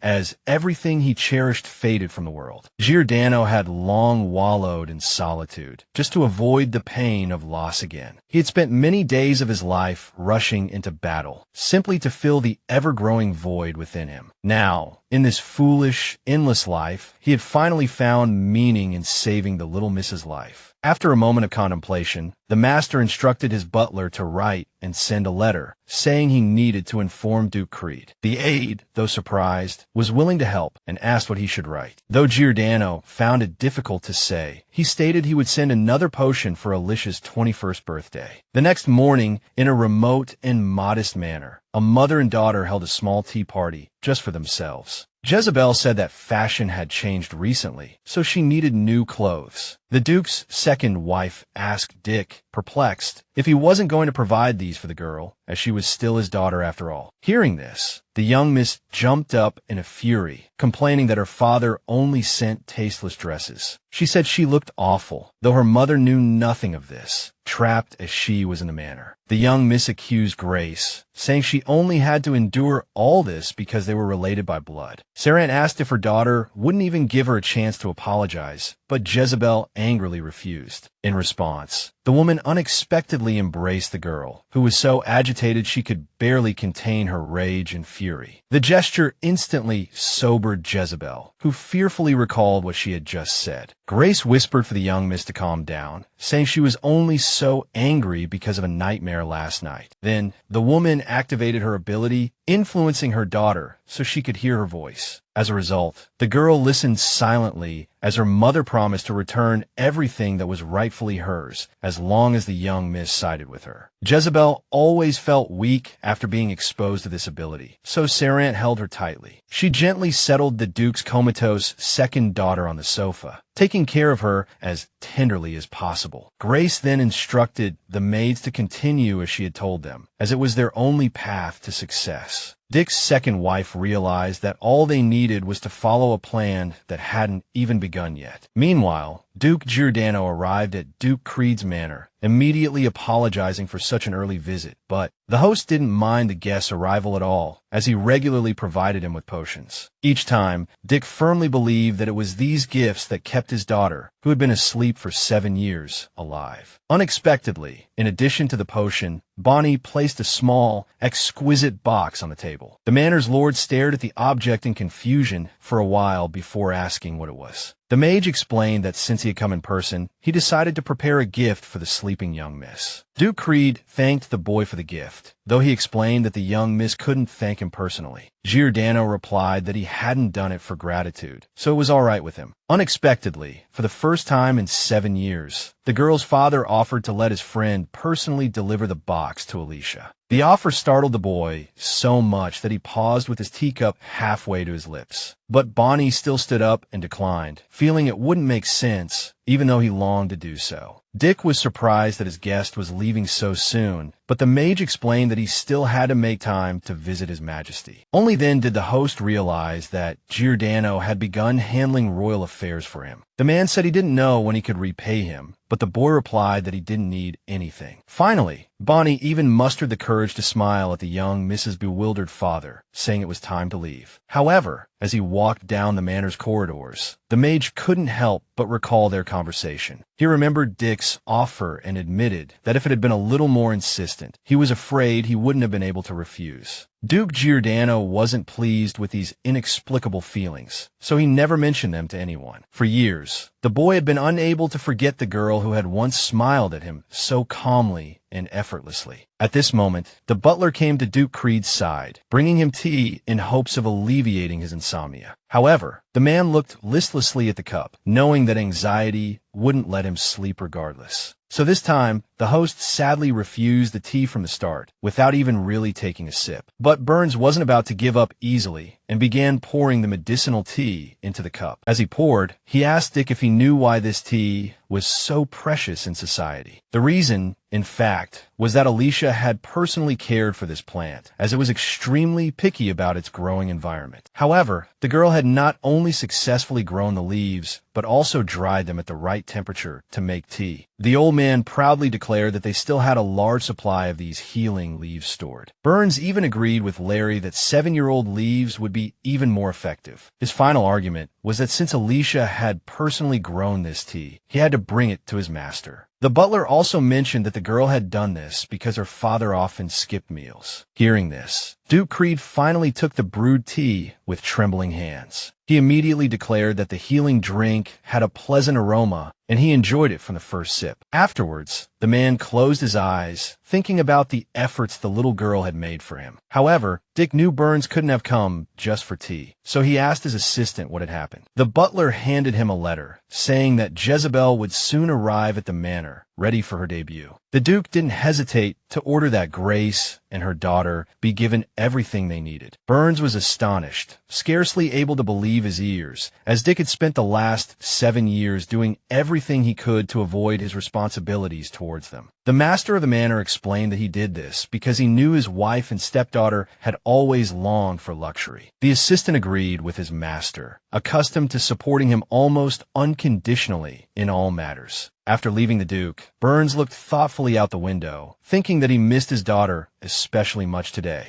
That night, Alicia fell into a deep sleep, as she had for the past 7 years, and never woke up. Suddenly, the young lady's hand twitched slightly, something that hadn't happened in a long time. A few minutes later, the heroine suddenly opened her eyes, but still didn't move from the bed. Alicia sat up, completely bewildered as to what had happened and why her body ached so much after a normal sleep. But what surprised her most was that tears were streaming down her cheeks, even though she didn't feel sad. To her great astonishment, the young lady suddenly realized that her body was much larger than she remembered. Moreover, for some reason, every part of her body ached, so the girl lay back down, trying to make herself more comfortable. However, a few seconds later, she sat up again, still not understanding why she was in pain. At this moment, Alicia remembered Grace bursting into her room and attacking her, which frightened her again. But before the young lady could recall more, a light suddenly appeared in the room, forcing Alicia to close her eyes. The girl was surprised by what was happening, but not too scared, as she hadn't contracted any dangerous illness. Suddenly, a divine representative named Lake appeared in the air, and he immediately recognized that the young lady had awakened. The boy was happy to see her, as it had been a long time since their last meeting, although the heroine didn't know it yet. Understanding the girl's difficulty in moving, the deity enveloped her in magic, helping her to recover. Having done this, he proudly hovered in the air, arms crossed, pleased with his work. Alicia immediately felt much better and thanked Lake for helping her so easily. Then, the young lady remembered the fire in the greenhouse and asked what had happened and if anyone had been hurt. Hearing this question, the boy frowned sadly and asked if the young lady really didn't remember anything. The heroine admitted that her last memory was of being attacked by Grace. The Duke's daughter fell into thought, saying that she had fallen asleep after that, as if she had had a long and sad dream. The divine representative acknowledged that the young lady had slept for a long time and could have had any kind of dream during that period. The girl immediately asked how long she had been unconscious, and the boy gave the number 7 years. This news was like a bolt from the blue for Alicia, as she felt as if she had only slept for a few minutes. At first, the heroine couldn't even believe it was true, although she had already noticed the changes in her body. To fully believe the deity's words, Alicia rushed to the full-length mirror against the wall. In the mirror, the young lady indeed saw a mature version of herself, an age she had rarely reached in her past lives. The young lady couldn't even believe that it was her, and Lake understood this, given how long she had been asleep. In fact, the heroine was so surprised because she had never expected to see herself grow to this age. In the past, she had always died before reaching this age, so everything felt unfamiliar to her. But in the end, Alicia still felt as if the person in the mirror wasn't her, even though she could clearly feel her own body. Furthermore, the young lady worried that this might be her last reincarnation, and she had foolishly slept through 7 years of it. Lake tried to comfort Alicia, saying that she had almost died, but had survived in the end. However, the divine representative quickly realized that these words didn't comfort the girl much, and she remained worried. The Duke's daughter even pounded her fists on the nightstand in despair, fully expressing her resistance to the current situation. Finally, the girl poured herself a glass of water, drank it in one gulp, and only then did she feel a little better. Alicia turned to Lake and told him that even though she was upset, the 7 lost years could never be returned. The divine representative was surprised by the girl's way of thinking, as he had assumed it would take her much longer to accept reality. He smiled and admitted that he had been worried that although the young lady looked like an adult on the outside, her mind was still that of a child. Alicia understood this herself, but she still asked her friend to tell her what had happened during those 7 years. Lake immediately warned that he would tell everything briefly, otherwise their conversation would be too long. When they finished speaking, Lake disappeared, and the girl sat at the table by the bed, seriously thinking about what to do next. From what the divine representative had told her, Alicia realized how much her father had cared for her while she was unconscious. To sort out her thoughts, the young lady decided to write down everything she needed to do in a notebook. In the future that the young lady remembered, there were only 2 years left, and the worst of it was the cold and cruel winter. With the arrival of winter, a terrible disease would also spread, and there were no plants that could serve as an antidote. So many people died because of it. The main problem Alicia had to solve was precisely this coming winter. She remembered that the nobles, in order to survive, spared no expense in hiring magicians. But ordinary people quickly died of illness or starvation, as not a single noble was willing to help them, without exception. So in her past life, the young lady often saw that there wasn't even enough space in the cemeteries for burial. Therefore, the young lady set herself the task of finding a powerful magic stone before the arrival of this evil and cruel winter. Because these stones were extremely expensive, only those nobles who were afraid of death could afford them. Alicia knew how to acquire a large number of magic stones, but she felt sad because there was no guarantee that her plan would succeed. She learned that during her sleep, Kahar had risen step by step, eventually becoming the high priest. The girl also remembered that before she lost consciousness, it was this priest who came to talk to her stepmother. From this, it seemed that there was some kind of connection between them, although the Duke's daughter did not know the details. What frightened the girl most was the power Grace used, because she had never encountered anything like it in her past life. As she was thinking about this, the Duke's daughter suddenly felt a sharp, intense pain in her right hand, and her wrist also inexplicably stung. The young lady looked closely at her hand, as she had no other choice. When the girl saw what was on her hand, her eyes widened in surprise. Incredibly, Alicia had received the divine mark,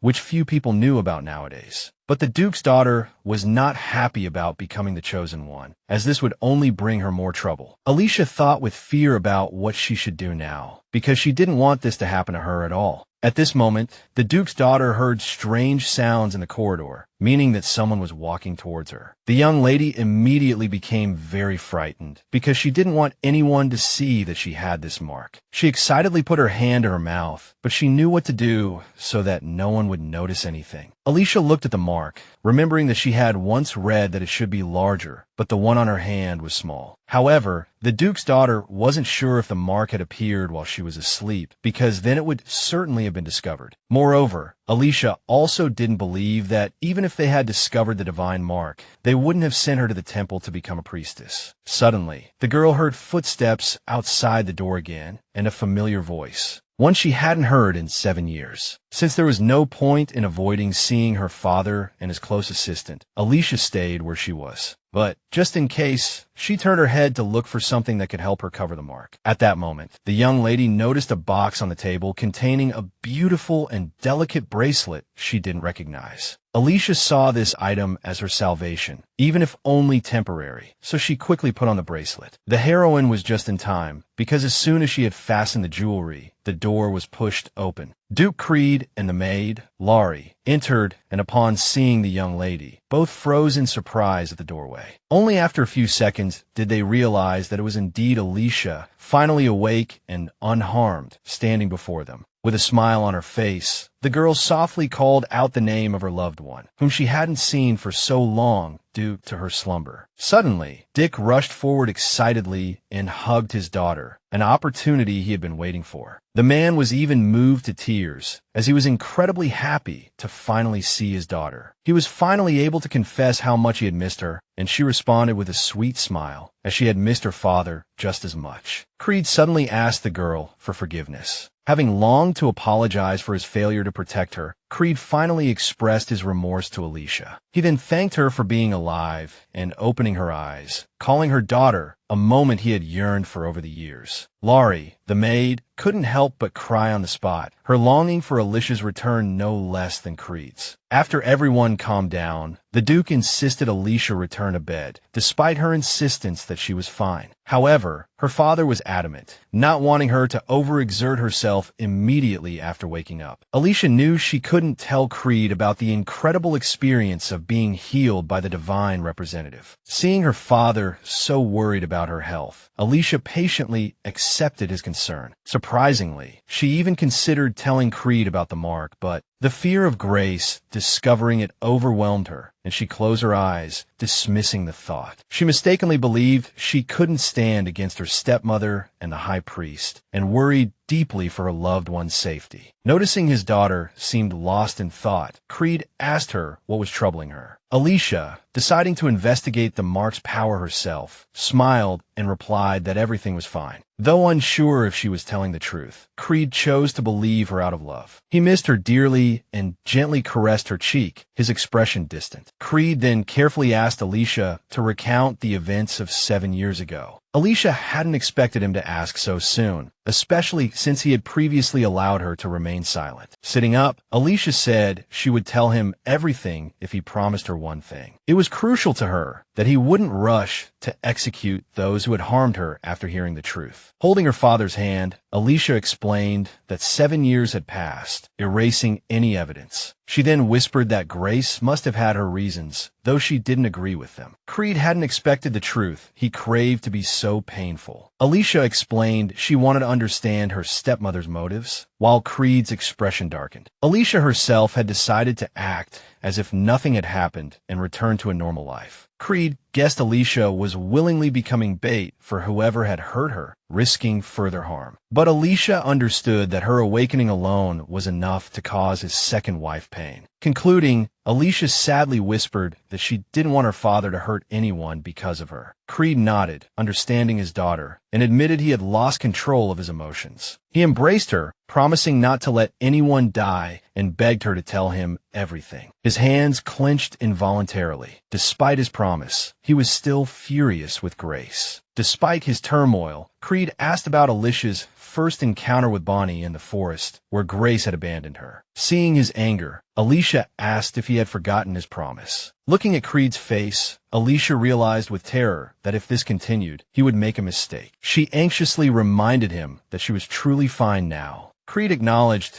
that she looked remarkably well after 7 years. Knowing the reason, he said her good health was due to the potions she had been taking. As Alicia spoke, Creed noticed the bracelet recently given to Belna, emanating a magical aura. This made him tense, and he stared at her hand as she spoke. Finally, Creed admitted that all medicines had been ineffective until Giordano brought a sacred relic no one was supposed to know about. He then knelt, requesting Alicia to show him the bracelet the mage had given her, as he could sense its power. Terrified, Alicia wondered if he knew about her mark. Feigning shyness, she explained she had worn it, assuming it was for her. Creed smiled, confirming it was indeed hers, as he would never take anything from her. He explained Bonnie was a birthday gift, but he was concerned about the bracelet's magic. The gentleman said that every year the mage not only brings potions for the young lady, but also a gift after inspecting her jewelry. While inspecting the jewelry, Creed discovered it was imbued with powerful movement and protection magic. He then said that the mage took great care in protecting the girl, so it would be wonderful if she didn't take the bracelet off. Alicia smiled, thinking that Duke Giordano hadn't forgotten her, even though she hadn't heard anything from Lake. Her father suddenly reminded her that it was time for her medicine, which surprised the heroine. He explained that the potion couldn't be stopped abruptly, and the young lady didn't object. Ultimately, Alicia fully trusted her father and Belna, who brought the potion, so she drank it without hesitation. Suddenly, the young lady felt the potion spreading through her body. Intense pain surged through her. The girl could barely endure it and almost screamed, as this was the first time she had experienced such agony. The Duke was frightened and at a loss when he saw his daughter's condition after she drank the potion. Meanwhile, all the pain concentrated where the mark had appeared, which terrified Alicia. Dick suddenly noticed his daughter clutching her hand and immediately understood where she was hurting. When the heroine realized the gentleman wanted to remove the bracelet from her hand immediately, she became even more afraid and started to resist, despite Creed's promise that he just wanted to examine her hand. And it wouldn't take long. Finally, despite the young lady's strong objections, as the mark was still burning, her father managed to remove the jewelry. Alicia froze when she realized that the Duke must now know she possessed the sacred relic. Dick's face was filled with shock. He hadn't expected his daughter to become the saintess. For a moment, both were too stunned to speak. Then the girl tried to say something, but her father interrupted her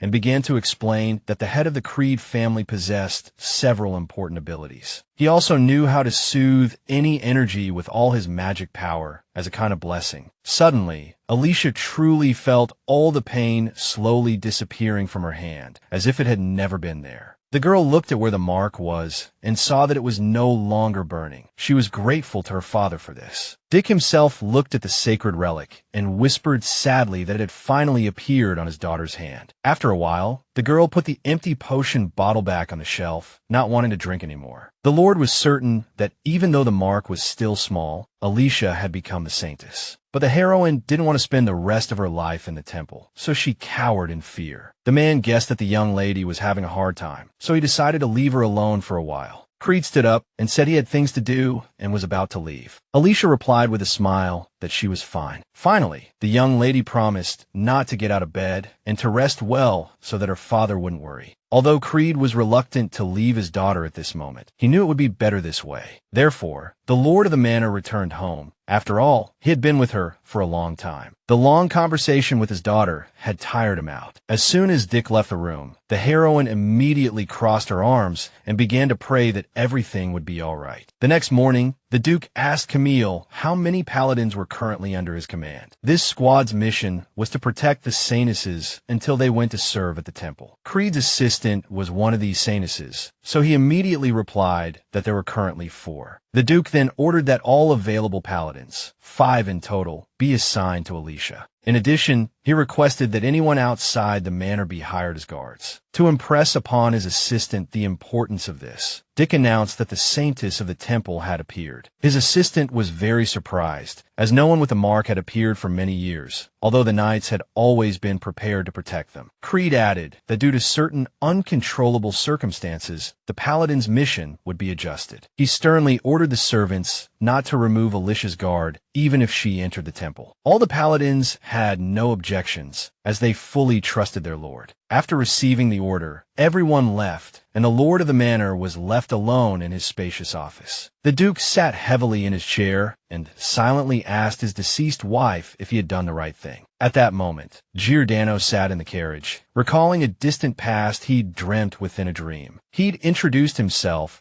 as the god of abundance to a young girl resembling Alicia, who immediately asked for his help. Giordano warned that borrowing his power wouldn't be easy, but the young lady showed no fear of the difficulty. The man warned that he would require something in exchange for granting a portion of his power to this mortal girl. He needed her more than anything in the world, so the god pleaded with the young lady to stay by his side no matter what. But the young lady didn't understand what Giordano meant by staying with him. Giordano then explained that the young lady's family would inherit his divine power for generations. The god promised that her family would possess the wealth necessary to wield this power. However, he warned that it would also become a curse upon the descendants of the villagers. Thus, Giordano asked if the young lady still desired this curse hidden beneath a divine blessing. To the god's surprise, the young lady agreed without hesitation, confidently reaffirming her willingness to accept his divine power. Giordano closed his eyes in agreement, having formed a pact with the young lady, effective immediately. Suddenly, the Duke opened his eyes, finding himself in the carriage, having once again experienced a perplexing dream of the past. The gentleman didn't understand what had happened to him, nor why he'd seen these things. His assistant noticed his state, and the attendant immediately asked with concern if Giordano was all right, to which he quickly affirmed. The mage then inquired how much further it was to Creed Manor, and was pleased to hear they were almost there. Giordano looked out the window, surprised to find he'd completely forgotten his long-standing connection to Alicia. Alicia stood before her father's study door, hesitant to knock or enter. It took her several minutes to gather her thoughts, the matter weighing heavily on her mind. Alicia knocked, and Creed immediately responded, asking if she could come in. Creed promptly rose, granting his daughter entry, always delighted to see her. Alicia pushed open the door, only to find her father speaking with Camille. Seeing Camille, Creed expressed his daily pleasure at seeing him healthy and about the manor. Dick reminded his assistant that he had matters to attend to and should see to them quickly. Camille didn't argue, simply suggesting Alicia call for him if she needed anything. Alicia, now curious, asked her father what important task he'd given Camille. Creed then remembered he hadn't told his daughter about his plans for her to move to the main house. Alicia was surprised, unsure if she was pleased or apprehensive, observing her father's calm expression. Alicia didn't understand why she needed to move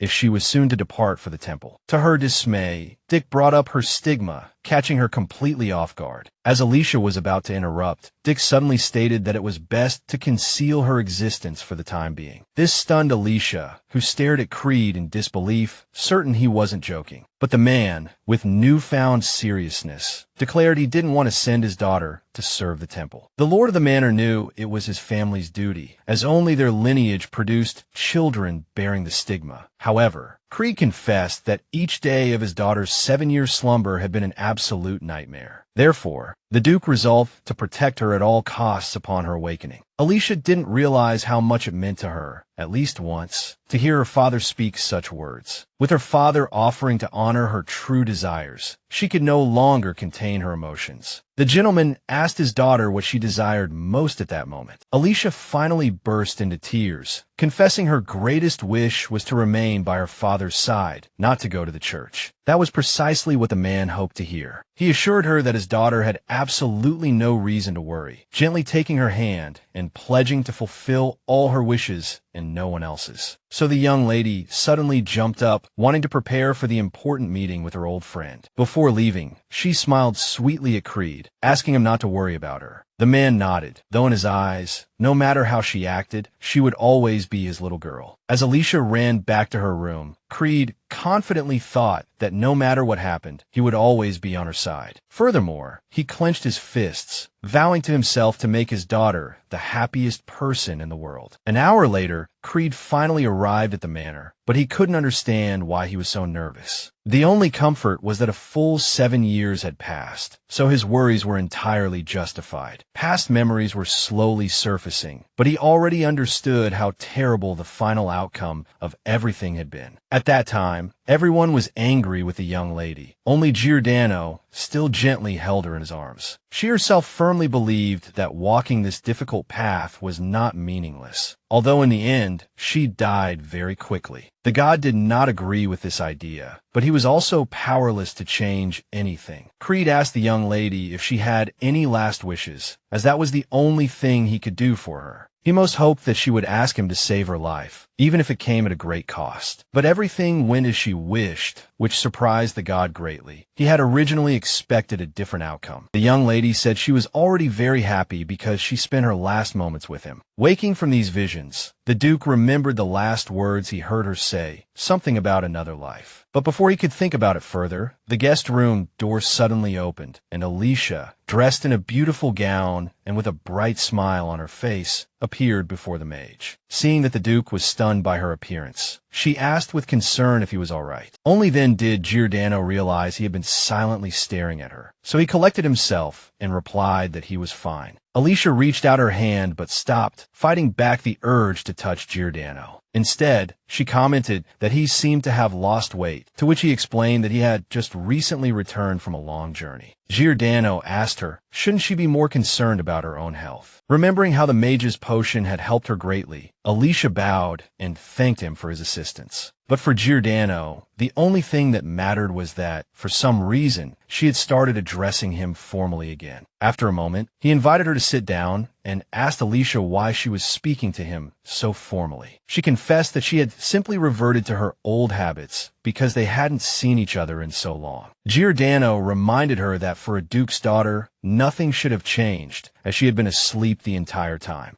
Alicia worried that he would treat her like a 13-year-old child. At this point, the Duke asked her to call him by his name, as she used to. This surprised Alicia somewhat, but she wasn't averse to being closer to the mage, so she obediently complied. As they sat facing each other, she finally addressed her friend by his name, something he had been looking forward to. Afterwards, she once again expressed her gratitude to the Duke who had always taken care of her. As she spoke, Giordano suddenly noticed something important to him and froze, his eyes widening. He saw that she was wearing the bracelet he had personally given her not long ago. The Duke excitedly jumped up and asked her to stay still, which she did, surprised. Alicia was a little frightened. However, as the mage suddenly reached out and grabbed her hand, the one bearing the holy mark. Before she could speak, Giordano had already taken her hand and was examining it carefully. He simply fiddled with the bracelet until she mustered the courage to speak. Finally, Alicia said she was a little ticklish, which made the Duke immediately release her hand. Inwardly, she admitted that she hadn't expected him to become so gentle. The mage suddenly asked if she liked the bracelet. Guessing he was only interested in the bracelet and unaware of the mark, she said she liked it very much. Following this, Giordano confessed that he had hoped to see her wearing it, as he had chosen it with great care. These words made Alicia blush, and with a shy expression, she thanked him for his concern. Afterward, even more shyly, the Duke's daughter told her friend that he was too close. Hearing this, the Duke himself blushed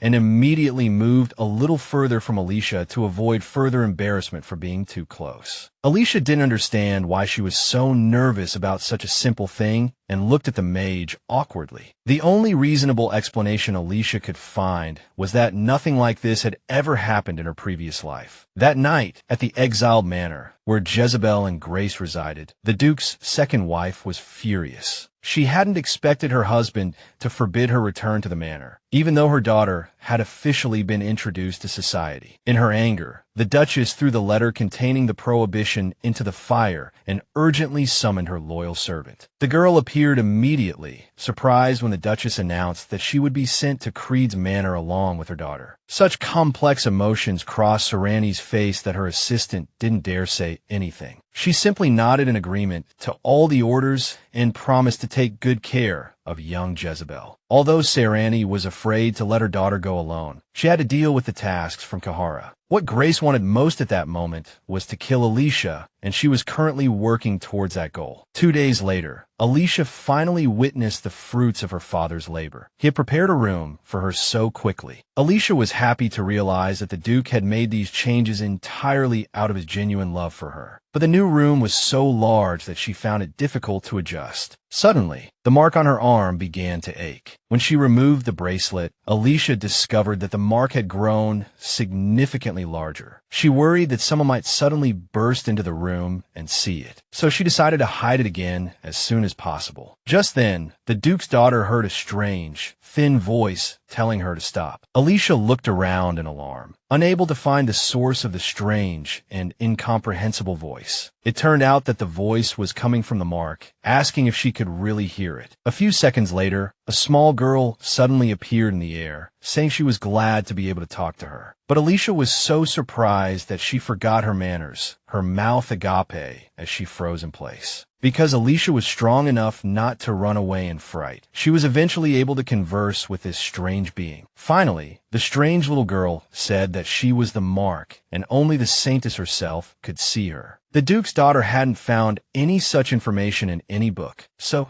she listened intently. The being then said thoughtfully that Alicia was special because she could talk to her before even going to the temple. Suddenly, Alicia had a realization. Alicia still didn't know how to use her powers, so she started to scream. The situation was so bad that she didn't even know what power the infant-like mark was referring to. But the stranger said that when the mark on her body grew larger, the Saintess would naturally understand everything. The Duke's daughter asked if she would always be able to hear the girl, and the other immediately answered in the affirmative. The little girl asked Alicia if she truly disliked her, and Alicia immediately denied it, becoming very shy. She suddenly changed the subject, asking what the mark's name was, as she couldn't bring herself to address her so rudely. The girl, still floating in the air, thought carefully, unsure whether to answer. Finally, the mark gave her name, but Alicia was startled by it, as it was far too long. To make herself more comfortable, Alicia asked if she could call her Lynn. The mark immediately and happily expressed that she liked the name very much, so she agreed.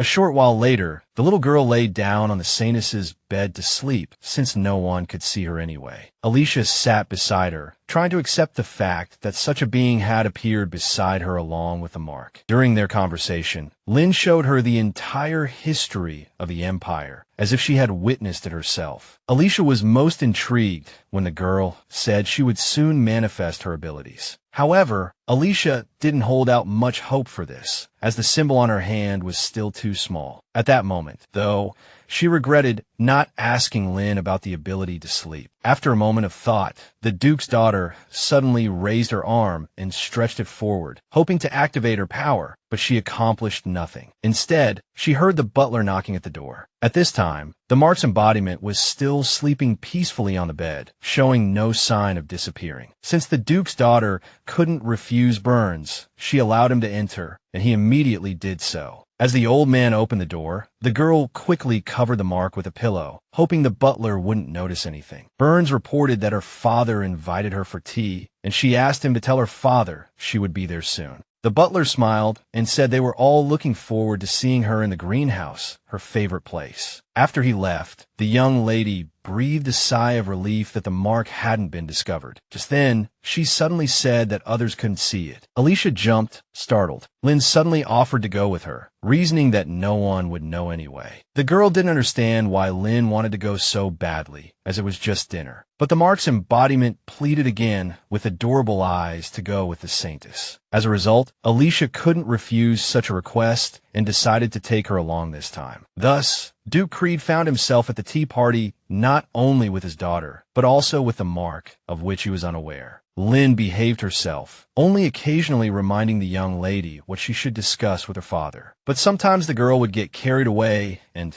chat too loudly with the young lady. The Duke noticed his daughter acting strangely, but she tried to assure him that everything was fine. Meanwhile, the young lady knew she had to find a way to bring up the topic of the magic stone mine, but she didn't know how to start. Then Lynn suggested that Alicia could say she'd had a similar dream. The young lady understood that this was an effective method, but she didn't want to lie to her father at all, so she remained silent. The mark hinted to the saintess that she was overthinking things and should handle them more simply. However, Alicia asked why her father had barely eaten anything again. Creed snapped out of his thoughts and agreed with a smile that he really should eat more. The young lady then also realized that, in addition to the mine, she needed to find a suitable place to grow plants. She felt that the Giordano Duchy was the ideal choice, but she didn't know if the mage would allow it. Thinking of Giordano, Alicia suddenly felt shy and her cheeks flushed, though there was no reason for it. Noticing his daughter's unusual behavior, her father even stood up in alarm. But Alicia reassured him, explaining that she was really fine, stronger than Duke Creed imagined. Alicia reminded her father that he had wanted to tell her something, and only then did the Duke remember. He smiled, looking down, and admired his daughter's ability to handle matters. Then, the lord of the manor clasped his hands and solemnly announced that he wanted to officially announce his daughter's awakening. The young lady was so surprised by this that she was speechless. Finally, the young lady remembered that she had promised her father the opportunity to hold a celebration, so she agreed. Alicia anticipated that someone would definitely try to harm her, taking action once they learned of her awakening. The Duke excitedly asked if his daughter would be all right, and she said she wanted to know what had happened to her 7 years ago. Therefore, Alicia saw this official announcement as an opportunity to learn the whole truth, and she was not afraid of anything. The girl reminded Creed of his promise to protect her, and her trust in him pleased the Duke, as he intended to keep his word. The lord of the manor said that he would definitely handle the matters regarding the holy mark and the temple properly. The young lady nodded in response, as she only wanted to focus on her full recovery. It was a great comfort to her that she was no longer alone in this life, so she didn't have to be so afraid. After Duke Creed announced Alicia's awakening, she found a pile of boxes delivered to her room.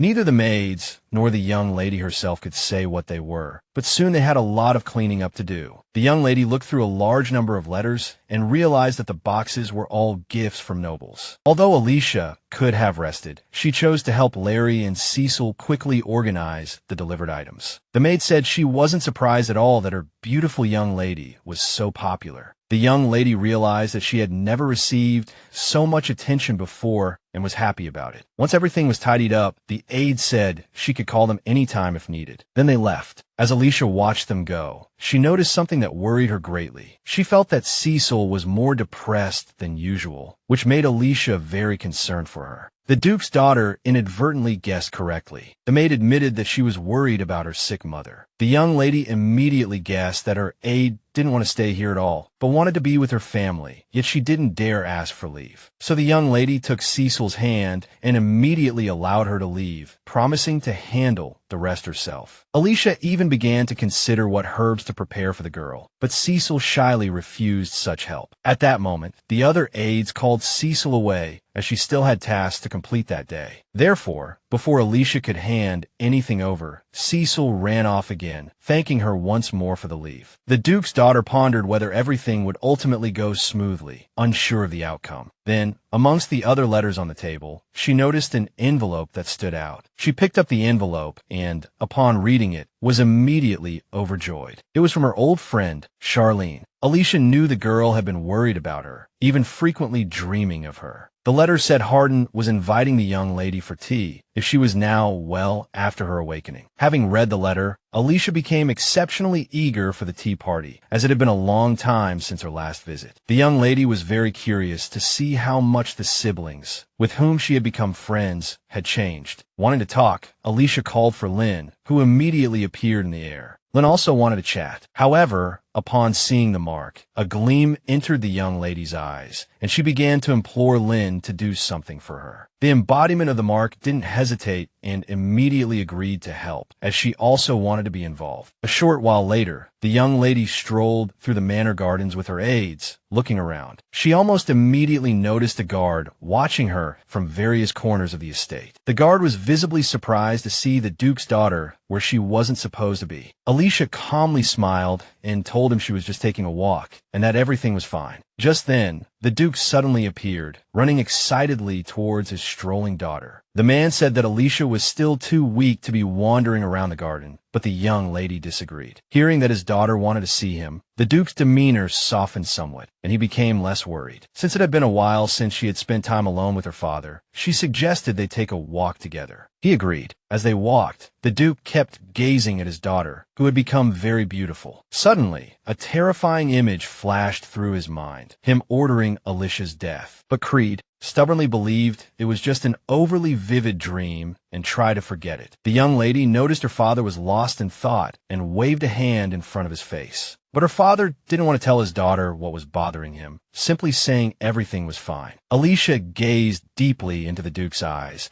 and Creed had to exert considerable effort not to look away. But the young lady changed the subject, taking the Duke's hand and saying she had a small request. She explained that Charlene had invited her to a tea party and asked her father if she could go. The Duke wanted to refuse, but the young lady began to persuade him with various arguments. Finally, Alicia even mentioned that there were people hidden in the bushes who would ensure her safety. The Duke was surprised that his daughter knew about the security detail and froze. The young lady didn't answer, as it was actually Lin who had told her. She simply repeated her request for permission to go. In this quiet town, certain things were happening that few knew about. At this time, Cecil returned home to care for her sick mother, unsure of what the future held. Meanwhile, at the Creed Manor, the Duke was reprimanding the head knight, who stood with his head bowed. The girl's father genuinely couldn't understand how the security detail had been exposed, but they all denied it. Even Camille didn't know how Alicia had discovered she was being protected. Suddenly, the Duke turned to his aide and asked if he was certain he hadn't noticed anything unusual. The man recalled that Alicia had been talking to herself frequently lately, which quite surprised the Duke. He wondered if everything that was happening was somehow connected to what he knew about his daughter. Having no further questions for Camille, the Duke dismissed the knight, who promised to report back regularly. As soon as the knight left his office, Creed sank into his chair, once again pondering his daughter's behavior. Night fell, and the man again struggled to sleep, plagued by various terrifying dreams. The Duke, Alicia's father, opened his eyes in discontent, realizing that after witnessing all he had just seen, sleep would elude him. In his view, his second wife, Grace, had greatly offended Alicia by showering all her affection on her second daughter. From the outside, the Duke could see his eldest daughter weeping sorrowfully, yet no one seemed to care. Even though it was just a dream, the Lord of the Manor remained disturbed by its events. What frightened him most was the moment he decided to kill the young lady himself, his hand gripping the sword. Alicia hadn't even had the chance to grow up, no opportunity to escape. Her only option was death. Witnessing such a scene filled the girl's father with terror, for he would never commit such an act in his life. Watching himself behead his own daughter, Creed cried out, urging himself to stop to not do it. The man even tried to shatter the screen that showed him everything, but to no avail. No matter how much Duke resisted, every time in these dreams, the most terrible thing would happen. His daughter would die. This time, the Duke even leapt from his bed after experiencing yet another similar dream. Tears streamed down Creed's face, unstoppable. It was truly agonizing. The Duke couldn't understand why these dreams recurred, especially since Alicia was perfectly fine now. What terrified him most was how real these horrifying visions felt, unlike any dream he'd ever had.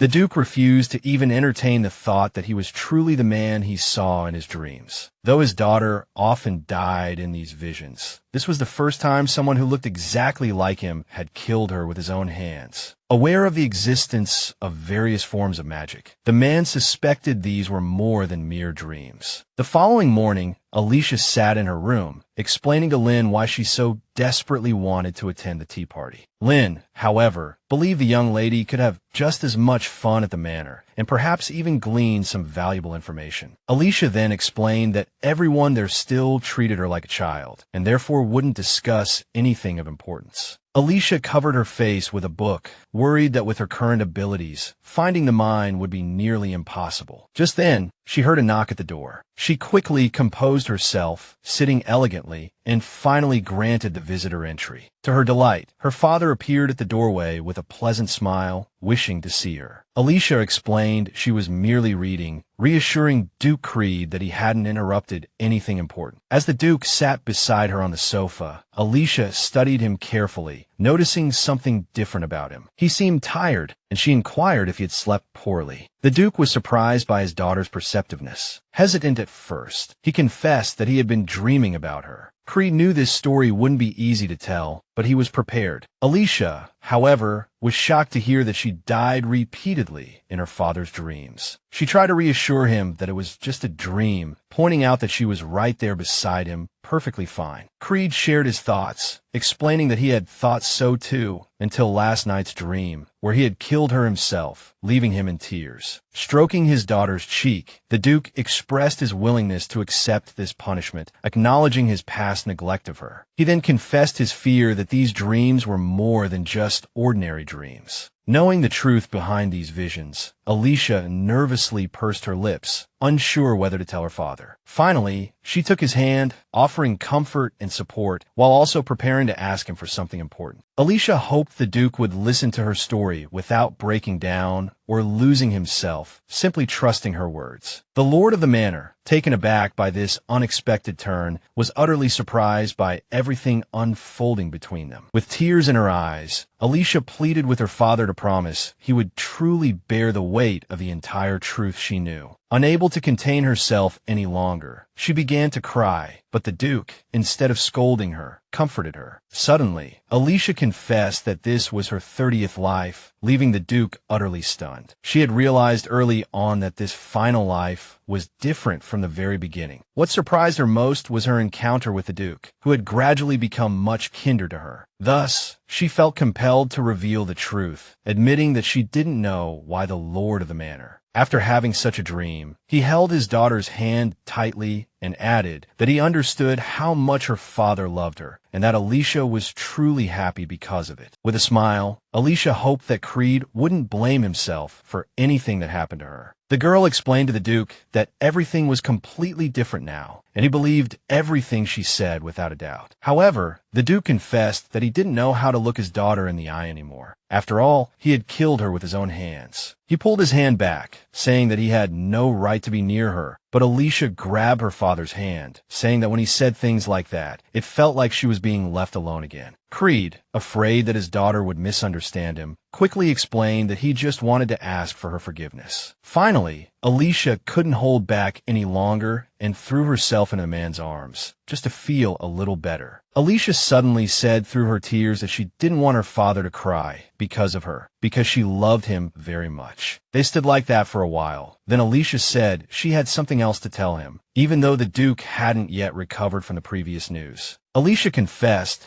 that there was a mine in Duke Giordano's territory, containing many magic stones. She remembered that no one had ever owned it, so she wanted to buy it and sell the magic stones at a reasonable price. Then, Alicia added somewhat shyly that even if the Duke didn't believe her, she would do it herself. The Duke was surprised by his daughter's idea, while she herself felt that she simply had no other choice. Much to the girl's surprise, the Duke suddenly stroked her head, which calmed her down considerably. The Duke said she didn't need to worry about anything, because they could accomplish many things together, and they would definitely succeed. Alicia beamed, overjoyed to have her father's support, to have him on her side. Creed promised to contact Bowen soon to arrange a meeting about the mine. A little while later, Alicia, dressed in a beautiful gown, visited Hardin's house for tea for the first time. Having not had a break for a long time, she was incredibly happy that her father had finally agreed to let her go out. As soon as she arrived, Charlene ran out to greet her long-awaited friend. Hardin's daughter was overjoyed to finally see Alicia, having written an invitation as soon as she heard the news of her awakening. Throwing herself into her arms, Charlene admitted that she had been very worried and had missed her dearly. She had waited a long time for this moment, and now that Alicia had finally recovered, she was incredibly relieved. The girls exclaimed to each other that they were both even more beautiful than they remembered. Then Hardin's daughter led her old friend towards the dining table, where the others were already waiting impatiently. A little later, Alicia thanked her friends again for their warm and friendly welcome. Charlene's friends were all good people, so they were happy to meet new friends as well. The ladies said they were relieved when they realized Alicia wasn't like Jezebel. Hearing them talk about her sister, the Duke's daughter immediately became worried and asked them to tell her more. They said that Jezebel often went to tea parties, but they never invited her because of her bad temper. The nobles were all disgusted by Grace's daughter, who always picked fights for no reason, so they all tried to avoid her.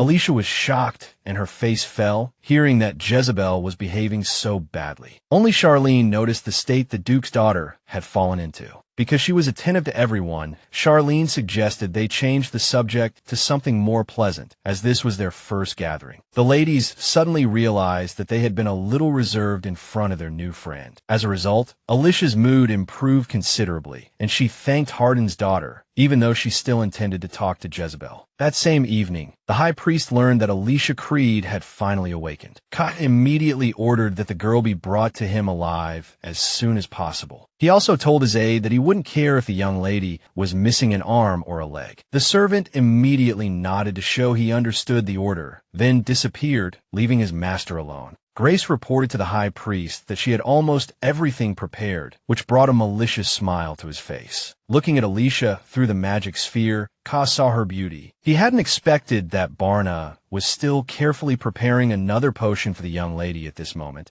because she couldn't suddenly stop taking the medicine. Only one of his aides was unaware of this, and asked his master why he was being so meticulous. Giordano didn't answer, instead scolding Lecce for indulging his curiosity. The knight nodded. The mage was very concerned that Alicia's body had indeed changed, but he couldn't pinpoint exactly what was different. An image of the young lady, smiling carefree at him, surfaced in his mind. The Duke hoped she would always remain this way. Thinking of this, Barna himself smiled unconsciously, although he wasn't aware of the action. To compensate, the knight suddenly announced the Creed family's request for permission to enter the forest for exploration. The gentleman was surprised by such sudden news, especially since they were interested in that mountain. But what frightened the Duke most was that even Alicia herself wanted to explore these lands. However, Lecce had limited information and couldn't say why. Now it was the knight's turn to be surprised, as Giordano said he would personally tell Duke Creed the answer. The mage himself had already stood up and even started putting on his cloak, having decided to visit the Creed manor. At the thought of seeing the young lady, the boy's face flushed slightly. As a result, upon learning of Duke Giordano's arrival, the Creed family's servants immediately bustled about, making preparations. The protagonist was as nervous as her assistant, as her father was not home, and she had to receive the guest personally. The girl was very afraid, as this was her first time hosting a guest, and she didn't know if she could do it properly. Just then, Burns, impeccably dressed, appeared behind the young lady and asked if she was ready to see the guest. He said he had personally taken care of everything and there would be no omissions, and led the young lady to the drawing room. Alicia paused at the door, knowing she needed permission to enter the forest, so the protagonist decided to convey her request to Duke Giordano no matter what. Contrary to her thoughts, when the young lady sat across from her friend at the table, she quickly lost all her confidence. The boy was still savoring the prepared delicacies. He didn't like that the young lady had started speaking formally again. His expression gave no indication of what Belmont thought of the girl's request to explore the territory. He didn't answer the young lady's question directly, instead reminding her that they had agreed to address each other more affectionately. The girl immediately called his name, and Bowen, with a shy smile, said that was much better. Alicia noticed that, for some reason, the mage was much more relaxed this time than the last time they met. Suddenly, the boy said the young lady could do whatever she wanted. She could explore wherever she wanted. The girl was very surprised by this, but Giordano was serious, with no intention of changing his mind. One can imagine Alicia's surprise. The mage even allowed her to claim whatever she found as her own, no matter what it was. The young lady was delighted by Bowen's generosity, but she worried that he might suspect something. The young lady even wanted to tell her friend everything she knew to clear herself. But Giordano suddenly said it wasn't necessary, as he fully trusted the Creed family, so he agreed. The mage was sure that the Duke would never disappoint him, and the same went for Alicia. The protagonist couldn't even imagine that the boy had such an opinion of her and her father, but she was happy about it. The girl, radiant with these words, smiled sweetly, happy to have such a good relationship with Barna. She promised to repay this trust, and the gentleman smiled, saying he would wait for that moment. Even more unexpectedly, the Duke suddenly announced that he also wanted to be one of the young lady's guards, which greatly surprised her. The boy reminded her that there were many monsters in the area, so she could use more help. However, Alicia said the mage needn't worry, as there would be many knights and her father accompanying her. Barna was a little disappointed to hear this, as he was looking for an excuse to spend more time with the young lady. At such moments, the Duke felt sad, as Alicia didn't even notice his feelings. The protagonist thanked her friend for his help with a smile, as she cherished this gesture. As a result, Barna couldn't stay depressed for long, as the charming girl put him in a good mood. A few days later, Alicia, her father, and a detachment set off to survey the area. She remembered the last time she was here, kidnapped and left for dead in the forest, all alone. Duke Creed remembered that the young lady had been unconscious for a long time, staying there for a week, so he asked if she could continue. Alicia nodded. The girl said she used to run around here often, which surprised the man, as he knew little about her training. While Alicia was still making excuses, Duke Creed noticed a spear flying towards her and rushed to save his daughter at the last moment. The gentleman arrived just in time, and the girl didn't even realize the danger. Alicia fearfully asked her father what had happened, and only then did he realize that their detachment had come under attack for some unknown reason. Birds flew up in a panic, confirming once again that there was indeed a commotion in the forest. Many paladins were immediately shot down by arrows, despite their excellent combat training. Duke Creed ordered an urgent search for the enemy's hiding place, but it wasn't easy for his guards. The man noticed another wave of attacks on the knights and shouted a warning for them to be more careful. But even so, another man was unfortunately hit. In a slight panic, Duke Creed shielded his daughter, realizing he had to protect her no matter what. Fortunately, Call's timely discovery of several enemy hiding spots offered a glimmer of hope. As the enemy jumped down,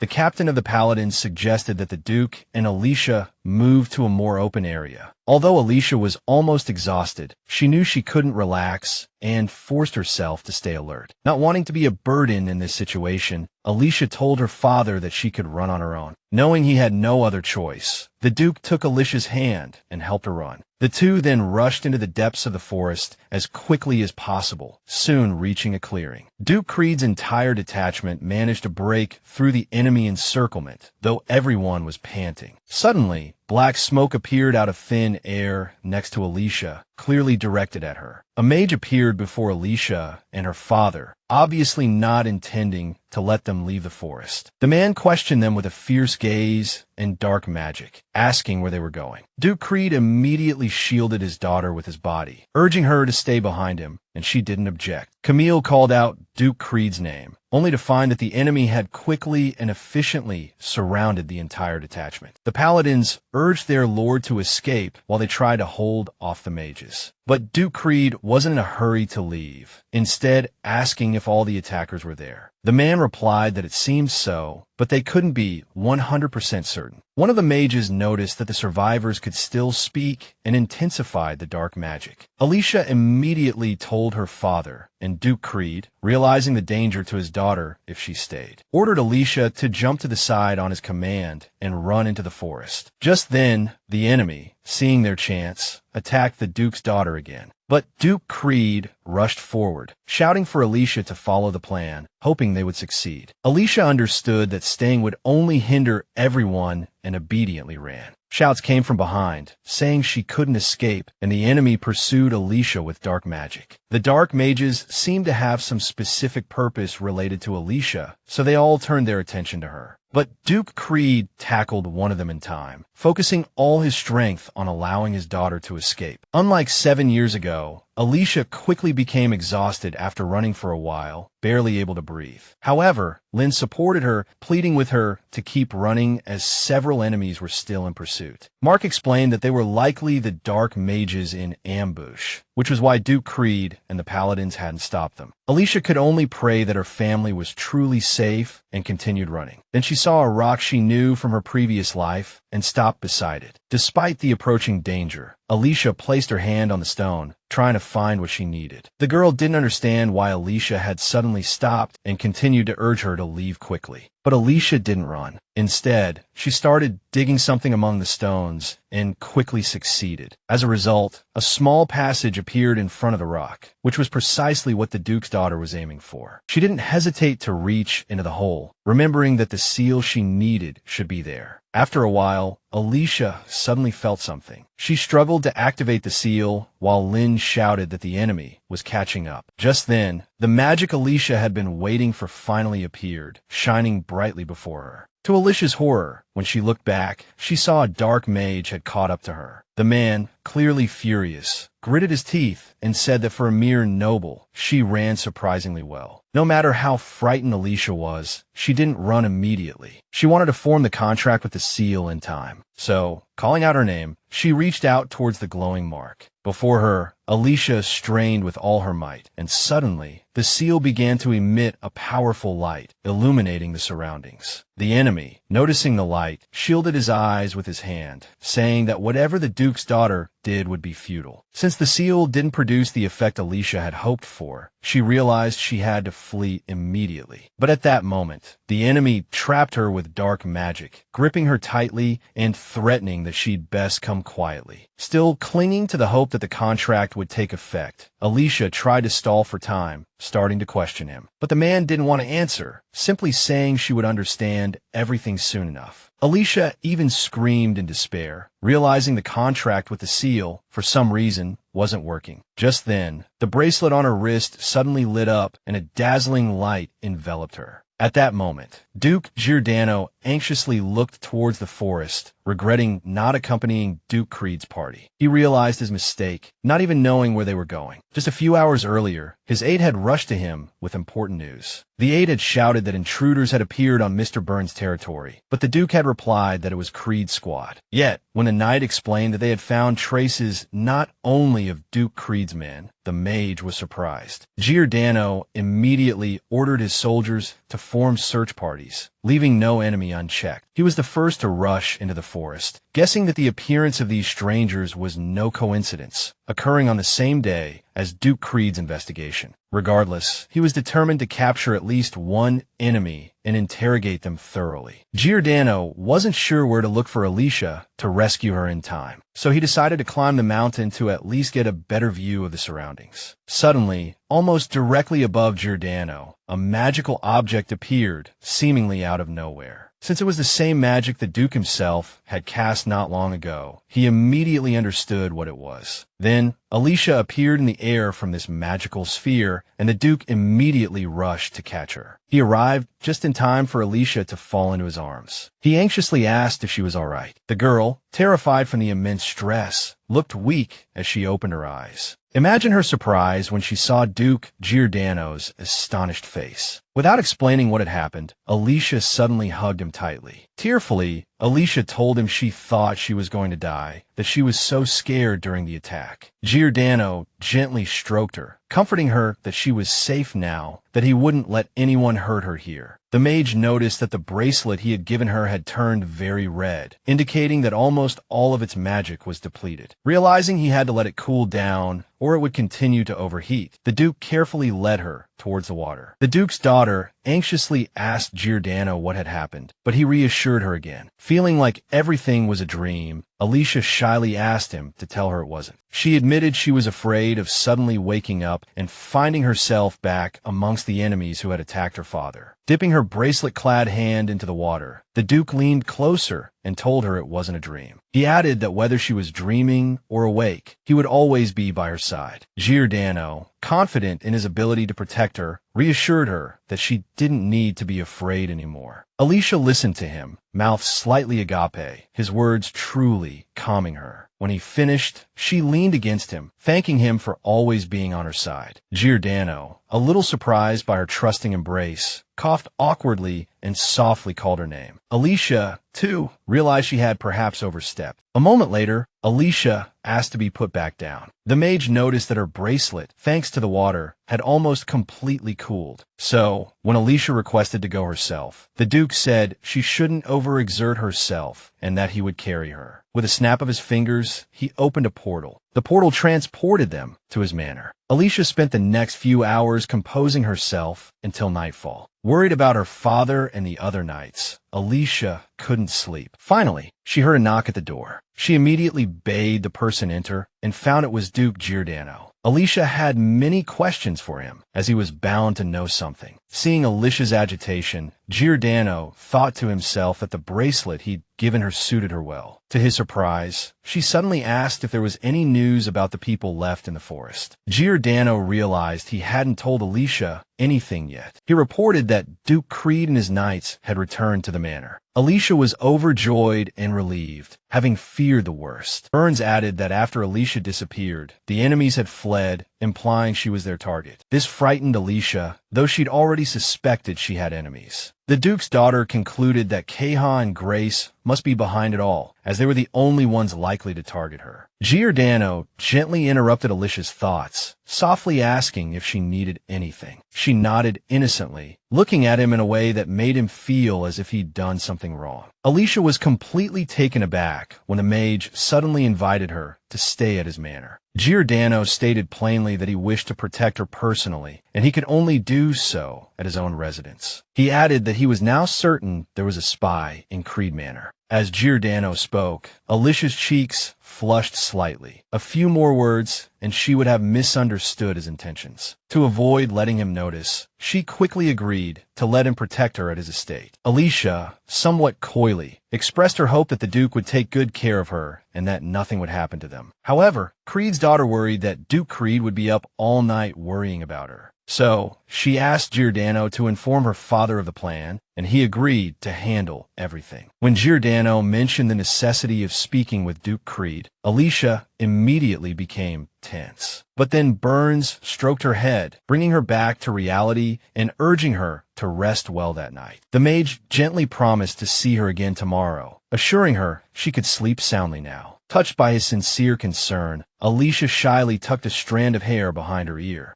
Alicia didn't ask him any further questions, deciding to wait until morning to ask Lynn everything. After leaving her room, Giordano himself blushed slightly at the thought of staying in the same manner as Alicia. Early the next morning, Duke Creed urgently summoned his aides for a meeting to discuss the incident in the forest. Duke Creed, already furious with his soldiers, suddenly noticed a visitor. Duke Giordano had arrived at Creed Manor with the latest news. Alicia's father immediately rushed forward to inquire about her whereabouts. Giordano replied that she was currently at his residence. Burns explained that Alicia was safe and unharmed, so there was no need to worry. These words relieved Duke Creed, who had been worried sick about Alicia. However, he still questioned why Giordano had come alone instead of bringing Alicia with him. To this, Giordano replied, somewhat agitated, that Alicia would be staying with him for the time being, as he believed it was safer. This stung the manor's lord, but he couldn't argue. Creed himself felt that his own manor was no longer safe for Alicia, especially with Jezebel's impending arrival. Furthermore, Giordano's manor was always secure, making it difficult for spies to infiltrate. But none of this could alleviate Duke Creed's paternal distress. Noticing this, Giordano stated that he wouldn't take advantage of Alicia's current vulnerability. This angered the Duke, his fury evident on his face, forcing Burns to defend himself. The aides sitting at the table, waiting for the meeting to resume, dared not interrupt the conversation. The young man and the Duke continued their efforts to understand each other and avoid a quarrel. Finally, Duke Creed ended the debate with a sigh, claiming to fully understand his ally's perspective. Following this, Duke Creed bowed slightly and requested Giordano to take good care of his daughter. Giordano, in turn, adopted a courteous posture, assuring the Duke he needn't worry. Shortly after, they privately discussed the dark mages who had used self-destructing magic, making interrogation impossible. Giordano blamed himself for not obtaining any information from the captured attackers. The realization that he hadn't detected the enemy's presence in time, and that one of his daughters had even been taken, made his hands tremble. Giordano comforted him, saying the paladins had done remarkably well considering their lack of experience with dark magic. Alicia's father was surprised that Giordano even knew about such mages, implying a vast intelligence network. He then unexpectedly asked if these dark mages were connected to the temple. Seeing no reason to hide the truth, Giordano admitted that the men were indeed sent by Keha. It was common knowledge that the paladin's mission was to protect children bearing the holy mark. And all incarnations of shadow and darkness always faithfully guarded the lord of the temple himself. Duke Creed pondered, perplexed, about what could be so important within the temple to require such protection. To this, Giordano explained that they simply needed a way to oppose the royal family. Duke Creed then inquired about a prophecy he had received, and the mage reminded him that it wasn't tied to a specific location. Duke Creed knew better than anyone that the gods, for the sake of change, often change their holy grounds. This statement startled Alicia's father, his eyes widening, though he remained silent. What pained Duke Creed most at that moment was the realization that the temple had been using his family for years. Giordano rose from his chair and suggested that, regardless of the circumstances, arising problems should always be addressed promptly. Since it was time for him to leave, Giordano headed for the door, promising to contact his allies soon. Duke Creed was left alone, lost in heavy thought. He pondered everything he had learned. But Duke Creed wasn't the only one burdened. Walking down the hallway, Giordano also recalled his difficult past. The mage understood that much now depended on his past actions. He had noticed Alicia's predecessor and, for her sake, had even relinquished the divine power that granted him so much strength, even though that young lady had ultimately passed away. Now, Giordano wondered if the girl would have been happier had they never met. That evening, Alicia spoke with her father through a magic orb, assuring him of her well-being.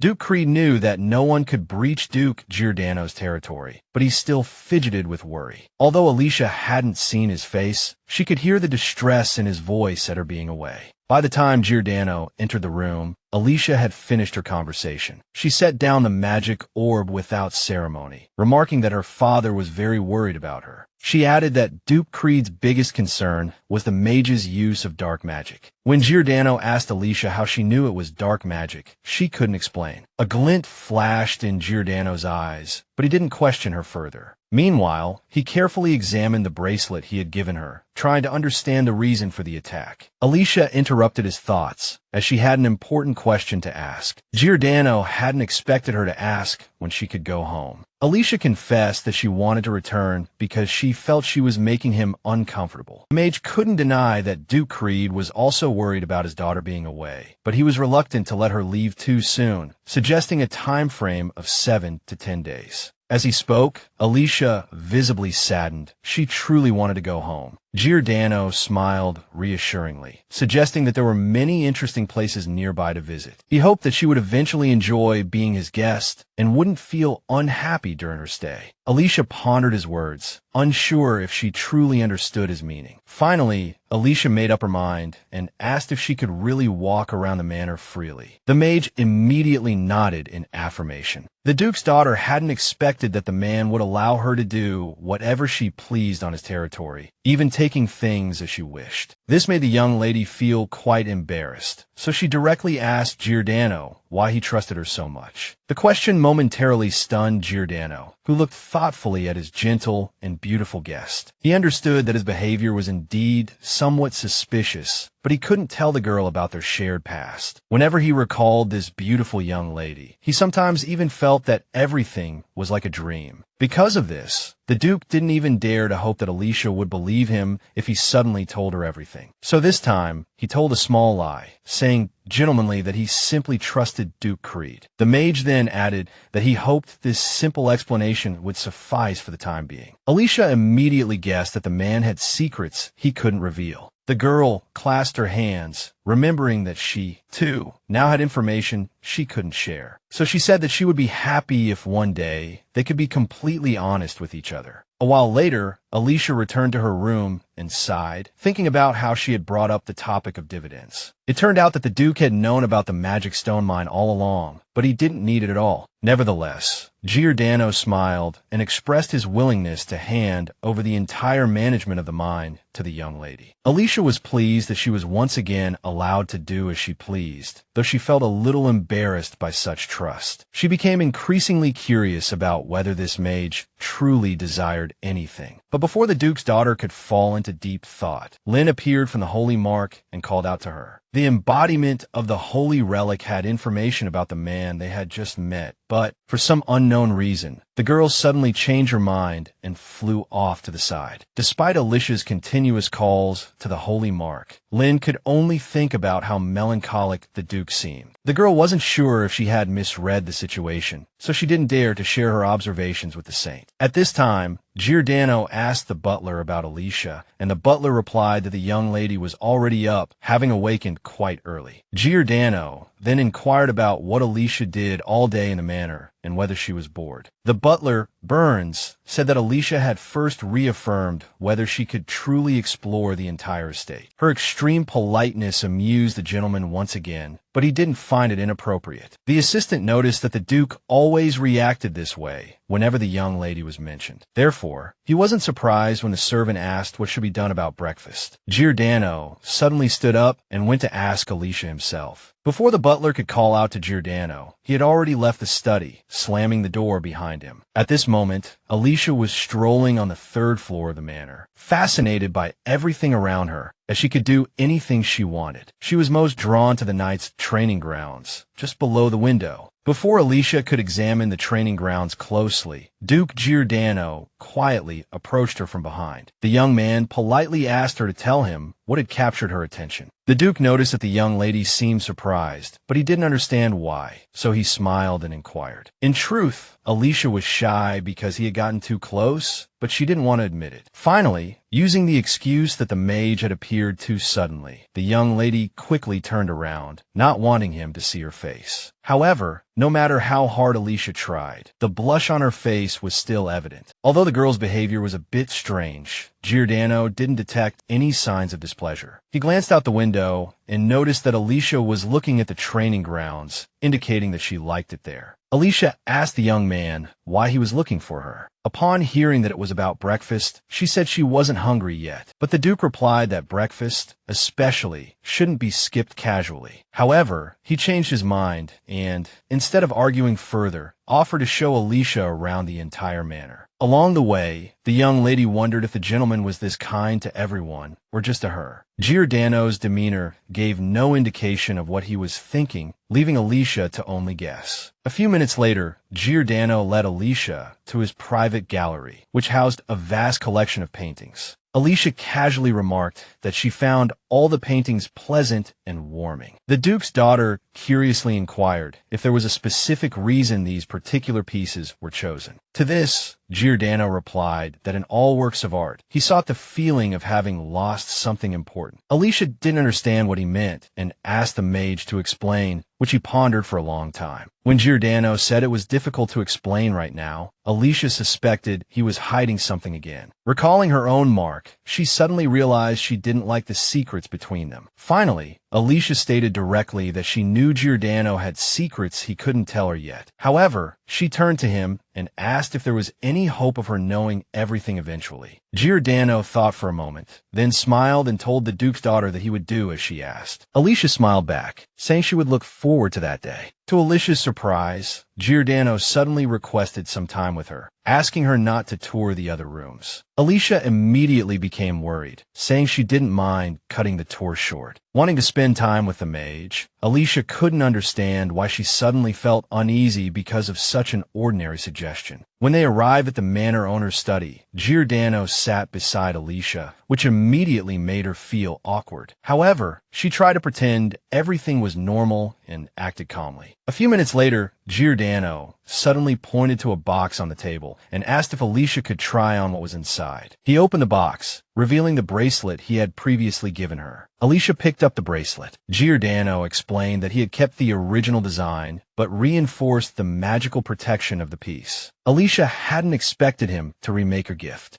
She was surprised. Not wanting anyone to see the mark on her hand, she asked if she could wear it later. Giordano already knew about the mark on Alicia's hand and understood her reluctance to show it. However, wanting more trust between them, he gently touched her hand. He said she didn't need to hide anything anymore. Realizing he knew everything, Alicia closed her eyes in fear. Giordano explained that she had nothing to fear here. Everyone in the manor was only protecting her. He added that he wanted to know as much about Alicia as possible, even the smallest details. The Duke's daughter listened quietly, not understanding why he was saying these things. Alicia frowned again, asking why he was doing all this for her. She stood up, saying she no longer believed his earlier words about trust. Slightly annoyed, she asked if he treated everyone he trusted this way. It had become very important to Alicia whether Giordano treated others as he treated her. As she spoke, she carefully observed his face, noting the tension in his expression.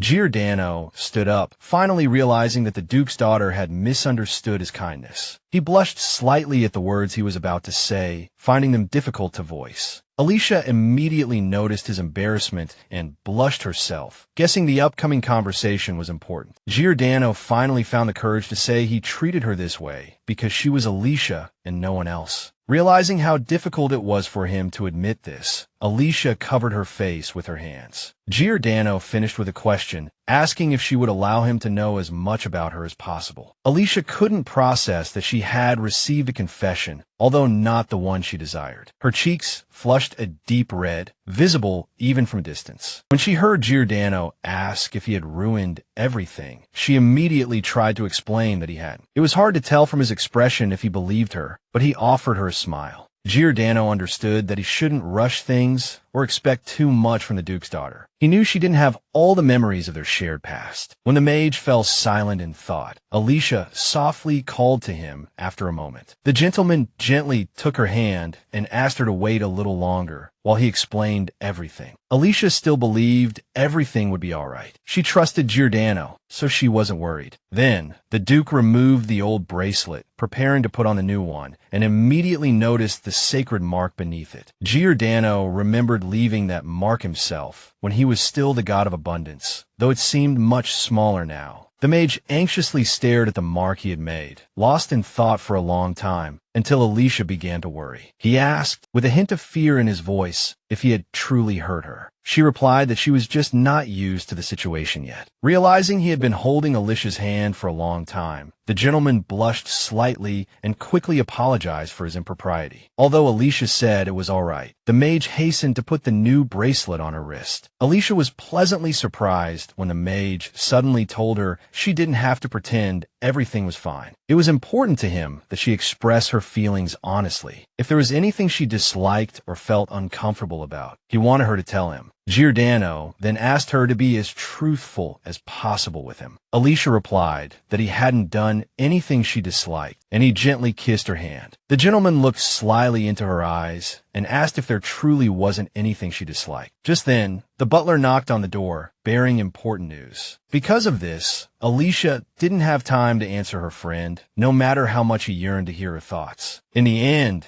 Giordano had to accept that he would only have the opportunity to learn what she wanted to say after everything was taken care of. Left alone, Alicia still felt that the mage hadn't done anything she disliked. She stared intently at him, still unsure what he wanted her to be wary of. That same day, a beautiful carriage drove into the Creed estate, greeted by only a few servants. Jezebel stepped out of the carriage, surprised by the small, welcoming party. The maids and servants responsible for greeting the Duke's second daughter explained that it was the Lord's order. Jezebel couldn't believe the stark difference in treatment between herself and, presumably, someone else. Grace's daughter blamed everything on Alicia, the girl who had captured everyone's attention upon waking. However, Jezebel gritted her teeth and restrained herself, remembering her mother's instructions. To avoid further encounters and embarrassment, she quickly rushed back to her room. In her haste, she even bumped into one of the assistants, who couldn't keep up with the determined young woman. Still, he called out after her, reminding her that she didn't need to go to the main house. This stopped Jezebel in her tracks. She couldn't understand why she had suddenly been assigned to the annex. Meanwhile, Duke Creed was closely observing his second daughter, feeling no regret for his decision. He was even glad Alicia wasn't home, as she certainly wouldn't stand idly by.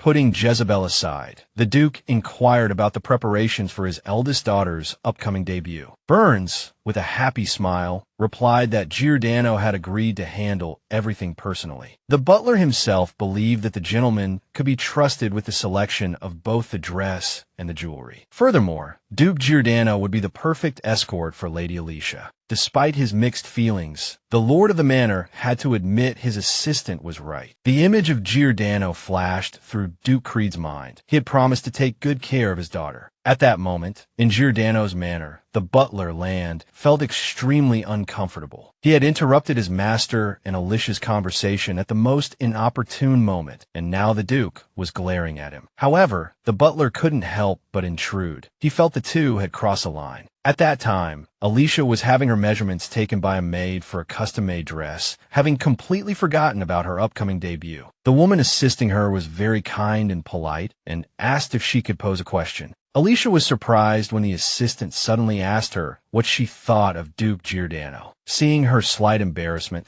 the woman explained that it was the first time she had seen the gentleman show such concern for someone. It was for this very reason that the maid, despite her usual reticence, felt compelled to ask Alicia such a question. Alicia, however, wasn't angered by her inquisitive assistant. Instead, she felt the maid's concern was genuine, not malicious. Alicia recalled the mage's own words that only she would receive such treatment. Before she could respond to the maid, the dressmaker announced that she had taken all the necessary measurements. Having never experienced a coming-of-age ceremony in her previous life, Alicia hadn't realized how elaborate the preparations were. As the dressmaker and maid conversed, the door suddenly opened, and Giordano unexpectedly entered the room. The maid immediately scolded him for barging in without knocking. Alicia, caught between them, felt a little bewildered, unsure whose side to take. Finally, Alicia couldn't help but smile, grateful for the protectiveness of those around her. A while later, she wandered through the manor, surprised by the quiet. She hoped the training grounds, at least, would be more lively. She walked to the nearest window, and upon seeing the scene in the manor's front square, she pressed herself against the glass in astonishment. She remembered the training grounds being there just yesterday, yet now the entire area was inexplicably empty. Alicia couldn't help but think that such a large space would be perfect for cultivating herbs. Though slightly saddened that the Duke had ordered everything cleared, she didn't wish to argue with him. Just then, a butler passing through the corridor noticed her staring out the window. For some reason, Land suddenly worried that Alicia longed to go outside. He hurried over to her, asking if she was dissatisfied with the manor. Alicia simply replied that she was curious and inquired about Duke Giordano's whereabouts. Relieved, Land quickly explained that the Duke had other matters to attend to.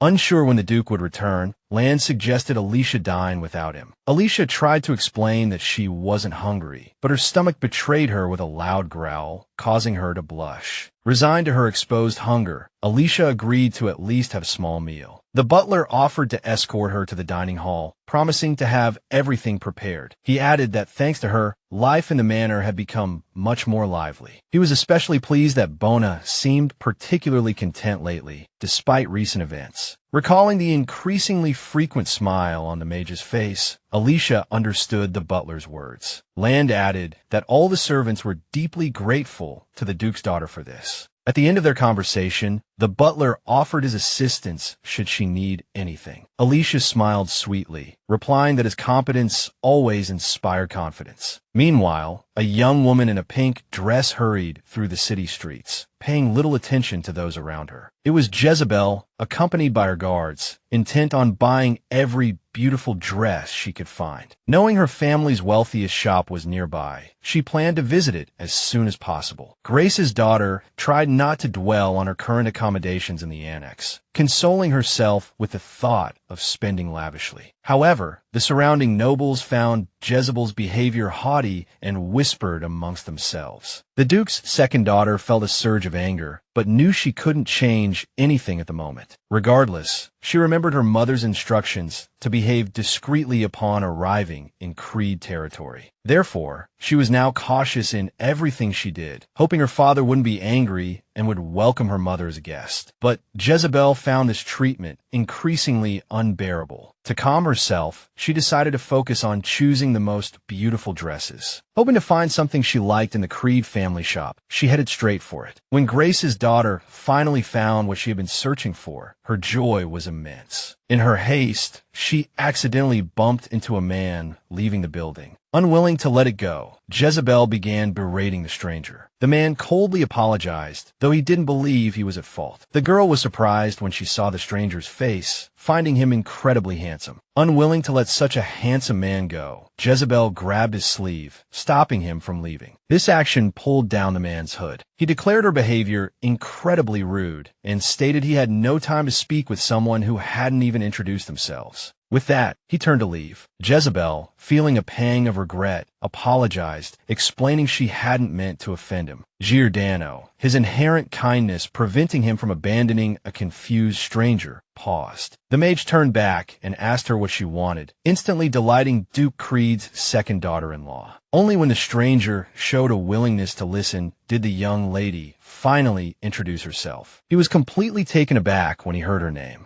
Giordano's expression darkened slightly when he realized who stood before him. The young lady, with a sweet smile, asked if he had heard of her, as she was quite famous. The Duke didn't lie, replying that he knew of her somewhat. For some reason, this pleased Jezebel. Grace's daughter then struck a charming pose and asked the handsome gentleman if he would be her escort to the ball. While she spoke, the mage studied her intently, unable to comprehend how sisters could be so different. Not only was the young lady dressed extravagantly, but she also wore far too much perfume, constantly drawing attention to herself. Jezebel waited patiently for a response, then repeated her question. When Giordano didn't answer, he unexpectedly asked if she was truly making such a request of him, knowing full well who he was. Giordano then pulled his hood back up and calmly announced he already had a partner for the ball. This left Jezebel fuming, more upset than anyone to be left alone. After finishing her shopping, the Duke's second daughter-in-law ordered her servants to find out who Giordano's partner was. Jezebel was certain that no matter who it was, she could steal Giordano away with a few little tricks. Meanwhile, the young lady glared at her assistant with such intensity that the latter dared not contradict her. Upon returning to the manor, Giordano immediately sought out Alicia, wanting to take her for a walk. Alicia had no idea what he wanted to show her, but she was happy to find out. Only then did Giordano confess that he had been thinking for a long time about what gift to give her. When Alicia first awoke, the Duke was sure that valuable items wouldn't be appropriate, so he began to think differently. Alicia was surprised that the mage spoke as if they had known each other for a long time. Although she knew he was talking about her, for a moment she felt like he was referring to someone else. Just in case, Duke Creed's daughter reminded her friend that the dress she was currently wearing was his gift. She was about to say she was happy with it when Giordano suddenly interrupted her, declaring he had found his answer. Alicia looked around and found herself in a vast, empty space. The mage smiled and said that this would become a garden. Giordano announced that from now on, only she would decide what to plant here and how to transform it. Alicia, never having imagined such a gift, gaped in astonishment. However, the Duke's daughter was still concerned that this had previously been a training ground. The gentleman replied that there were plenty of other training grounds on the estate. The mage added that all the knights were happy to finally see some life brought back to the gloomy manor. Since Alicia didn't seem particularly thrilled, Giordano, with a melancholic expression,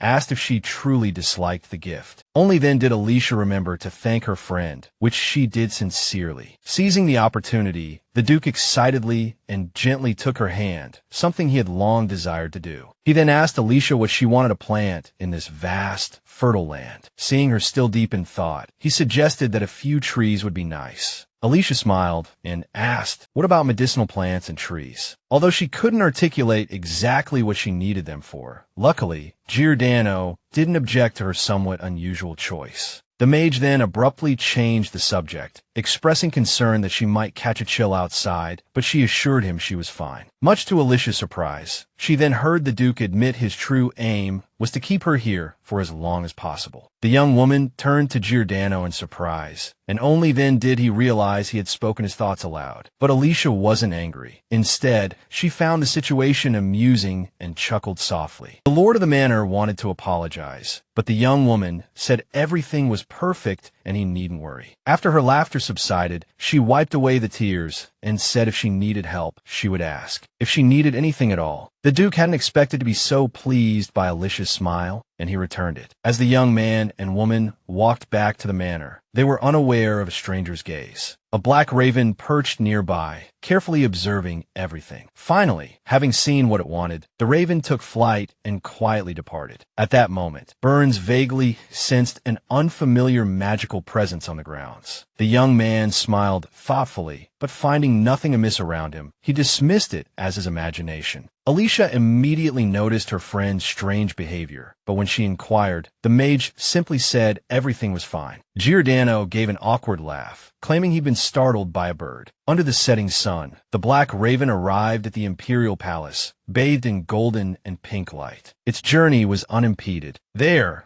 a young man awaited, calling the raven to become his companion, which wasn't easy. However, as the richly dressed man extended his hand, the raven obediently landed on it. The raven's master was Cain Sephrin, and he was very curious about Alicia's current situation. Only he could communicate with his companion, and thus he learned the young woman was currently well protected. No one knew the Emperor's son's true intentions, but he suddenly smiled, saying he had no choice. Inside Duke Giordano's manor, the Lord sat at the table, his face full of confusion. He had intended to prepare a delicious meal for the young woman, but she had only requested bacon soup. With a sweet smile, the young woman explained that it was enough and she wouldn't eat anything else. This left the young man feeling a little disappointed. He had hoped she would try more of the delicious food. As they ate, Alicia thought to herself that she had the opportunity to see a completely different side of the Duke. It turned out this young man also felt sad when things didn't go his way. Just then, Land knocked on the study door, and the Lord of the Manor immediately switched back to his ducal demeanor, becoming more composed. Because the young woman and the Duke were still talking, Land waited patiently until they noticed him. Finally, the young man couldn't hold back any longer and softly called out to Giordano, telling him he had brought the necessary items. With no further tasks, the mage said he was free for the time being. The young woman recognized the peculiar bottle as the potion she needed to drink. Alicia immediately thanked her friend for his care, saying she would take it in her room. However, Burns insisted she drink it in front of him, as he wanted to witness the process. Duke Creed's daughter knew the consequences of taking the potion and nervously clenched her hands. Alicia looked at the bottle, understanding that without her father present, she would have to endure the pain alone for a long time. She didn't want Giordano to worry, which was why she wanted to take the medicine by herself. But looking at her friend, the young woman guessed he probably wanted to know about these things concerning her. So Alicia didn't hide it, frankly admitting that it was painful every time she drank the medicine. Burns jumped in surprise, completely unaware of such a side effect. The young woman relayed her father's words, explaining it was caused by a conflict of energy. The mage looked down at his hands. Then, Duke Creed's daughter said that even without doing anything, she would slowly recover, but she still wanted to take the medicine herself. Suddenly, Giordano urgently exclaimed that if she was willing to trust him and stay by his side, he could help her. The young woman, completely taken aback by these words, turned to look at her friend in surprise. The young man pleaded with her to at least give him one chance to help, a chance he wouldn't miss. No one knew what the young woman was thinking at that moment, as her face remained expressionless. Although the Duke tried his best to persuade her, he hadn't held out much hope. Therefore, he was quite surprised when a faint blush crept onto Alicia's face, and she agreed to let Burns help. Giordano immediately broke into a delighted smile, their relationship now seemingly closer. He gestured for Alicia to sit at the table, stating his eagerness to help now that she had given him permission. Alicia only hoped the process wouldn't be too painful or worry Giordano. Without hesitation, she drank the potion bracing herself for the discomfort. A moment later, Alicia opened her eyes in surprise, feeling nothing. She quickly reassured Giordano that she was fine and he needn't worry. But even as she spoke, the conflicting energies surged through her once more. Giordano was the first to notice something was amiss, but he couldn't react in time to help. The mark on Alicia flashed, and agonizing pain racked her body again, her face paling. Unable to withstand the onslaught, she collapsed, while Giordano frantically searched for a way to assist her. He finally knelt beside her, gently gathering the suffering girl into his arms. Burns suspected his own energy was causing Alicia's mark to overreact. He murmured to her to be patient, holding her close. Pain was etched across her features, but Alicia gritted her teeth, enduring in silence. After a while, the pain subsided. Opening her eyes, she saw Giordano's worried face. The episode was shorter than usual. Alicia sincerely thanked Giordano for his help. He reminded her again that she could call him by his name, but he said he would wait if she wasn't ready to drop the formalities. At that moment, Alicia found Burns to be incredibly considerate. Thinking of how kind and caring he was, Alicia leaned her head against his hand in gratitude. This tender gesture surprised Giordano, who hadn't expected such open affection from her. But it was a moment he'd longed for. He gently stroked her hair, his heart pounding. Meanwhile, Jezebel preened before a mirror, telling herself no one was more beautiful. Grace's daughter asked the mirror who would accompany Burns to the upcoming ball hosted by Duke Creed. Suddenly, she saw Alicia reflected in the glass. Jezebel whirled around in alarm, but the room was empty. A disembodied voice questioned, "Are you truly the most beautiful?" The mirror beckoned her to look at herself. She spun back to the mirror, where Alicia's image whispered that Jezebel's jealousy of everyone around her was tormenting her. Deep down, Jezebel knew the apparition spoke the truth. Her lips trembled.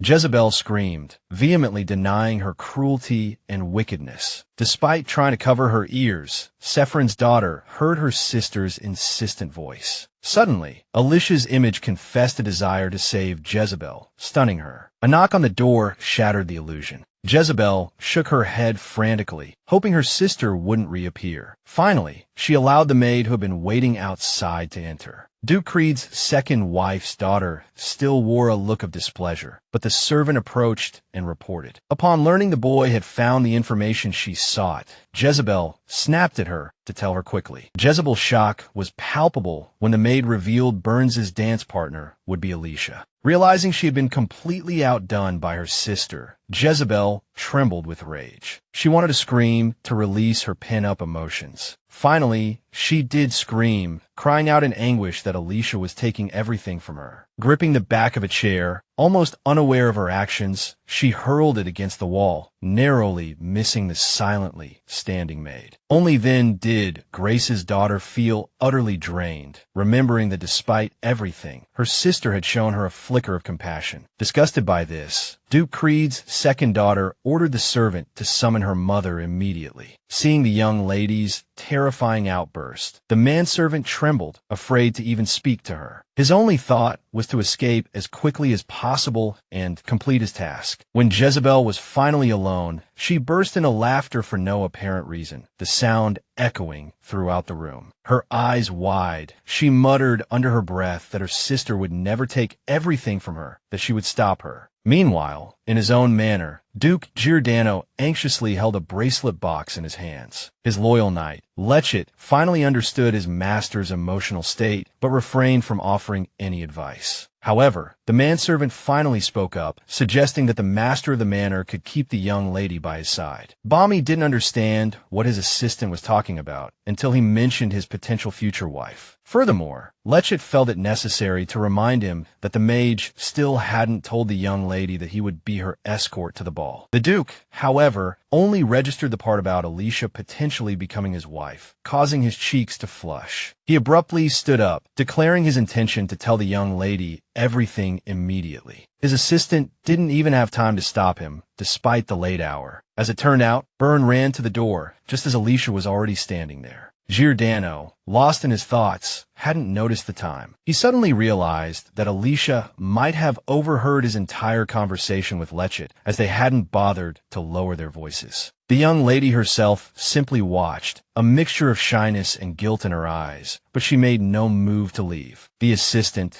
seeing everything clearly, was surprised that she dared to come to the study on her own. The manservant remembered when a young lady wouldn't even leave her room, but now everything had changed. He could only hope that his master and Duke Creed's daughter would have a good talk. The boy and girl stared at each other in silence for a moment. Then both spoke at the same time. Having interrupted each other, they both fell silent again, unsure how to continue. The mage blushed again, remembering he hadn't heard the rest of what his knight had to say. The knight had been talking about his future wife. Finally, the lord of the manor invited the young lady for a walk in the grounds, much to her surprise. Duke Creed's daughter immediately remembered she was still in her night clothes. But looking into the boy's face, she suddenly knew she would regret refusing him. Giordano was overjoyed when the young lady agreed to go out with him, despite the late hour. He extended his hand, offering to assist her during their walk. Alicia gratefully accepted his help. Byrne, with a sincere and gentle smile, said there was a place he very much wanted to show her. Soon, he led her to a field of flowers that bloomed only at night, a truly dreamlike sight. The young lady, completely taken aback by the view, stood frozen, her eyes and mouth wide open in astonishment. After several seconds, she finally admitted that it was truly beautiful. Looking around with delight, she asked the mage how he knew about this place. The young man, hearing her question, looked at her carefully, realizing he couldn't tell her the truth just yet. In fact, this was the very place she had once intended to tend herself. Belmont, therefore, said he had stumbled upon the field by chance and wanted to share it with her. The young lady looked down uncertainly, asking if he was only saying that to make her happy. The Duke picked a beautiful flower, stating that he always spoke the truth. He then tucked the flower behind her ear, saying he would never lie to her. The young lady, pleased by his attentiveness, smiled and said she could only thank him with words. The Duke replied that if she was truly grateful, she could simply call him by his name, as she used to. Alicia thanked the mage again for bringing her to such a beautiful place. Unexpectedly, the young man blushed slightly, confessing that he truly enjoyed making her happy, no matter how. Noticing her friend taking something out of his pocket, Ally waited curiously. To her great surprise, he pulled a beautiful ring from a box. Byrne, his face flushed with excitement, asked her if she would accompany him to the ball. The Saintess could hardly believe that it was Duke Giordano asking her, a scenario she had only dreamed of. Finally, with a happy smile, Alicia said she was delighted to attend the ball with him. Giordano confessed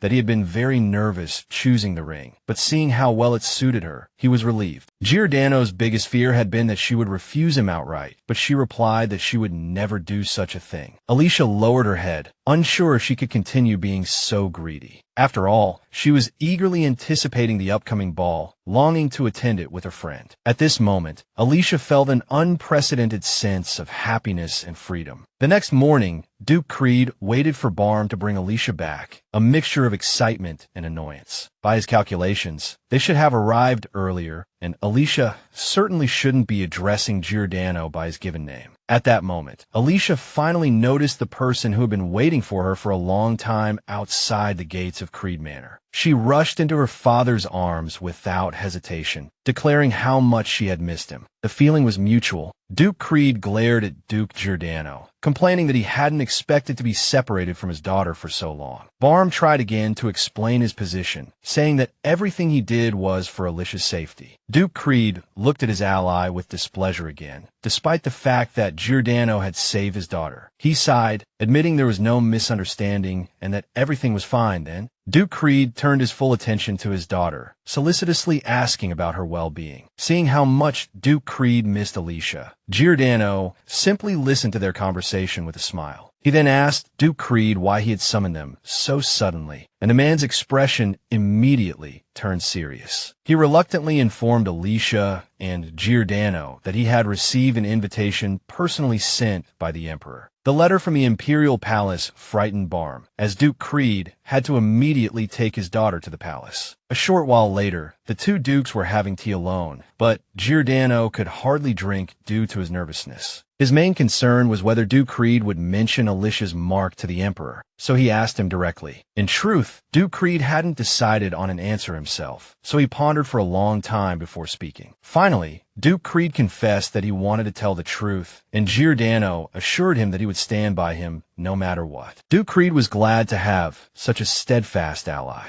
As their conversation ended, Barm suddenly remembered that he wanted to see Alicia one last time before leaving. However, catching a glimpse of her father out of the corner of his eye, he felt he would appear suspicious and decided to wait patiently. Confident they would meet again, he quickly used magic to teleport back to his own manor. But just as Barm was about to leave, Duke Creed, who was seeing him off, turned around and found Alicia standing at the doorway. Alicia, also wanting to see Giordano one last time, had come to her father's study. Giordano, surprised and shy at her unexpected appearance, blushed. Therefore, Alicia cautiously approached him and asked if she was interrupting his work. Under Duke Creed's watchful gaze, Giordano still managed to smile and asked Alicia what she needed. She shyly handed him a small, neatly tied pouch. She explained that it contained tea leaves she had personally picked and dried as a token of her gratitude. To her surprise, Barm smiled genuinely and said it was a precious gift that he would gladly accept. Their warm exchange created a pleasant atmosphere. Suddenly, Duke Creed coughed loudly, reminding the two that their farewell was going on too long. Duke Creed reminded Giordano that he had much to do, and Giordano suddenly remembered. Finally, Giordano wished Alicia a good rest, and she agreed with a smile. Thus, Barm returned to his manor, while the father and daughter remained at home. As soon as his ally left, Duke Creed looked at his daughter with concern, wondering what had happened while she was away. However, he could see that Alicia was now eagerly anticipating seeing her friend again, and noticed she had started addressing him by his given name. A few days later, in the garden Alicia had personally planted, Land was playing in the evening light. Lechet reminded Land that he had initially disapproved of Alicia's association with Barm, but Land vehemently denied it. Land claimed he had only been wary of Barm, which ironically made him seem even more suspicious. Hearing this, Lechet finally admitted that his opinion of both Barm and Giordano had changed. Lately, he'd been carefully observing Duke Giordano, noticing a significant change in him. Land was quite fond of this new master, shaped by his interactions with Alicia. Barm had become noticeably more cheerful and happy, all thanks to the gradual influence of Duke Creed's daughter. It was clear from the eyes of this seemingly grown boy that he was relearning how to understand the world. It was too difficult for the butler to resist such a contented master, so he naturally accepted everything. Even Lechet had to admit that since the Sainus' arrival, the manor had become much more comfortable and pleasant. Soon, the day finally arrived when Alicia had to go to the imperial palace with her father. In all her life, the young lady had never imagined she would come to this place without facing judgment. She still vividly remembered a previous occasion that had ultimately resulted in a merciless death sentence. But no matter how saddened she was, she tried not to forget that the reason for her visit this time was completely different. Noticing his daughter's state, her father placed a hand on her shoulder, reassuring her that she had nothing to worry about. Duke Creed reminded his daughter that no matter what, he was there for her and would never leave her alone under any circumstances. Deeply grateful for his support, the Saintess walked into the Emperor's hall with her head held high. The Emperor greeted his guests according to protocol, without even rising from his throne. Duke Creed was the first to bow to the Emperor and introduce himself, as he couldn't address the Emperor as a friend in such a formal setting. Following her father, Alicia also bowed elegantly and politely to the Emperor, stating her full name. In response, the Emperor Dale suddenly let out a loud, cheerful laugh, having long awaited this day. In high spirits, the Emperor allowed the young lady and her father to raise their heads, relieving them of the need to bow any further. He approached Alicia, placing his hands on her shoulders, expressing his great pleasure at meeting them. Looking at the Emperor's cheerful face, Alicia couldn't help but notice a difference in his demeanor compared to the past. Unexpectedly, the Emperor stated directly that Alicia was far more beautiful than his servants had described. As Duke Creed argued with Dale about these words, the Saintess felt a little embarrassed to hear such things in this place. Duke Creed requested that his daughter return home, which surprised the Emperor, as their conversation had been so brief. But the Lord of Creed Manor insisted, reminding the Emperor that he wished to speak with him, not with his daughter. The Emperor had no choice but to bid farewell to the young lady for the time being, though he hoped to see her again. Alicia also politely expressed that she, too, looked forward to another meeting if the opportunity arose. Dale gestured to the guards, instructing them to escort the young lady to the beautiful gardens near the palace to await her father. As Alicia left the main hall, the two men watched her in silence, neither speaking a word. Once she was gone, the Emperor turned to his friend, expressing his interest in the topic he wished to discuss. It turned out Duke Creed was worried about his daughter's debut, and the Emperor, gazing out the window, agreed that it would certainly cause a stir. Duke Creed wasn't pleased by this, but the Emperor reminded him not to be overprotective of his daughter. Duke Creed tried to explain that, for him, time had passed too quickly, and he still saw Alicia as a child. The Emperor simply laughed in response to Duke Creed's sentiment, understanding how difficult it could be for the young lady and her father. But Duke Creed didn't appreciate the Emperor's humor and asked him to compose himself and be serious. However, the Emperor couldn't calm down immediately, having glimpsed a different side of his friend. Soon, though, Dale finally collected himself, steering the conversation toward more serious matters. From that moment on, his primary concern was why Duke Creed had suddenly decided to bring his daughter to the Imperial Palace, something he had never done before. Duke Creed, surprised that the Emperor had understood so easily, kept trying to change the subject. Then, closing his eyes, he realized that avoiding the serious conversation was pointless from now on. And at this moment, the Emperor cared for Duke Creed, not only as his monarch, but also as a close friend. So, the Lord of Creed Manor finally confessed to the Emperor that his daughter had recently received the stigmata. This news startled Dale so much that he forgot what he was about to say, his eyes widening in surprise. Then, unable to contain himself any longer, he jumped up in utter astonishment, asking again if he had heard correctly. This was the first time the Emperor had met a true saintess. Thus, deeply impressed by the matter, as he still vividly remembered the sequence of actions upon discovering the saintess, he declared it was time to prepare for Alicia's entry into the temple. But Duke Creed suddenly, and for some unknown reason, firmly stated that there was absolutely no need for this. He looked coldly at Dale, saying his daughter would live as if she bore no stigmata. Alicia herself had absolutely no idea what her father and the Emperor were discussing. She was led to a beautiful garden. The Saintess had long wanted to stroll somewhere new, and suddenly, such an opportunity presented itself. She couldn't help but notice that the Imperial Palace gardens were truly beautiful and unique. As she approached the flowers, Alicia noticed a chill emanating from them, meaning they were all enchanted with magic. Alicia was so engrossed in admiring the plants that she didn't notice someone suddenly approaching from behind. It wasn't until she heard a familiar voice that the Saintess turned around in surprise, confirming her suspicions. It turned out to be Cain, the Emperor's son, whom she hadn't seen in 7 years. The boy smiled happily upon seeing Alicia, as he, too, had missed her greatly during their long separation. The Saintess accidentally called him Cephalon, then immediately corrected herself and apologized for her slip of the tongue. But Cain approached her, saying she could call him as she did in their childhood. He didn't mind. Duke Creed's daughter obediently nodded, although slightly embarrassed that they had abandoned formal address. Seeing that Alicia didn't object to returning to their old way of communicating, the boy smiled with satisfaction, saying she had made the right choice. Much to the girl's surprise, he confessed that he had wanted to be the first to visit her after she awoke and invited her to his debut. At the same time, a hint of sadness flashed across the Emperor's son's face, clearly indicating he wasn't lying. However, Cephalon suddenly smiled, telling Alicia not to take it too seriously. It was just a wish. At that moment, the Saintess didn't even know what to say to her friend, as she had never considered these things that troubled him. Looking closely at her friend's face, the girl realized that she wasn't the only one who had changed in this life. In any case, the saintess felt it difficult to refuse the boy, even if it was just a casual invitation. Cain sincerely said that Alicia needn't apologize, and that he was willing to be friends with her as before. Seeing the Duke's daughter smile happily, the Emperor's son was pleased with the impression he had made. Taking the opportunity, Cephalon invited the saintess for a walk in the garden with him. She immediately agreed, and all of this was witnessed by a man in black hiding behind a tree. It turned out to be Barm, who had been eavesdropping on Alicia and Cain's conversation, and now didn't know what to do. The boy was acting this way because he cared deeply about Duke Creed's daughter's well-being. He looked at the back of the Emperor's son, pondering his suspicions once more. But what concerned Giordano most was whether Alicia would be disappointed in him if she discovered he had been following her. Meanwhile, Dale was loudly berating Duke Creed for saying the saintess wouldn't be sent to the temple. The Lord of Creed Manor fully understood the Emperor's feelings, as the stigmata hadn't appeared for 400 years. But the Duke had made his choice, and from his expression, it was clear he wouldn't change his mind. Seeing his friend's unwavering resolve, the ruler began to question why this was happening. He recalled that only in the temple could the saintess fully manifest the power of the stigmata and use it for the benefit of the people. Then Duke Creed asked, what if there was no need for this at all, and the saintess was merely being used as a sacrifice? He had ascertained that the priests were concealing the truth simply to enhance their own power. His Majesty fell silent in shock, for he knew that if this were true, the temple had long been an enemy of his family. Dale finally declared that this couldn't be true and demanded to know where his ally had heard such things. However, Duke Creed said it came from a reliable source and was certainly not baseless. But until the very last moment, the ruler refused to believe that the priests had merely used him. Suddenly, Duke Creed stood up and declared that if the Emperor attempted to seize Alicia's power, he would take her and leave the empire. For the girl's father, this decision was final, and His Majesty was powerless to stop his friend. Finally, Duke Creed reminded Dale that they each had their own supporters and were not dependent on each other. Alicia, still accompanied by Cain, listened happily to his stories. She enjoyed her time with the young man so much that she even forgot why she had come to the imperial palace. When the Emperor's son went to attend to his own affairs, the saintess looked towards the bushes and asked how much longer her protector intended to hide there. Giordano was surprised that Alicia had discovered him so easily, but he didn't mind revealing himself. He emerged from behind the trees, somewhat sheepishly, and asked her when she had noticed him. Though it was Lynn who had helped her, Alicia couldn't tell him that. So, she simply replied that she had known all along. Barm then confessed that he had been worried ever since she arrived at the imperial palace. That was why he had followed her. Duke Creed's daughter gave a sweet smile and said that her friend needn't explain himself. The Duke, startled by her sweet demeanor, froze, a blush creeping up his cheeks. Finally, the mage recovered and said he was glad to hear it. At that moment, Cain was returning to his room when he heard a male voice behind him. Cain turned around with a sigh and noticed the familiar figure hoped he would get along well with Alicia. It was Erden, the god of war, visible only to those chosen by him. The young man asked, with considerable displeasure, whether this hadn't been the Emperor's son's original plan. Cain insisted on receiving an answer first, and the deity was angered by the perceived lack of respect. The future ruler then recalled that his ally had recently requested a more relaxed manner of communication. Erden sighed in disapproval, saying he shouldn't have appeared. It was all because the Emperor's son had unexpectedly quickly memorized everything the god had taught him. The young man knew very well why the god had suddenly sought him out. One day, about 3 years after Alicia had fallen into her slumber, Cain had seen Erden for the first time. As the first person in many years able to see the god, he had asked for the deity's help. With strangely gleaming eyes, the god assured him that fulfilling his request wouldn't be difficult. Cain reminded himself that he was only an ordinary person, which immediately angered the newly acquainted deity. The god waved his hand, summoning fiery magic to more easily accomplish the plan he had just formed. He then altered his appearance, becoming younger and more attractive. Erden was certain that in this form, the young man would find it easier to converse with him. Cain was astonished that the god could transform into a human so instantly. From then on, They began to collaborate, the young man even occasionally lending his body to his friend. But what the emperor's son enjoyed most was listening to the god's stories of the empire's founding. However, their current goals and plans were slightly different, as Cain only wanted to support Alicia and Barm. He asked Eowyn to simply follow him, and, if he was concerned about Cain's feelings, to help him in all matters. The god of war didn't respond, only lowered his head in thought, pondering everything. He knew very well how difficult and complicated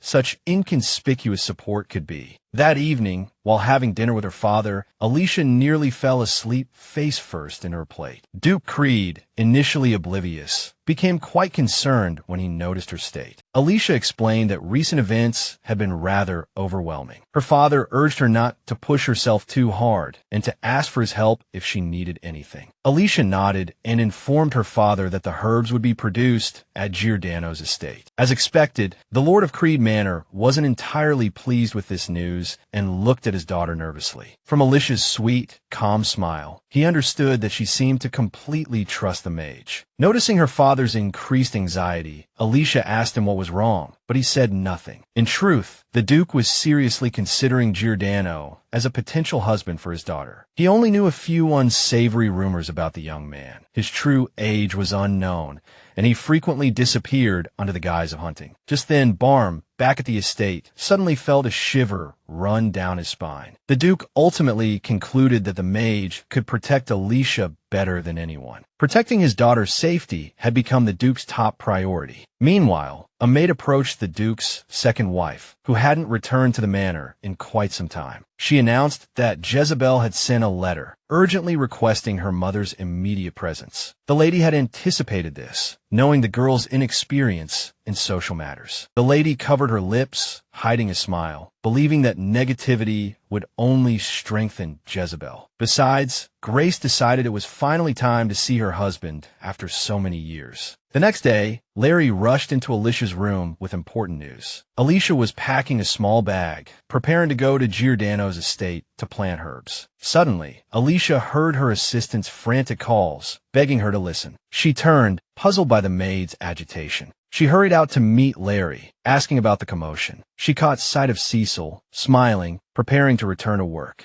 Overjoyed to see her young assistant back from holiday, Alicia rushed towards Cecil, hugging her tightly. Immediately, she inquired about Cecil's mother, a constant worry. She also noticed Cecil wearing gloves, but didn't pry. The maid said she had overcome all obstacles and everything was fine. That same morning, Duke Giordano was at his estate, attending to urgent matters. He acutely missed Alicia, but couldn't see her. Unexpectedly, he noticed a growing light in the room. A familiar magic circle appeared. Before he could speak, a cheerful Alicia emerged, visiting her friend. The Duke embraced her, admitting he'd been thinking of her. Alicia expressed her excitement about the herb harvest, though he simply missed her presence. Fortunately, Alicia's attention was drawn to a stack of documents, sparing the Duke's embarrassment. Realizing he had much work, she offered to start alone. Barm felt a pang of disappointment, assuming their reasons for meeting were the same. He watched Alicia walk towards the front door. Imagine Giordano's surprise when he saw a blush on Alicia's cheeks as she turned back. This sparked a flicker of hope, a sense of shared feelings. A small carriage arrived at the annex, greeted only by Jezebel. She was already displaying hostility, feeling ignored. She knew her mother was there to see her, but couldn't muster a smile. Grace, however, was oblivious to her daughter's feelings, relieved to be back at the estate. When Grace asked how Jezebel was doing, she sarcastically replied that her appearance spoke for itself. The Duke's second daughter then burst into tears, lamenting her situation. Grace approached her daughter, reminding her to trust her mother. She embraced Jezebel, acknowledging her humiliation. Jezebel didn't reply, doubting her mother's trustworthiness. She felt like life was worsening despite her efforts. Duke Creed observed the reunion. Not wanting to intrude, he turned and left. In her room, Alicia was delighted to have Cecil brushing her hair again. She expressed her happiness directly, wanting Cecil to feel appreciated. Alicia admitted Larry was experienced, but a bit rough. Cecil nodded and asked about Alicia's plans. She replied that she was having tea with her father. Looking in the mirror, she fell silent, noticing a fleeting sadness in Cecil's face. Confused, she turned to Cecil, but the maid was now smiling brightly, as if nothing had happened. Alicia assumed she'd been mistaken.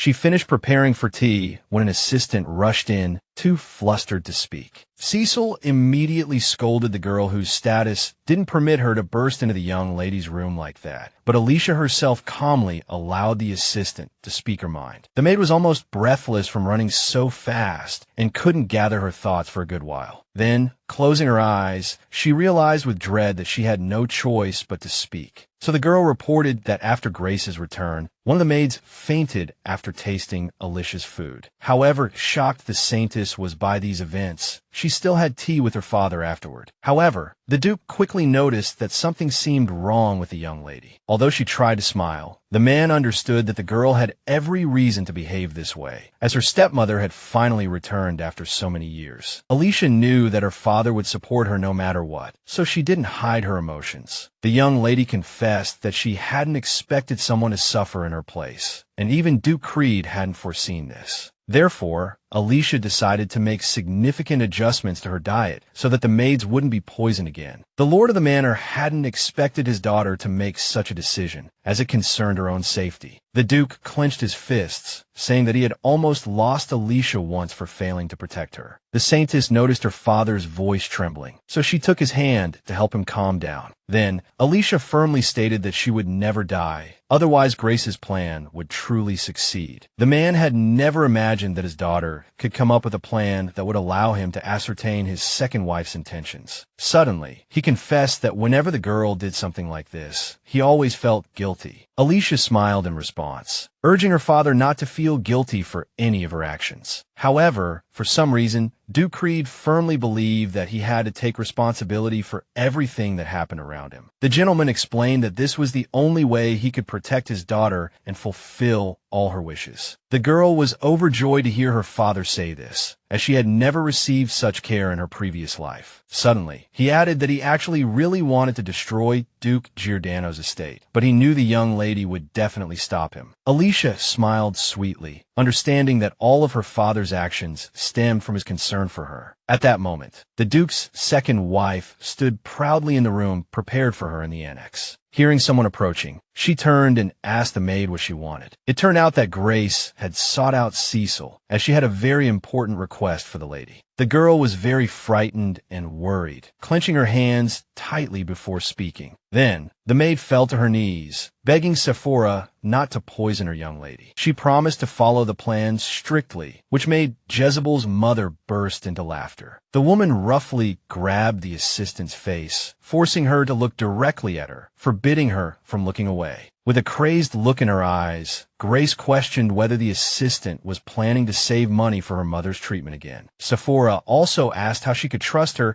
if she always wore gloves to protect herself from a non-existent curse. Furious at Cecil's behavior, the lady pushed her away and warned her not to forget her place. The Duke's second wife reminded the poor servant that if she didn't comply, both she and her mother would die. Realizing she had no way out, the assistant pathetically bowed to the terrifying woman. Grace chuckled, thinking the maid had made the right choice. At that moment, Duke Giordano was busy picking plants one by one so that Alicia could dry them later. The girl watched him from the corner of her eye, surprised by the mage's enthusiasm, as he wasn't supposed to be helping her. Yet, for some reason, Barm remained by Alicia's side, diligently doing his work. The Lord of the Manor noticed that the young lady had stopped working and was staring intently at him. Slightly embarrassed, he asked Alicia why she was looking at him like that, which brought the girl back to her senses. She laughed awkwardly, explaining that she was just distracted by her own gaze, being in a good mood. To the Duke's daughter's surprise, the man reached out and touched her face, asking if she was really just looking at him casually. This gesture made Alicia very shy, her cheeks flushing, so she couldn't answer the mage for a moment. After a while, however, the young lady confessed that whenever she was with the Duke, she felt much more at ease. But the Saintess also knew very well that this wasn't the most appropriate time. While these feelings still lingered, Barm drew close once more, asking Alicia in a low voice what was troubling her.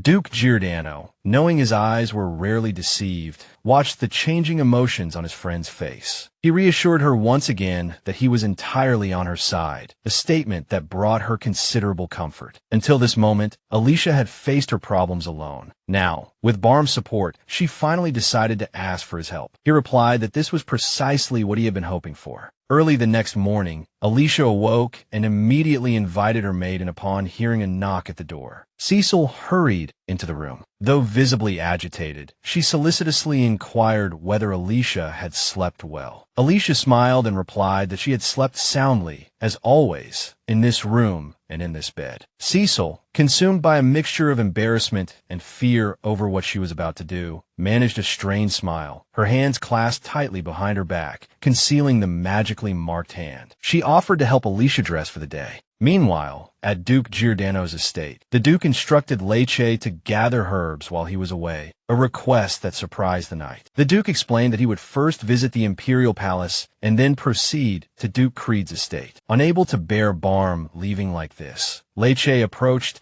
and gently placed a hand on the mage's shoulder. The loyal servant inquired what was troubling the weary-looking Giordano. For some reason, Barm was reluctant to reveal the truth, simply stating that he was fine. Lecce immediately saw through the lie, but felt he had no right to press the matter further with the lord of the manor. After reiterating his trust in the knight, Barm left the room. At that very moment, a similar scene of anxiety was unfolding at Duke Creed's estate. Alicia allowed Cecil to brush her hair once again. She sat before the mirror as usual, but Cecil's hand trembled as she picked up the comb, overwhelmed by the weight of the situation. The maid couldn't bear the thought of harming her young lady, but she couldn't stand by and watch her mother and herself be killed. Overcome with fear, she closed her eyes, lost and bewildered. Suddenly, Alicia noticed the maid's distress and gently, yet sincerely, asked what was wrong. Cecil's mind flashed back to the little girl who always looked at her with such trust after each brushing. After Cecil finished styling her hair, Alicia would always run happily into the courtyard, full of joy for everything around her, no matter what. This sight always filled Cecil with reassurance and happiness, knowing that everything would be all right. Though she no longer felt such confidence, she remained frozen in place, hesitant. Finally, Cecil could bear it no longer. She fell to her knees before Alicia, sobbing that she couldn't hurt her. Startled, Alicia immediately stood up and demanded an explanation. Through her tears, Cecil begged Alicia not to come near her, explaining that Grace had threatened her mother. Alicia couldn't fathom that the Duke's second wife would put a servant in such a terrible predicament. Noticing Cecil's tightly clenched hands, Alicia asked if the weapon was there. Cecil nodded, and Alicia thanked her for not using it. Alicia confessed that she had suspected something from the beginning, even without Cecil's confession. In fact, they hadn't been alone when Cecil knelt before Grace. Lynn, the embodiment of the mark, driven by curiosity, had secretly followed Cecil and witnessed the entire dreadful and unpleasant scene. Cecil wept with remorse and astonishment that Alicia hadn't dismissed her. Cecil, concerned, asked Alicia why she hadn't defended herself, knowing about the impending attack. Alicia smiled and explained that she simply trusted her maid and did nothing. Lynn, unseen, witnessed this exchange and pouted disapprovingly. The mark now deemed Alicia far too mentally weak, though somehow she had become the saintess. Later, Alicia told her father everything. Overcome with emotion, he slammed his hand on the table, furious that his daughter had so readily put herself in danger, despite her reassurances that she was fine. So Barm angrily asked Alicia if she had considered what would have happened if the maid hadn't stopped. To this, Alicia replied that she had taken precautions and told Barm everything, though the Duke was displeased that he was always the last to know. Then, the young woman confessed that she was terrified her father would be so overcome with emotion that he wouldn't be able to help her. Barm froze in astonishment, suddenly realizing that the young lady's judgment was entirely correct. Seeing her father willing to listen,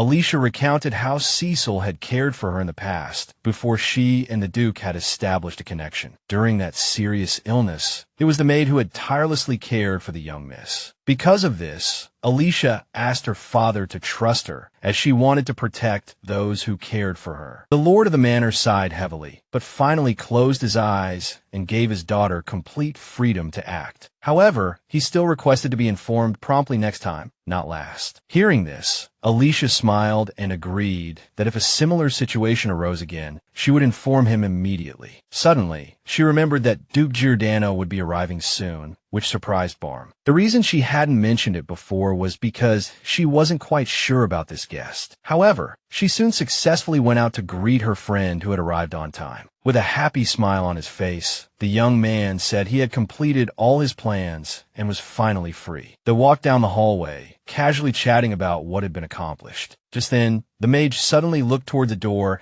and asked if this was the room they were going to. Alicia nodded in confirmation and was the first to reach the door, but she was suddenly shocked by the maid's condition. This sight truly shocked Alicia, because everything had been normal when she left Cecil. But now, the mark on her assistant's hand was glowing, and she was clearly in constant, agonizing pain. The saintess didn't hesitate to rush forward to help her ailing assistant, but before she could get far, the Duke grabbed her elbow and asked her to wait. However, Alicia couldn't understand what the young man was trying to do, as the maid's condition was dire. With a serious expression, Barm said it was best not to let Alicia near Cecil right now. This didn't frighten Alicia too much. She was more worried about her assistant. Giordano promised to handle everything himself and advised Alicia to stay by the door. It wasn't until he reached the bedside and saw the mark clearly that the mage immediately realized the magic on the young woman's palm was far from ordinary. The young Duke hadn't seen such a terrifying curse in a long time. It was a rare form of dark magic. Looking at the young woman's tear-stained face, Barm remembered Alicia saying they were like family. Therefore, the young man had no choice but to heal the maid, no matter the cost. Giordano used all his magic power and began to remove the mark, Cecil screaming in agony. Even the Duke himself felt the sting and tearing of the dark magic at one point. Seeing her friends in such pain, Alicia tried to approach, but the mage shouted at her to stop. Distracted by the young lady, he realized too late that the tendrils of the strange magic had suddenly wrapped around his arm. However, Barm wasn't about to give up easily. His gaze hardened as he summoned all his strength. He cast a light magic barrier around himself and the assistant, which at least provided some healing. Finally, after several minutes of intense struggle, the young man successfully dispelled all the evil energy. The maid sighed in relief and then lost consciousness from the ordeal. The Duke was more injured than he anticipated, but he knew he wouldn't be killed so easily. So when the Duke's daughter anxiously asked if everything was all right, the mage calmly replied that the problem was solved. At the same time, he cleverly hid his injured hands behind his back, indicating that the dark magic was gone. Alicia was surprised to find her judgment correct. Her assistant had indeed been afflicted by a terrible curse. Glad that everything was resolved, she walked toward her friend, but suddenly stumbled and he caught her. Smiling sheepishly, Alicia admitted she was a little embarrassed, because Giordano had already done so much for her. Suddenly, mid-sentence, she stopped and studied the still confused young man intently. At this moment, Alicia suddenly reached out and touched his face. Barm, puzzled, asked her what she was doing. Alicia carefully pointed out that he was covered in sweat from overexerting himself while healing Cecil. As the two conversed pleasantly, their dialogue was overheard by Duke Creed, standing gloomily behind a wall. The Duke then resolved that if his daughter truly cherished Duke Giordano, he would no longer interfere. Barm, however, couldn't understand when Alicia had become so mature. Unbeknownst to him, that very night, moonlight bathed the chapel in a silvery glow. A familiar man entered, slowly dragging the lifeless body of a boy. This man was Father Kiha, who spent almost every hour of the day in his beloved sanctuary. As usual, he looked around, his attention focusing on the magic orb. To his astonishment, the orb was somehow damaged. Kiha had never encountered anyone capable of removing the mark he placed on his victims. Startled, he even dropped the boy's body to the floor now having no interest in it. He then rushed to the orb, cursing Grace, who had promised to handle everything. The priest realized he now needed to devise another plan to claim Alicia. As he pondered his options, he instinctively tried to repair the useful orb. Despite the late hour, Barm returned to his estate. The butler greeted him with a smile and promised to prepare his bath and bed immediately. However, Land stopped abruptly, noticing Barm's condition. The Duke could barely breathe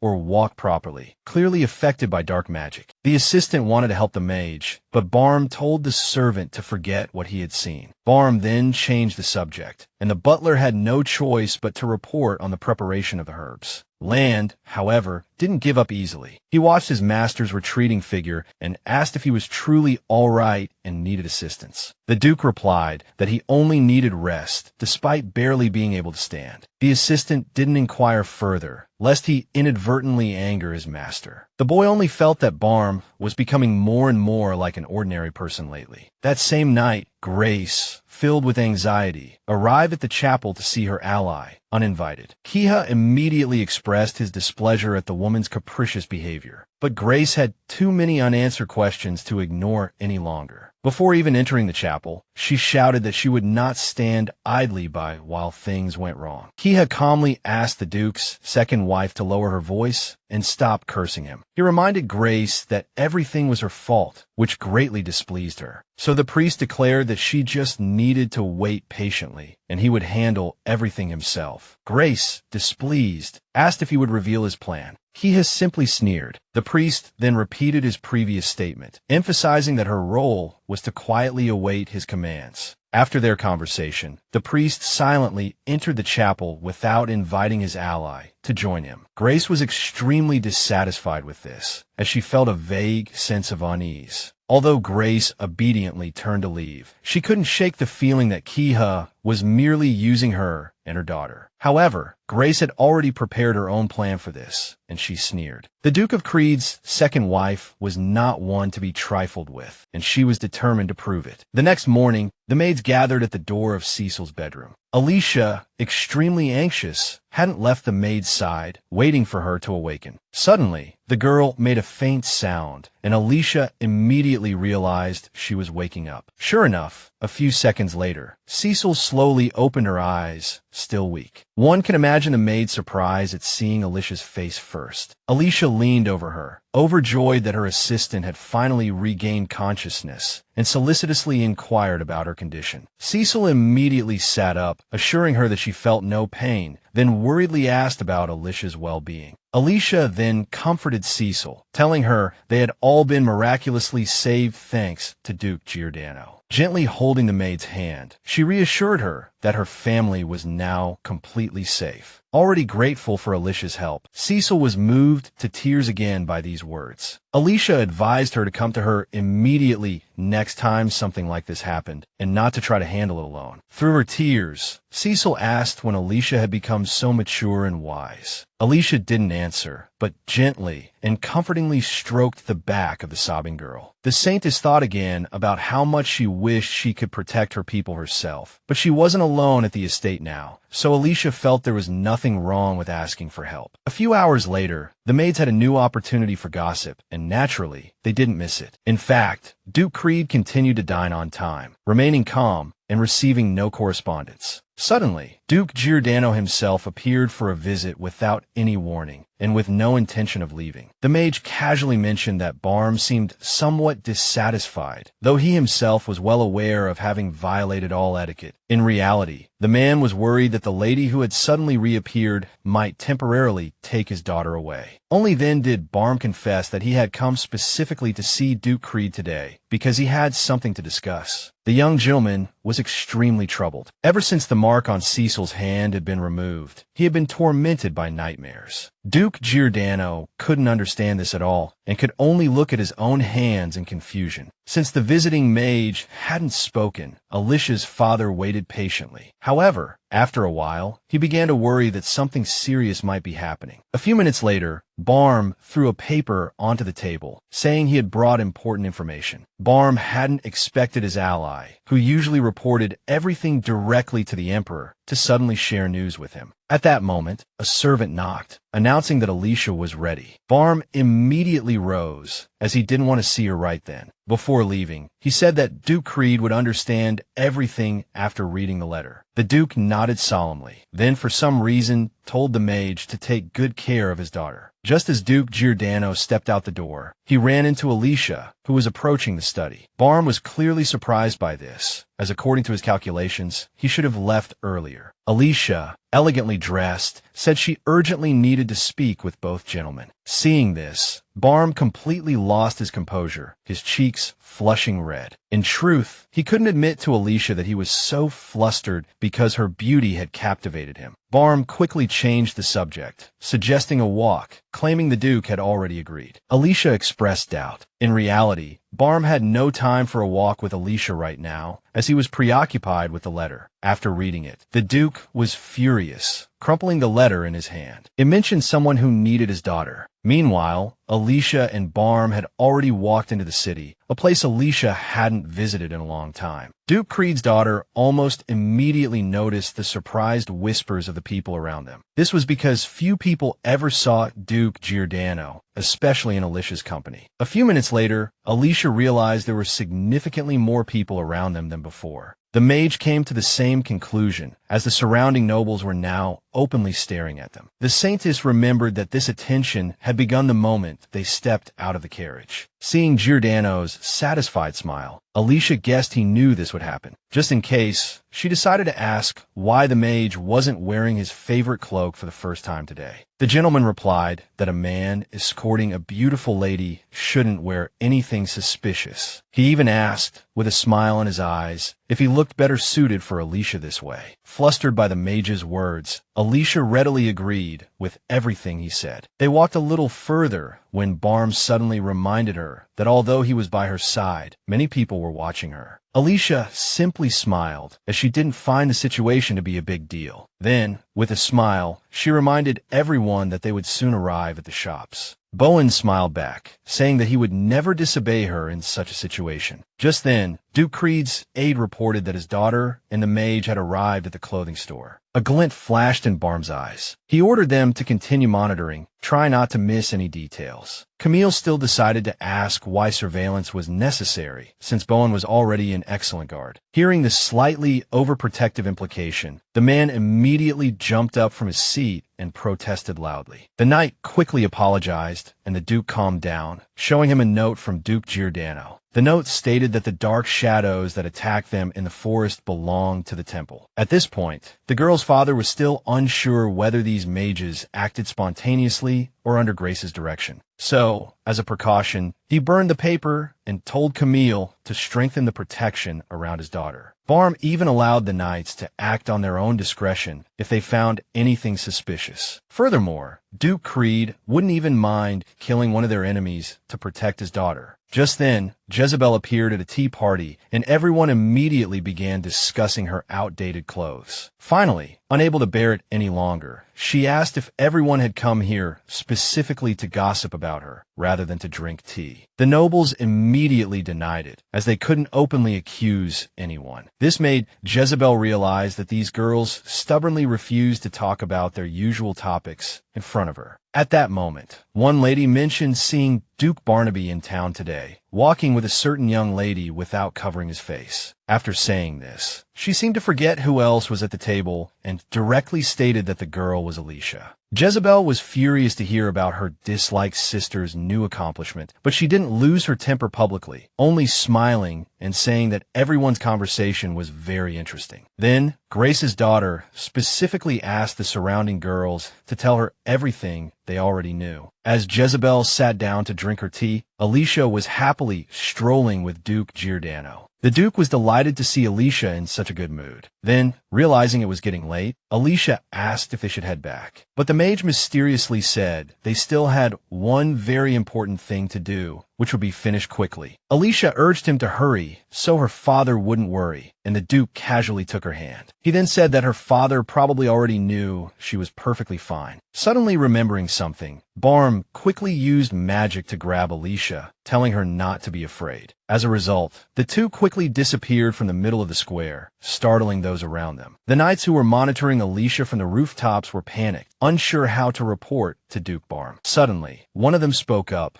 suggesting they simply tell their master that Alicia was safe and the next dark shadow had been dealt with.